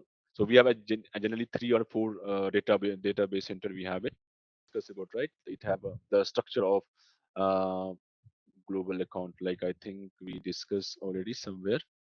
The very first thing which will come the structure wise, you will have a global account first on the top. Yeah, you see, this is your global account, and on top of it, you are creating a some sort of your trial account. So you see, global account has been, this is your global account now.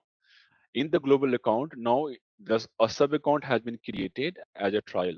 But remember, I have also discussed about the directory concept, right? So from a global sub account, you can directly create a sub account or a directory. Okay, you can either create a direct sub account or create a directory. Inside a directory, you can keep n number of sub account. So this hierarchy structure will actually help you to segregate your sub account structure level. Let's say you wanted to have a directory which is dedicated to a finance team of your development, one for HR, one for sales, one for manufacturing procurement. So you can actually, if you have multiple teams available in your organization, then it's a good way to segregate those sub accounts set up. That will help. Let's say you wanted to have three teams working on three different project categories. So create three different category. Inside that different category, you are going to have those stuff which is available, and we can, I mean, you can manage it properly. Okay, so you can directly assign a directory to the sub account user. So managing those will be easy. Now see here, these things, if you see, it has been already created. Okay, so in generally in your when you're creating an enterprise sub account, once you have selected the origin and sub account, it will, global sub account will be created. That's it. Enterprise. In sub account layer, you actually have to come and give a name. Okay, and give a space name. You have to also create a Cloud Foundry, a space and something. So in trial account, it actually gave you almost all the possible configuration which is available to you. So now if you see here, go to your trial account here, and in this trial account, you will see it, this one of the sub account has been created. Okay, so this sub account, if you remember, if I wanted to do this setup for a particular environment, if I have to do, right? So for that purpose, you can actually search here. Let's say if you wanted to have and make use of your ABAP environment, so set up the account for, these are the option is available that you can configure, right? So for example, let's say ABAP Cloud. If you search here, the account for ABAP Cloud. Okay, similar way, if you have a, okay, Cloud Foundry, that is the environment that you can set up. Similar, any things you wanted to set up as specific to some of your environment requirement of, let's say one of the ways ABAP Cloud. Okay, so that you can set, you using the booster, you can actually perform all this activity, which helps you doing all the background activity by automatically. It's automation tool which helps you to do all this stuff. Okay, entitlement. So generally by default, whatever I think almost 50 to somewhere 55 is number of entitlements has been given to you, right? As a trial account member, 54, okay, like that. So these all the entitlements will give you the accessibility of the service marketplace. Okay, so let's see, I'm coming in, going inside now. Okay, and then I will I will, once I am inside here, I will see it that, okay, what are the activity and what are the information are available here. If you see here, by default, my Cloud Foundry environment has been enabled. By default, dev has been created, but I do have option. I can create another dev space, and all these things we can actually create it. All right. Now, what I said here, based on entitlements, you can go to your service marketplace.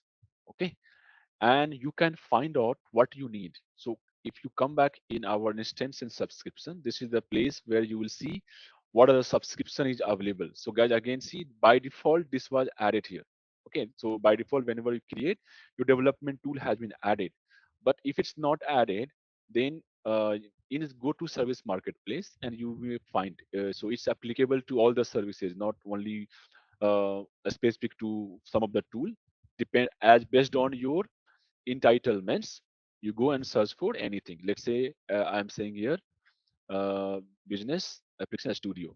So if it had not been created, I could have create option, it would have been added as a subscription. So see here, this is the you can see application plans here. Okay, this will tell you about a subscription layer. Okay, not as an instance layer. So when I'm talking about any service, let's say if I go to any if I'm taking any of the BTP sub account. Okay, so here on BTP sub accounts, when I'm going to take some of the service. Okay, so in that service you will have a different set of services set up available. Okay, so what are the services we have? We have three types of those services. Okay, so that three types of service, let me show you. Okay, so let's say one of the service which you will call it as a subscription. Okay, subscription to the service. Okay, any service based on your entitlements what has been given to you. Now after this you will have something called instance of the service. Okay, instance of the service. Okay, 1 minute. I think, yeah, instance and subscription only. Third one, I think it was a key part. Key is nothing but the from the instance only we can manage, so that's okay. Okay, so here you will be having these two things. Okay, will be having. Now these services also categorized into three layer. Okay, so all these like it is applicable to both the service, both type of service here. How it works is like if any service you are taking up, you have a two option. Okay, one is either you take it as a uh, okay, I think it is having three services. One is, yeah, three type of services, and here you will be writing those three services. So for example, let's say I am having now the service plan can be your free. So there is one something called free service, your default, which is also known as default free service. Okay, free service. So it means you SAP will not charge you for this. They are given you by default. Now coming back to here, this is then now something called standard. Okay, a standard, which is your paid service. Okay, and then you have another layer of that service which is called, okay, I will little bit take it here. All right, let's test your knowledge. Here's a question for you. Which programming language is used for writing KP applications in SAP BTP? Option A, Java. Option B, Python. Option C, JavaScript. Option D, CDS. Core Data Services. Take a moment to think, and when you're ready, choose the correct option. Remember, each choice holds a key to unlocking the answer. Good luck. Type the correct answer in the comments section. Hey there, looking to ace your supply management game? Our SAP BTP with CAP course is here to guide you through. You can go through it at your own pace on our platform. In this course, we dive into SAP BTP with CAP, a powerful toolkit for planning everything from ensuring we got enough products to get them where they need to be. We cover everything you need to know, from the basics to more advanced techniques. Our content is created by seasoned experts who know their stuff. Your instructors are seasoned pros with years of experience. They're here to support your learning journey and address any questions. And guess what? Our students love this course. Folks just like you have found it incredibly valuable. And the best part, it's budget friendly. This amazing learning opportunity won't put a dent in your wallet. Ready to become a SAP BTP with CapWiz? Enroll on our page now. For more details, hop over to ZaranTech's website.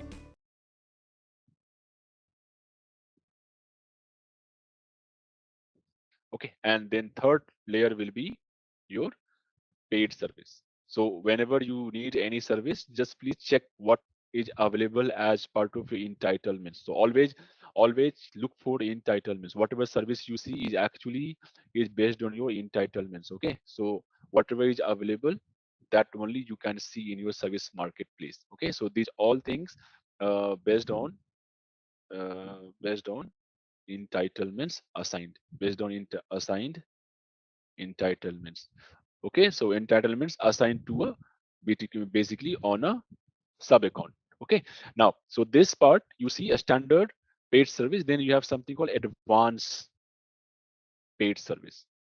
So this is little bit advanced is more powerful than a standard, and default is something, default is free service which is available for either in your trial, it could be in your paid, it could be your any of the services. Okay, now these services have a another things which they call it as a pay as you go. So how you will be paying it? This thing as a part of your understanding is a part of your curriculum. So I'm just explaining you.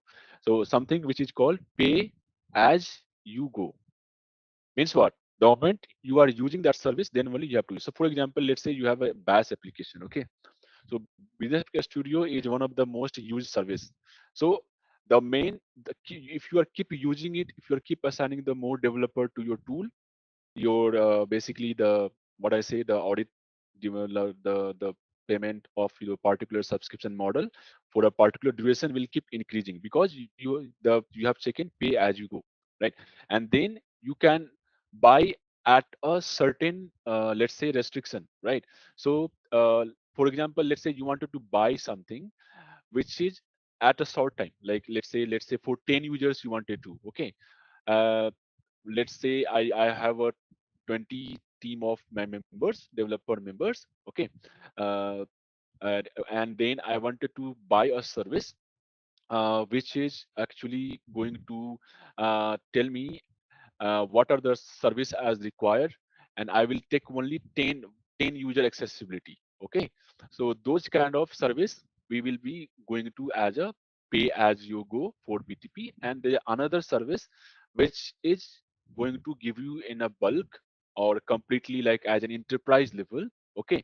There's something which is called as a cloud platform enterprise agreement, which is called CPA, okay, as a CPEA.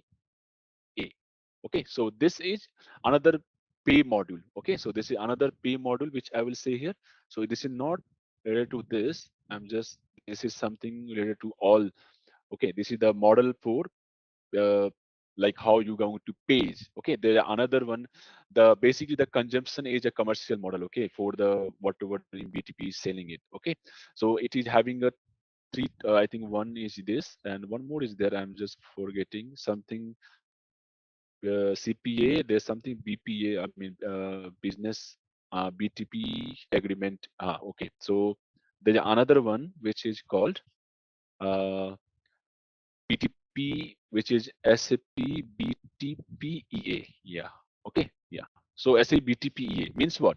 This is something which is telling you are going to do some kind of agreement to that service to the with the SAP. So this is something which what we call is agreement.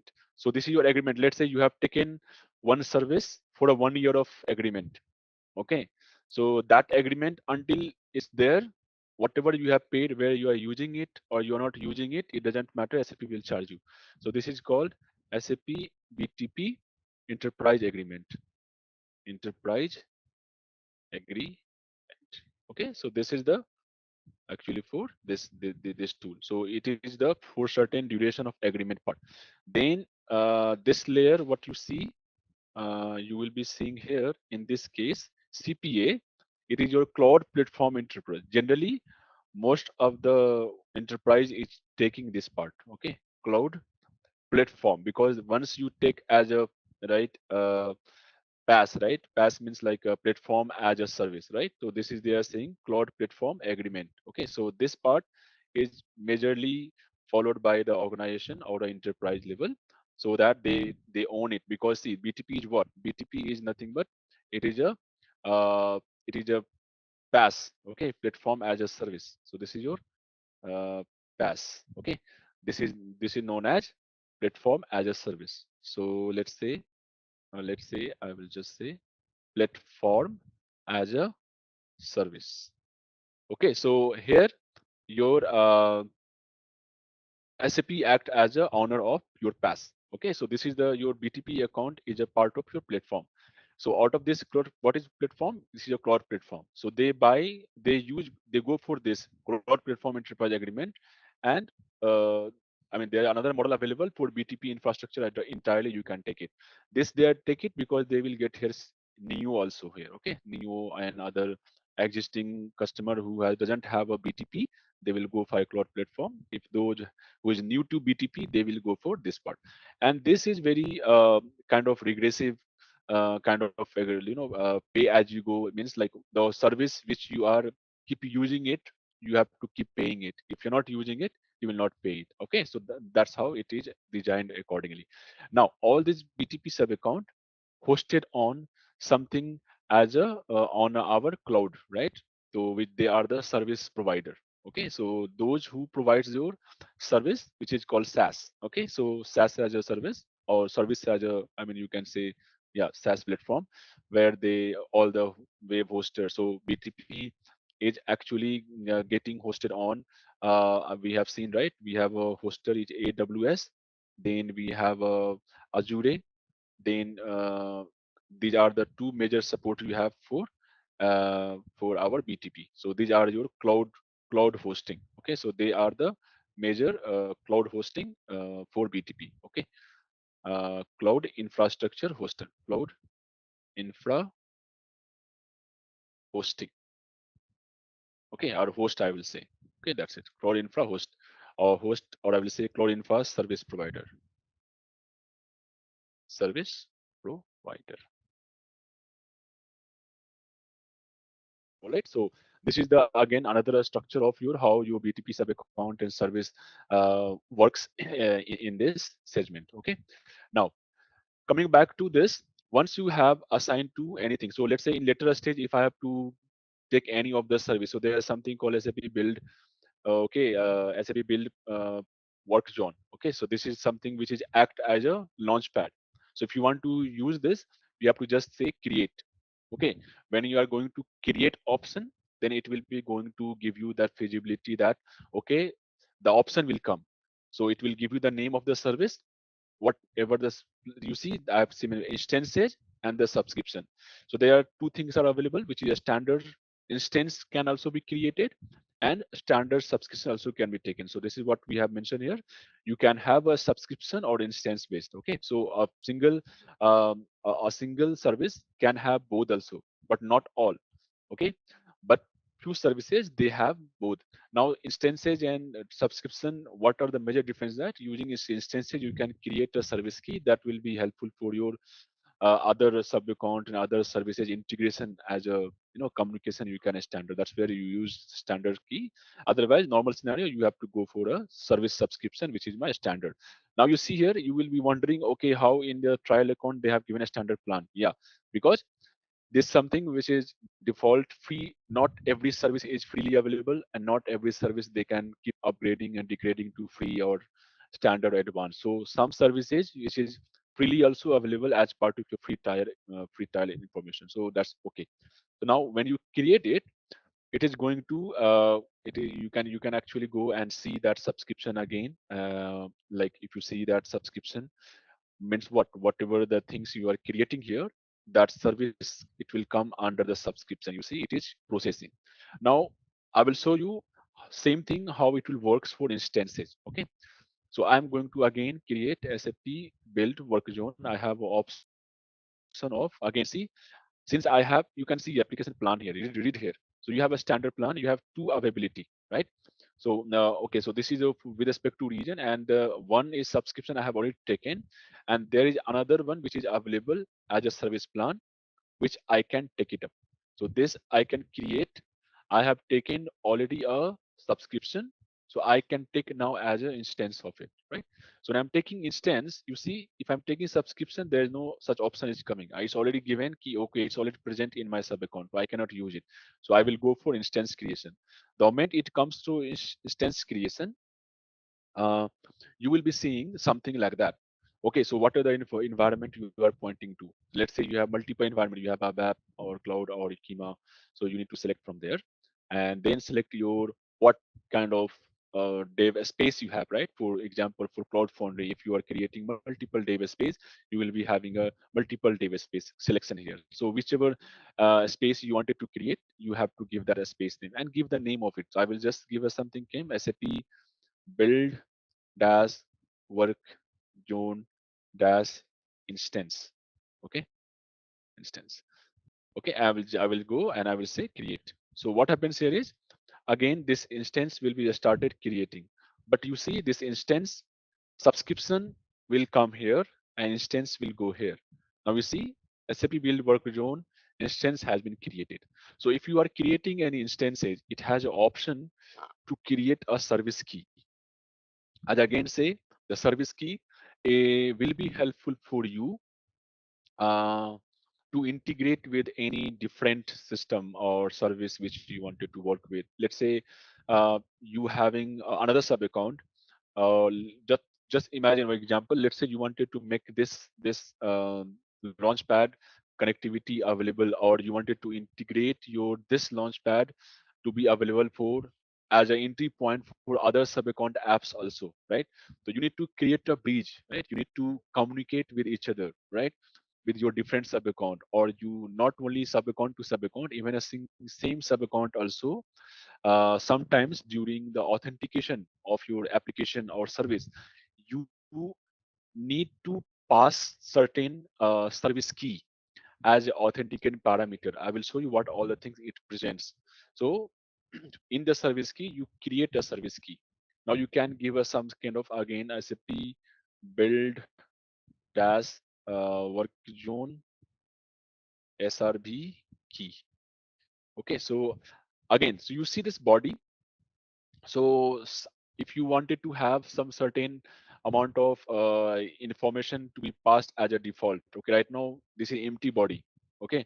But if you wanted to insert some of the feature, or let's say some of the property, I would say, like let's say authentication true, or let's say you wanted to have some kind of key value pair you wanted to put as a part of your additional object to be presented in your file, or you wanted to have some already predefined prescribed your JSON file, then you can browse and you can keep it. If you don't have nothing, no worry, you can just go and do a create operation.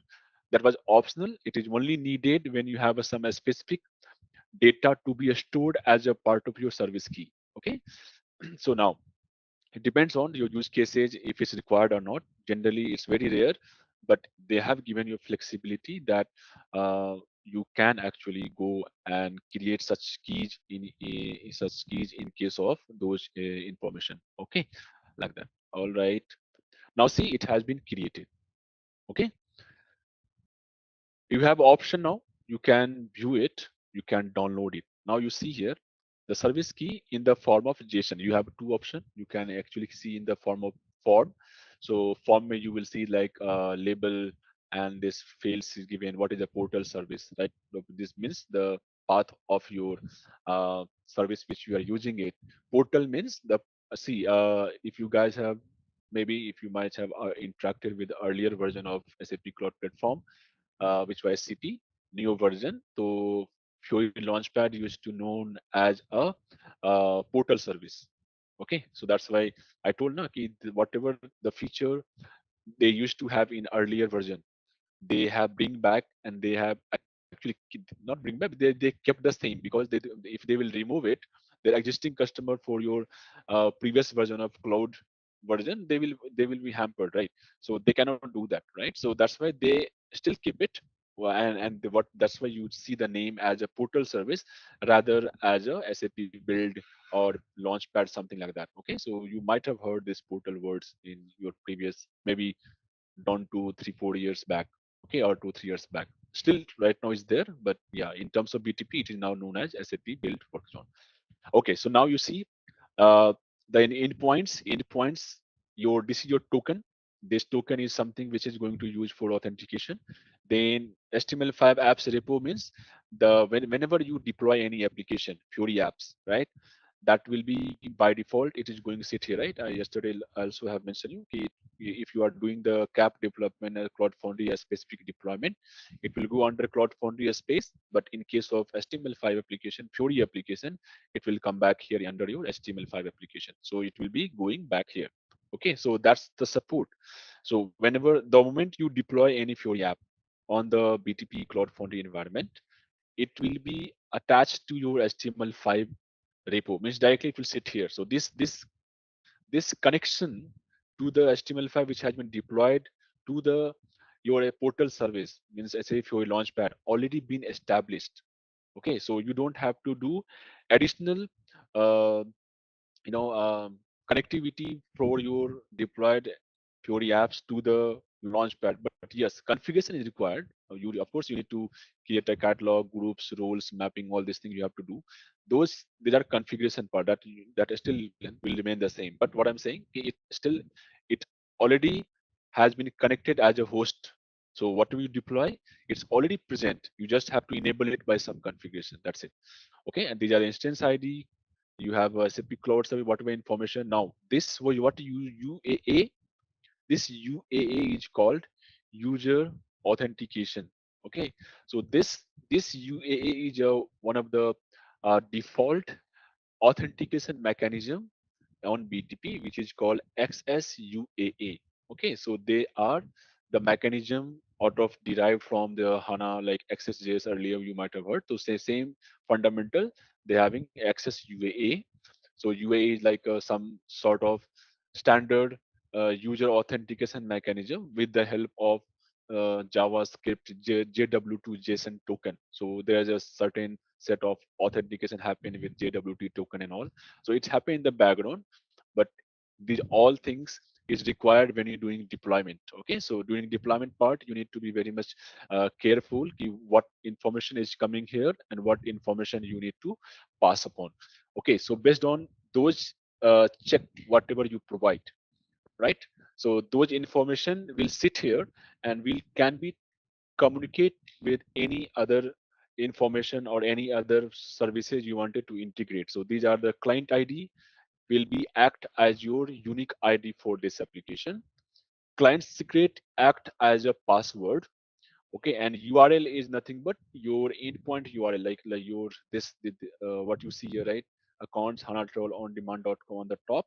This is something your trial account with of course with respect to your trial ID what you are mentioning, so that you can find under your okay on the page of your first page itself.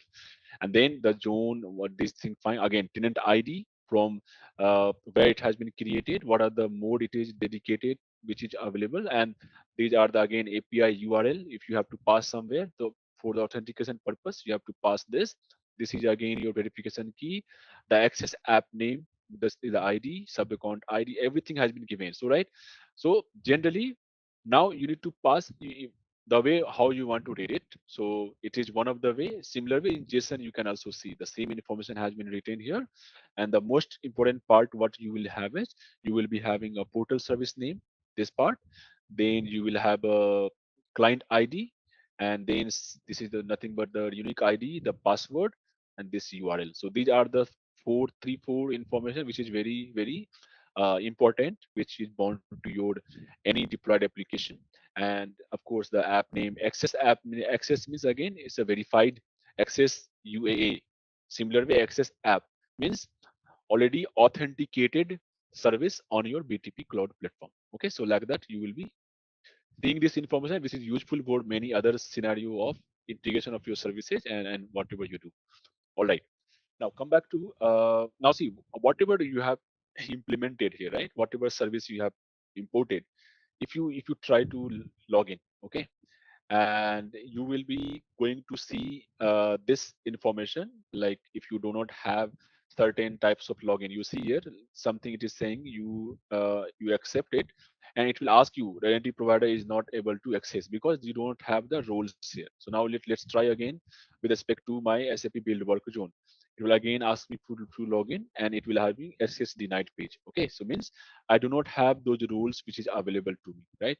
So I will go back to my security tab, and I will find my role collection.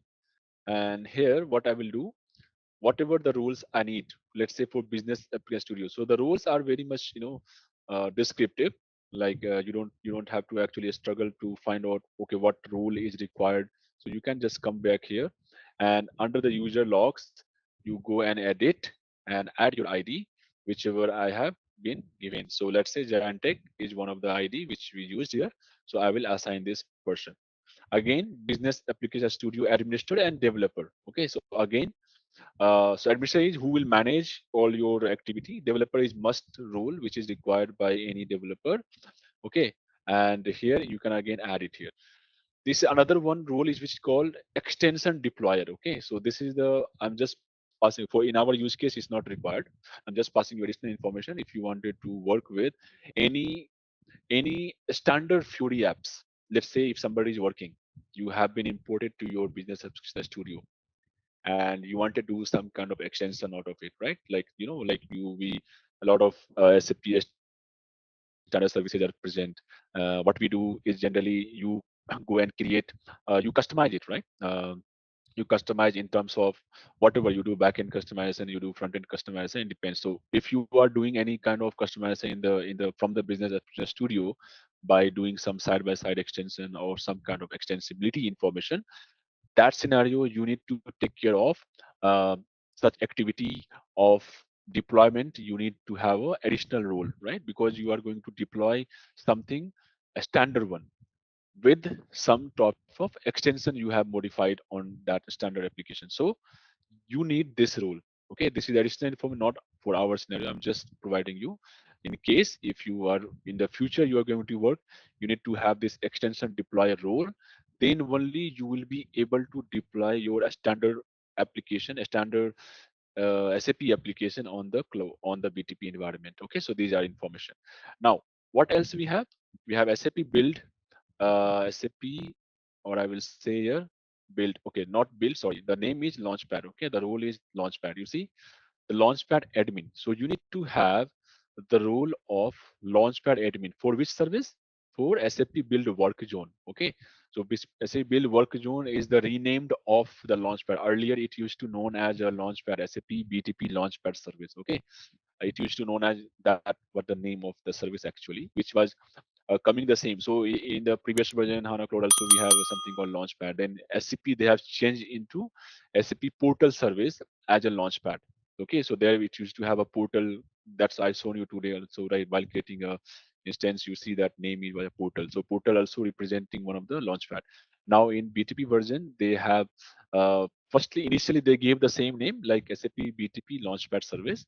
Later on, they have changed into SAP Build Work Zone. The reason being is they have been two version of okay, they have available now. SAP Build Work Zone a standard, what you see, it's freely available. You see that, right? The plan what we see. There's something called advanced version of SAP Build Work Zone. So SAP Build Work Zone advanced version is a bit very vast mode of Launchpad, where you can host not only Fiori apps, but rather you can host n number of outside an application, SAP application, analytical apps, and many other workflow also you can configure. Any automation tool you can configure. So basically the almost all the solution which is hosted on or which is required to be hosted on the launchpad can be now accessed and deploy and configured on your SAP build workzone advanced version. Standard version is only for Fury apps. Fury, of course, then GUI app we have, right? SAP GUI web app, right? The web GUI app where you configure your transaction T code. Then you have a web intro app, right? So all these things you can still do on your SAP Fury normal work on a standard version where you don't have to basically pay for it, but you can configure out of it. Okay, so now this rule which is required. Now see this rule, you can actually see what are the rules already has been pre-configured with this particular rule. Okay, if you are creating any custom role, then you may have to add here those rules also. So for example, if you see here, you will see this plus icon will be enabled in case of your enterprise version. Like if you are creating any custom roles here, okay, in this role collection, and you wanted to make it a part of your launch, like any of the services could be launchpad, and it could be your uh, of course what I'm using is bash, or any services you wanted to have a control with respect to some custom rule that you can add here. So by default these are the rules already assigned to it. You have editor rule that you can edit the theme. You have a super admin role. You can configure your portal. You have a theme. Again, you can change the theme of your portal service. And viewer, definitely you can see whatever you have done. Means you can be able to see almost everything. You can edit, you can view, you can change. So this is the rules which has been already pre-configured. So now you assign your ID here to your particular roles. Now, same way, advanced theming. Again, if you see here, advanced theming also, do they have any rules assigned to it? Yes. So one is custom CSS editor. Let's say you wanted to design. Remember, I think you guys might have worked in other organization before as Fort Valley, or those organizations who are still using ECC background system. They do a lot of custom CSS, okay, implementation. So if you are changing, or so theme change, logo change, all these things they will do in the in the SAP system, all these things. So if you are doing such kind of custom theme design, then you need to have your advanced theming. So I'm just, for the knowledge, I'm just writing it here, but it's not required in our scenario, so I'm just saving it here. Again, external user. Who is external user? Those external user which you wanted to just to have us access to your application portal, launchpad. But this is again in optional. I mean, basically, if you assign a role to a directly to any of the user, that particular Fury app role, and then share the launchpad link, it will be able to access that application without having this role also. So that is okay, but it just in case if you have certain security configured in your organization to via, it has to go via external user role, then you have to assign this role to your any external business user you wanted to have access to it. Okay, so these are the rules which you can see. It is very much performed, and it will be available to all this scenario. Okay, so this is what I told you, ki this is the area where you can take any service, come here, find out the rules, okay, and then you can do all this activity whatever is available to you. Okay, so you can actually perform all this information here. Okay, now come back to instance and subscription. Now we'll try to launch my SAP will work zone. I'm just trying to show you. Okay, so this is going to refresh and something, it will take time. Maybe I will try by incognito and something it will work. So don't worry, it will just have a refresh issue maybe. Let's try to do that. Okay, now see, it has came as a login page. At least it is now trying to validate with my SAP Universal ID, and then once the login authentication is done, it will be going to be it will take you to your seer. Already I have logged into my contract, so it's already given me that I can go inside. So I can, if I click on OK, it will start me giving me the dev space manager role, right? Remember the same thing. Now see, it has started for SAP build workload also. Okay, so it's just like validating something which is coming in the background, something like that. So it will work, don't worry, just some time maybe refreshing part. Now this we have already discussed with all of you, like in last time, like if you are going to create, okay, your workspace. So this workspace is very much okay. What I say is very much designed for your requirements. Like you can create a number of workspace.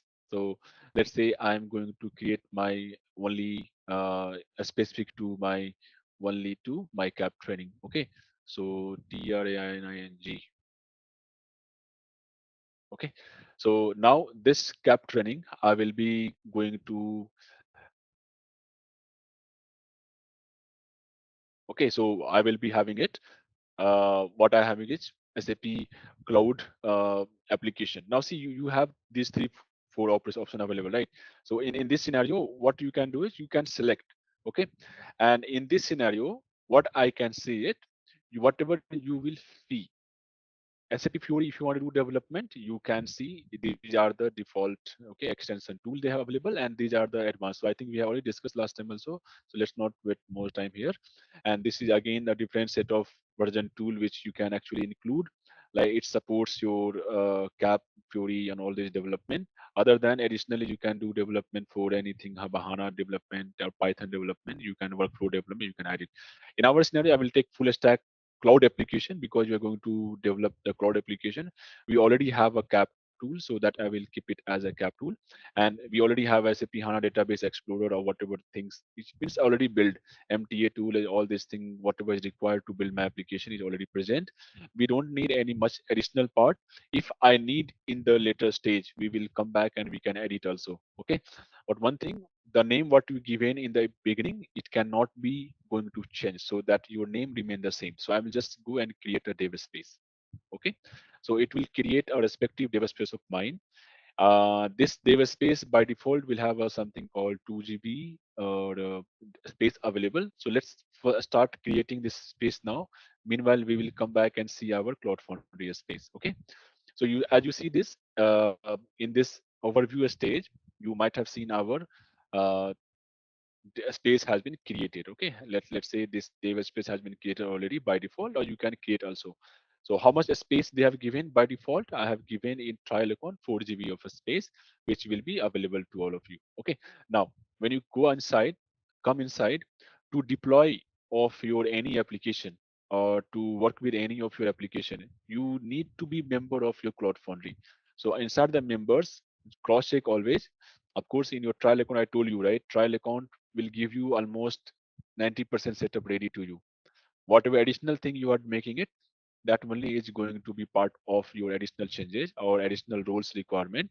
Otherwise, it is more of focused on the area of your working, not doing the background stuff that you can take care. But in case of enterprise version, you need to know. You have to be. I'm just for your information purpose again. So you need to have this. You should be member of your. Let's say you deploy.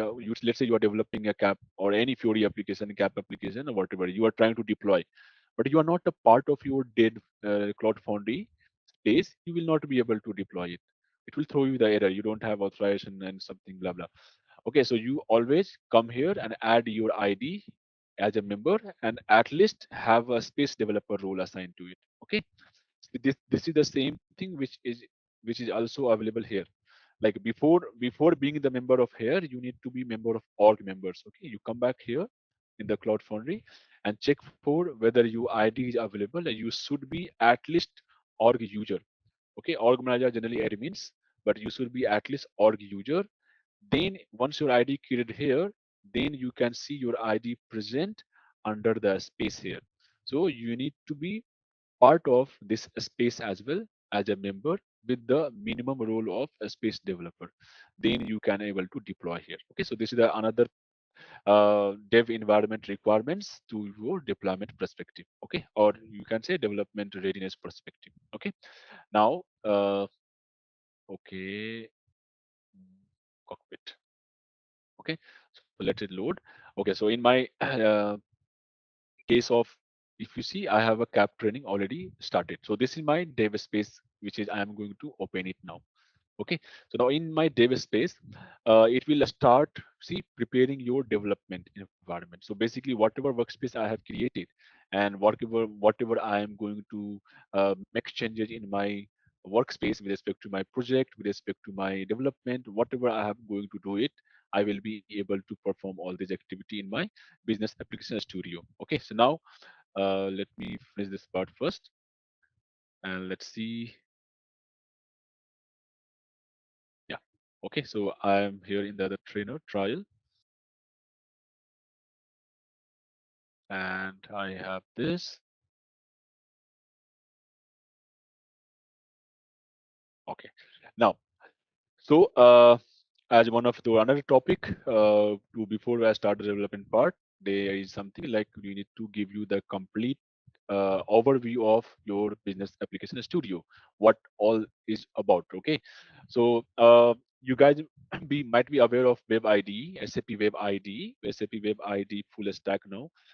So it used to be developed for majorly for Fiori apps development from the Fiori developer guys, but it has very much restricted in terms of SAP domain itself. Like you can do the development with respect to SAP environment of ERP system like Fiori and all these things. It has certain support for Java and all, but it was just again it was not so much powerful. Okay, but the business application studio, it is very much powerful as you compare to any of the software tool which is available in the market. For example, if you have seen VS Code, so look and feel wise, you will see this is the very much similar to VS Code. So VS Code is again a open source visual editor code where you can go and do the coding, which is very much famous in the area of all the developers who works in the web development area, especially those not for a web development. Of course, this is for like any other language development like Fiori UI5. You are doing the Java development, you are doing Python development, React JS, Angular, So this is the one of the development tool which supports many other feature. That's where SAP has came up with this SAP BTP BAS tool.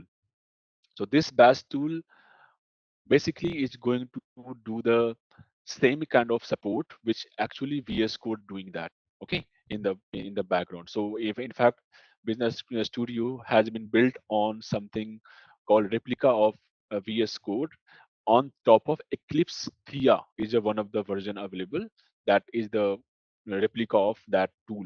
Okay, so that's why I said last time also you can actually do the development in Eclipse also, but don't do that. That's not recommended. Okay, so you already have a tool of dedicated to your development of such thing that you can do it. Otherwise, you have to do the established connectivity, lot of again here and there configuration you have to maintain, and then you have to do it right.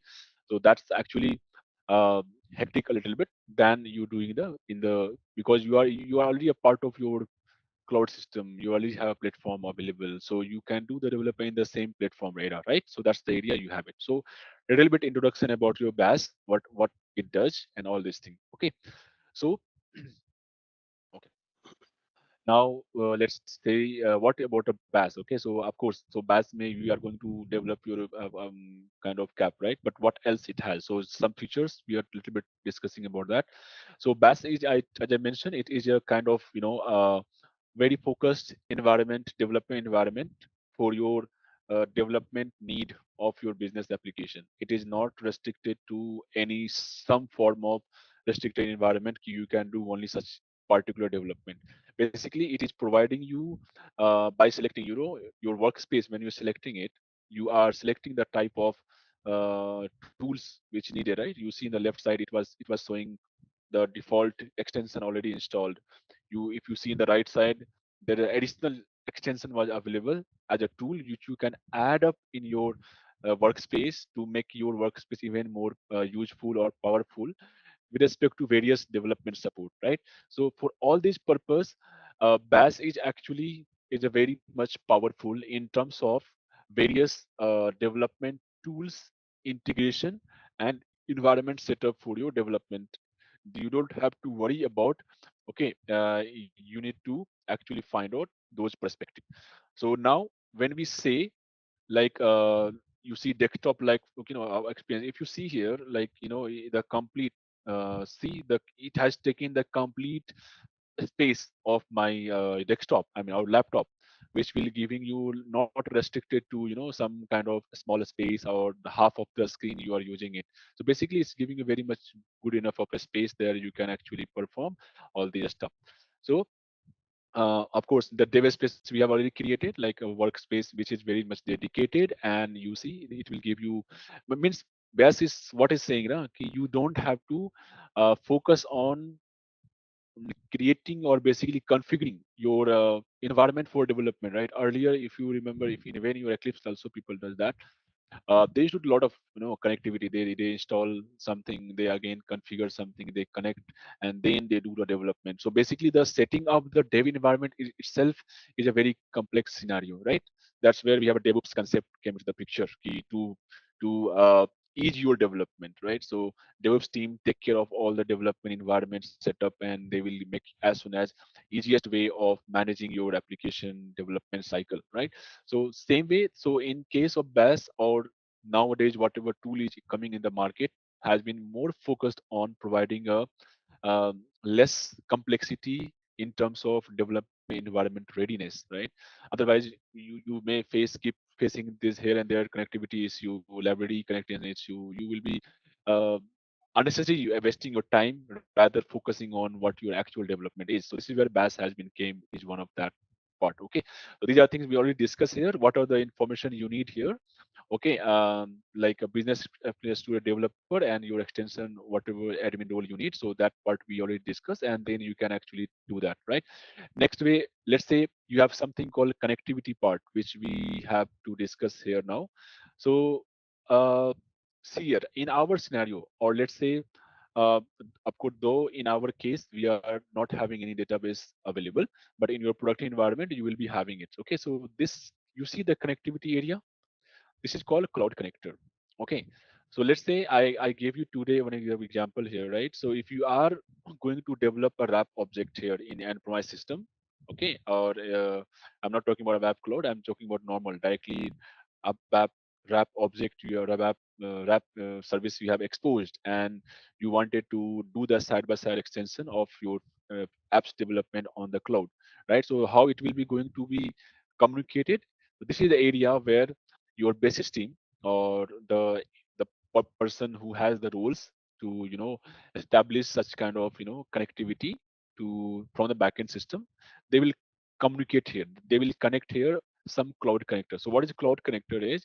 Cloud connector is a sort of very secure communication, okay, which has been established from your S4 system to on-premise, and on-premise to S4 system, or on-premise S4 system to cloud, or cloud to on-premise system. So basically it is creating a secure tunnel. Okay, if you see this diagram, it is a some kind of tunnel it gets created. Okay, if you see here is you have this, let's say, kind of connectivity you need here as a part of your backend connectivity establishment.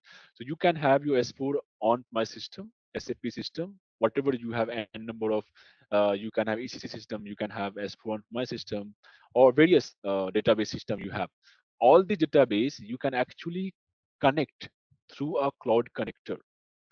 This cloud connector will help you to fetch all the services which resides in your particular sub account, or sorry, in particular development environment. For example, let's say right now I am connected to my where I am connected to my dev system, so I must have my S4 dev system access, right? So that once this connectivity established, then I will go come back here and I will create a destination. Okay, so what is destination again? So destination is something which generally we create some sort of connection between your service consumption, right? So see, cloud connector is like a bridge. Okay, it creates a bridge here. You see here, it's like a bridge between your backend system and the SAP BTP cloud platform system. Okay, what is happening here is, so when you have created cloud connector, this through this cloud connector, which is a secure data connection, from this you will have access to your particular, what I say, services which has been exposed in your system. Let's say you have developed whatever service, right? So via this connection you need to create a destination, because that destination is responsible to fetch those services out of the system. This cloud connector is not enough only to fetch the records. Cloud connector becomes a bridge, and from the bridge, destination will define the path where you can actually go and create some sort of destination. For example, I'm creating, let's say you gave something like dev, okay, dev service, something you gave a name, okay, dev service. Now the type is HTTP. Description you can find out here, and here you can find whatever the path has been configured here. Under this cloud connector, there's some path will gets created. So let's say you get create HTTPS, okay, HTTP, okay, as colon, and something like some port will be like dev dot 443, okay, dot tcs dot com, something like that. It will be created like that. Some path will be generated here for your whatever dev system you are creating. Now, when you coming here, internet. So it has, if you are not putting any authentication, it will not ask you any authorization check. But generally, of course, in trial or something you are doing it, you may not need, because you are the only one who is managing it. But if in case of actual infrastructure, you need to have such kind of connectivity established, so that you should be authenticated user based on your some kind of authentication mechanism. Okay, so you can use something called based on your right now. Let's say if you're on premise, let's say your system connectivity you has for his system right now you have on premise, so you select as an on premise system, right? And in this case you will have a different mechanism is available: basic authentication, OAuth to client. Okay, so this thing is again a set of different set of credential which is used from the service layer Remember what I've told you, service key and all. So those details gets passed here. Okay. Now let's say you have a different. These are different mechanism. It depends on your what kind of mechanism your organization use it based on the system or whatever the architecture has been decided. So largely use area is no authentication, which without any authentication, which is you assume it ki, okay, everything is secure. One is basic authentication where you have to pass your user credential and password. The another one is called some different way of doing authentication that you can do it. So in basic authentication, you see it here, you pass some of the user. So generally you have option, you can either pass a technical user ID and credential, or any admin ID user credential which you wanted to communicate your S4 system on behalf of every user. So you have those you can actually configure. This location ID again in the area of cloud connector. Let's say you have defined you have a n number of cloud connector. Let's say you have for ECC, you have for S4 system 1, S4 system 2, or any other backend system connectivity, right? And same system you will be going to configure in your different, let's say, quality and production system. Now, how you will be identifying that which system connectivity coming from where, because the path may remain the same. What you will do then in that scenario, you need to pass your location ID. Let's say I am saying here dev underscore location. So dev location is representing that okay, this connectivity is from the dev sub account. So that is additional part. This is the optional. This is not a mandatory part. This is required here. Once you establish all this information, I'm just taking right now. Let's say no authentication. I'm just putting it. I'm just saying here test destination. Okay, test desti. Let's say it's not a valid one. I'm just creating one. Now to communicate this, make it available to your business application studio in the BAS, you need to add some property. So there is something called web ID. Told you, web ID is still a name which is used on BTP so that it cannot confuse any new customer or existing customer with the property which has been changed. Okay, so you have to enable the Azure and then you have to say true. Then another property which you have to give it as a support. Okay, like say web id enabled and usage SAP client. Okay, as SAP client is again is pointing to what system you are pointing. Let's say you have a 200 system, right? You can actually add it. Then again you can add here SAP usage, okay, as a true. Again you can use it. Then you have something called for deployment perspective, you wanted to have some sort of timeout, you wanted to make it available, right? As a web id system, you can say it, you can say enabled, okay, or you can say as a true. Okay, this is also true as a flag, I guess you can use it. Okay, now we have another one which is called timeout. So timeout, like let's say you want to see like after 5 seconds, means this is the maximum time. This is in millisecond. Okay guys, okay, so this is the maximum second you can your service should fetch your uh, service from the backend system, or would be able to deploy your whatever you are trying to consume it. So these are the something configuration you need required, and then you say okay, save it. So this destination you are creating based on what has been configured here. If this connection has been established, then you check the connection. When you're checking the connection, it is a backend status could not be data. Of course, that's correct right now because there is no I have established any connection right now, correct? But this I can use it. This I can actually, if something is already connected already, then I would have got the success scenario. Okay, so in case of success scenario, I could have done those kind of stuff which is already available, and I would have like got the connection which is very much usage, and I can say that useful for me, and I could have done all this scenario already available. Okay, so now here what I am saying here is key your configuration. Okay, whenever you try to do any kind of backend connectivity, it has to flow from your cloud connector to destination system. Okay, then now there is one thing that you need to also I will make it available for you guys to understand here is something whenever you try, okay, to communicate with any of your auditor services, okay, or something which is already available, maybe let's say in the web like on the browser, or which is something um, like something which is available on the web, I mean what I'm saying browser level or open auditor service, that also you can actually do that. So I'm giving one of the example which is very largely used in case of uh, what I'm saying. In the, let's say you don't have backend connectivity available, right? Let's say you don't have anything available right now, but how you can still, there is something called uh, odata.org. Okay, so it has something which is widely available, odata services available, they can use it, okay, from here. So they are, these people has generated some kind of northwind odata services. So here a lot of information you can find for your um, odata, a specific odata and information. I'm taking one of the example for the open odata source, which is the same exactly available in the web, which is freely available to you. You can use it for your practice purpose, and you can develop your Fury apps or anything you can develop here right now. And you, of course, you can also integrate into our CAP application just for learning purpose. How you can use anything which is available out of your system which you wanted to access. So I'm just giving you example. Let's say I'm trying to create one of the Northwind is one of the service name which is very widely used name. You might have heard it, which is available on the web. Okay, so what you see here, Northwind, type is destination. I'm saying here, let's say Northwind.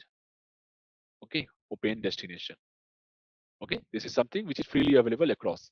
Now the path here, what you have to do is https, and this what you see here, services.odata.org.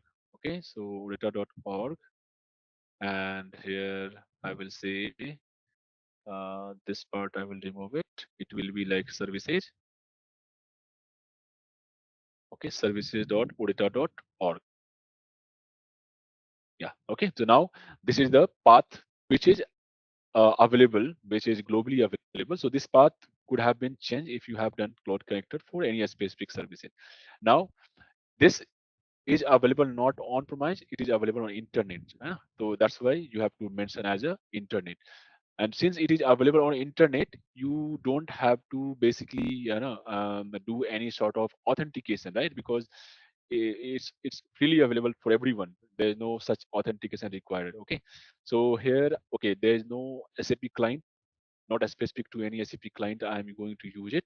Okay, I have the only this thing enable here. Also system, we may not required here. Timeout is okay, fine.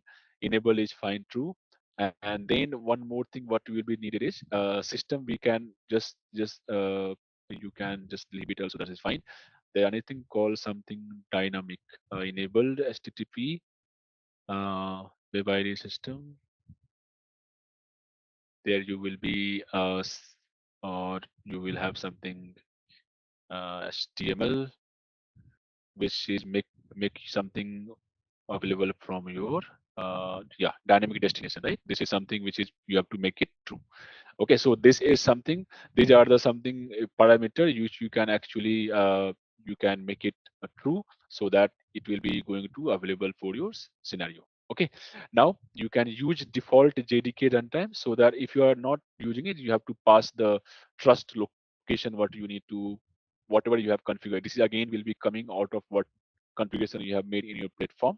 Generally we use default JDK runtime. Now I will say save. Now this is openly available on your internet. Now I can have a connection established. You see, connection has been established 200 system, right? So this is how we will be working for your another any kind of cloud connector. Now you might have a question, okay, this connectivity you have established with on-premise, do we need to do for cloud also? The answer is yes. Even for cloud database, what you have, you need to establish a connectivity. That scenario will become cloud to cloud. Right now in your here what we have is on-premise to cloud. It will become cloud to cloud, because this cloud connector is a bridge of any of your server which you want to use in your development. That's the reason it has to be cloud connector. Now, in case of your as let's say you have a SAP HANA database in cloud version, in that scenario also you will be going to have this connectivity, and you will be still going to create a destination. But generally in case most of the time it will be gets created automatically the moment you create a establish a HANA cloud connectivity from here. It's you may need not to worry about. It will be automatically gets created as a part of your destination service, right? Because this is already available on cloud, so it will start take care of that creation. But otherwise you may have to create manually also.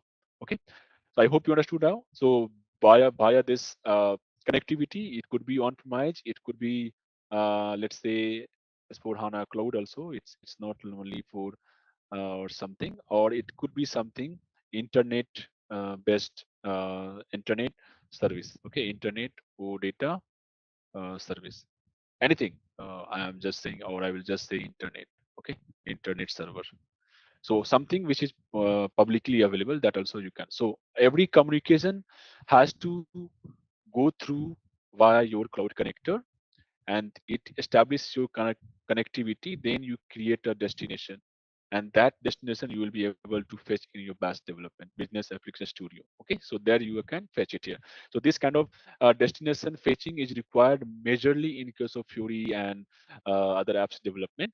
May not much required for your CAP development, because CAP development may you, I will show you how you can actually provide this destination stuff which is required or not.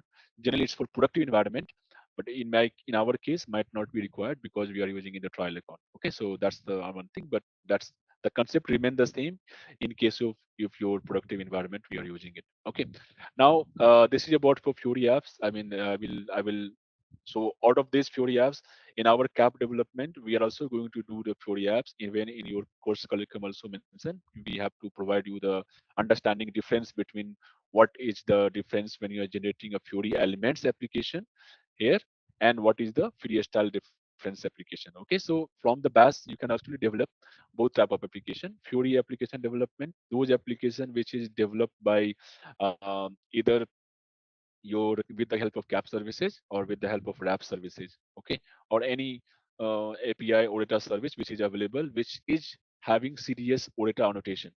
Then you can use your Fury elements, and Fury elements having these four types of application. We will be discussing only for list report page development part, and all these application what we are developing is going to have your serious data methodology. Let's say as for HANA you do RAP programming, or if you do in the CAP application development, everywhere we have to use the one terminology which is common, which is nothing but your CDS and OData annotation. If you do not have CDS OData annotation, then we are having option to create the same Fury application with free style, where you have to create any like every UI component what you see in the you have to actually write the code for it, right? But in Fury elements, if you have a CDS annotation layer available, 80 to 70% of your UI, like your list report page, your object page, majorly 80, almost 80% gets generated from your backend service itself. So your UI development or UI extension will be focused on what additionally is change required. Let's say you may have to put some button, you have to put some field, you may have to hide something, you may have to handle the user accessibility. So those things only you have to customize as a part of your side-by-side extension, or you can integrate any third-party integration in your application. So it depends on how you want to handle it. Okay, so all these things you can actually very much manage, and you can actually do that things here. Okay, so now you have a SAP UI5 workload. These are the different types of again template available that you can actually develop and design. What do you have? Okay, so these are some comparison between what are the things you do here. Let's say web ID you might have worked it. So these are a certain comparison has been mentioned. Like if you want to do is BAS may you can do cap, but web ID you cannot do the cap. So if somebody using it, so it's available on BTP only, but it's on new environment. Earlier it was SCP. Okay, it was not. There's something called SAP Cloud Platform. Okay, SCP. So now whatever was it inside the SCP, it is a part of now BTP. So BTP new environment and BTP Cloud Foundry environment. So this is nothing but Cloud Foundry environment. What I say, CO means Cloud Foundry environment. Okay. Now support HANA Cloud by default BAS, but web ID doesn't support HANA Cloud deployment. Okay, because there is no HANA deployment actually configured for web ID, so it doesn't support. So anybody who is having any organization which is using web ID full stack, they will be very much restricted to only Fury application development. They cannot do app development for a CAP CAP service development, and they cannot even do a HANA based specific data modeling. So this thing what we have to do. Okay, so all these are the major differences. What you I will not go into depth, but you can just see that part. And yeah, these are the certain differences in terms of that we will discuss when we are doing that kind of when we are deep diving into our business application studio. So I hope this small introduction to your BAS gave you one example to understand how it looks like. Okay, all right. So okay, so now see, I generally when you first time when you open your business studio, you will see this blank white page as screen is coming up. But you may have a question ki, hey, can we customize it? Okay, can we make it something available, right? Can we do something, make it little bit beautiful? Okay, so now you see everything in the left, right? How I can see if you clone, you have a file, edit, all these options coming here. Okay, so you have that option you can do. Come to the right section. If you guys have not done that part, you just check that. Come to right section, customize layout. Click on that. You say menu visibility as a, just remove this. I can just click OK. Okay, and just leave it and just refresh it. So whatever the icon bar you were seeing in the left side, right, as a three line icon, you will be now able to see those option which is available as part of your as a icon you can see on the top itself, right? So that is one change you can see. Another change, if you want to see it here, that you can go back to here, like in the area of setting. Here you can actually do some sort of setting in terms of like theming you want to do. Sometimes if you want to do some different kind of setup you wanted to have. So I generally use some different theme. So I have a color theme here option available. You can come here and check what are the themes you wanted to work with. So dark visual studio and dark modern, dark visual studio. So generally I use this. So it will just beautify your, it has little bit dark background, what is available for your development you can see. And you can be able to, I mean basically it's a white background, right? So you want it to have or this part, or probably you can also check this dark visual. Okay, so this is also a little bit the same. Only difference will come in the coloring part of some of the uh, words will come in yellow, some of the words will come in those little bit blue and black, something like that. Okay, now when you are starting any project here right now, you have these many options. You can either direct import any of the project which is available for your system, or you have something files and folders what you want to directly import in your project as a part of your files. And if you have a git repository available, you can directly import that code from the git repository. Or if you have something as a, you wanted to create from the template, right? So which the template which I have shown you here, right? This is one of the template which I have shown you here, is something like you can see that, like bash you have, right? Fury you have import. So these are the one of the deployment for Fury only. So similar way you will have for cap, right? So cap also you can do the development. Okay, so I mean this was okay designed for Fury, but you will have option for cap also. So for cap development also, again, you have option from template. So before I start this, there's another part which you can see here. Come back to extension. This is your extension part. Okay. Let's say due to some of the feasibility in your code, you wanted to have it, check that, okay, I need some additional extension. Okay, extension tool. So these are the extension tool you can see here. You can directly add on Python here, GitHub you wanted to add, or anything whatever you are looking for. ESLint check, your code check, Java check if you want to do. So any additional extension which was available apart from while creating a dev space, if you wanted to have another set of those check, you can actually do it from here. You can actually go and check it and install out of this. Okay, so you will be going to have such kind of additional extension available that you can use it and you can perform it here. Okay, so that extension part you can take care of it. And then if you see here again, this is the area of cloud foundry which will decides your what which kind of services application you are bound to. You can see here, of course after login you will be able to see what kind of services listed out in your cockpit cloud foundry information. So you have to log in and then check it here again. What are the application you have deployed? if you have any application you have deployed, you can actually see from here also. Even though you don't have access to cockpit, you can actually see everything from here. Only thing I told you now that you should be member of your Cloud Foundry, you should be have that roles and all these required things. Okay. Now, if you come here is Git lens. Okay, this is again for GitHub and all. We can leave it part. This is again run parameter. This is the different perspective that you can leave it. Okay, now source control again. This is for GitHub stuff you wanted to manage, and this is the main area of your project explorer where you actually come and explore the what are the project you have created. You can come from here. You can either work on a single project at a time, or you can actually work or open a multiple projects at the same time.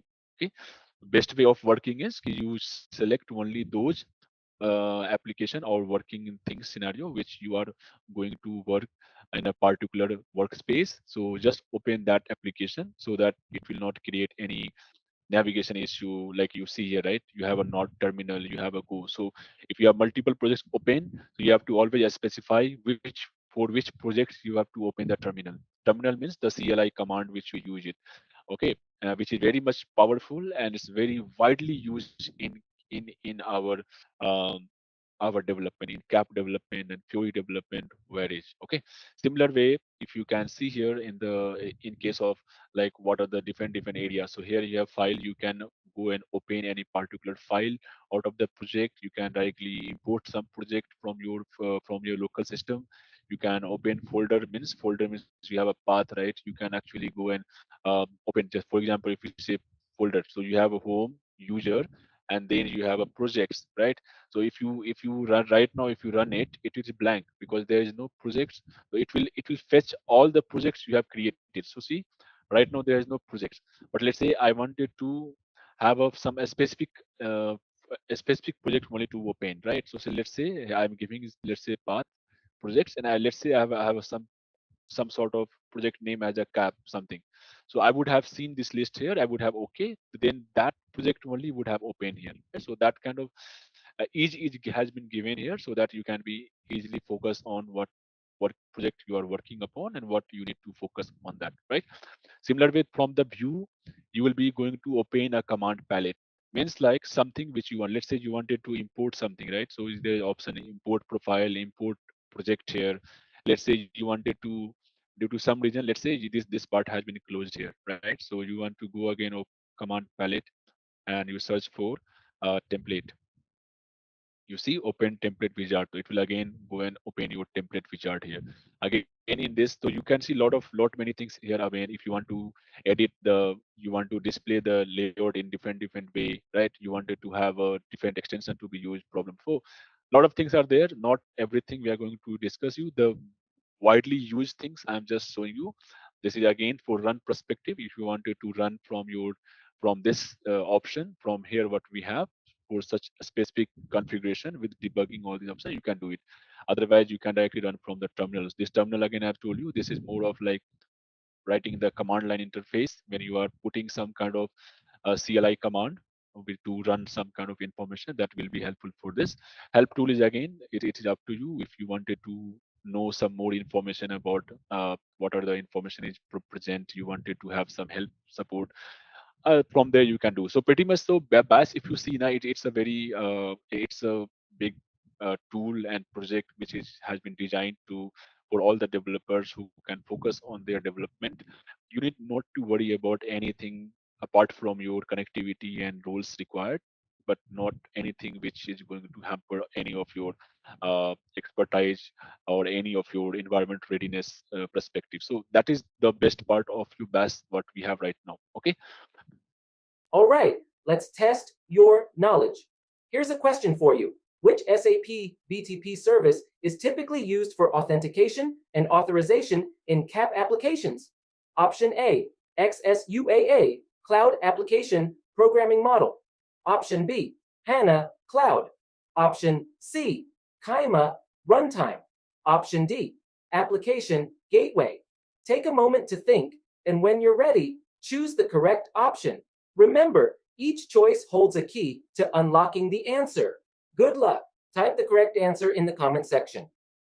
Hey there, looking to ace your supply management game? Our SAP BTP with CAP course is here to guide you through. You can go through it at your own pace on our platform. In this course, we dive into SAP BTP with CAP, a powerful toolkit for planning everything from ensuring we got enough products to get them where they need to be. We cover everything you need to know, from the basics to more advanced techniques. Our content is created by seasoned experts who know their stuff. Your instructors are seasoned pros with years of experience. They're here to support your learning journey and address any questions. And guess what? Our students love this course. Folks just like you have found it incredibly valuable. And the best part, it's budget friendly. This amazing learning opportunity won't put a dent in your wallet. Ready to become a SAP BTP with CAP Whiz? Enroll on our page now. For more details, hop over to ZaranTech's website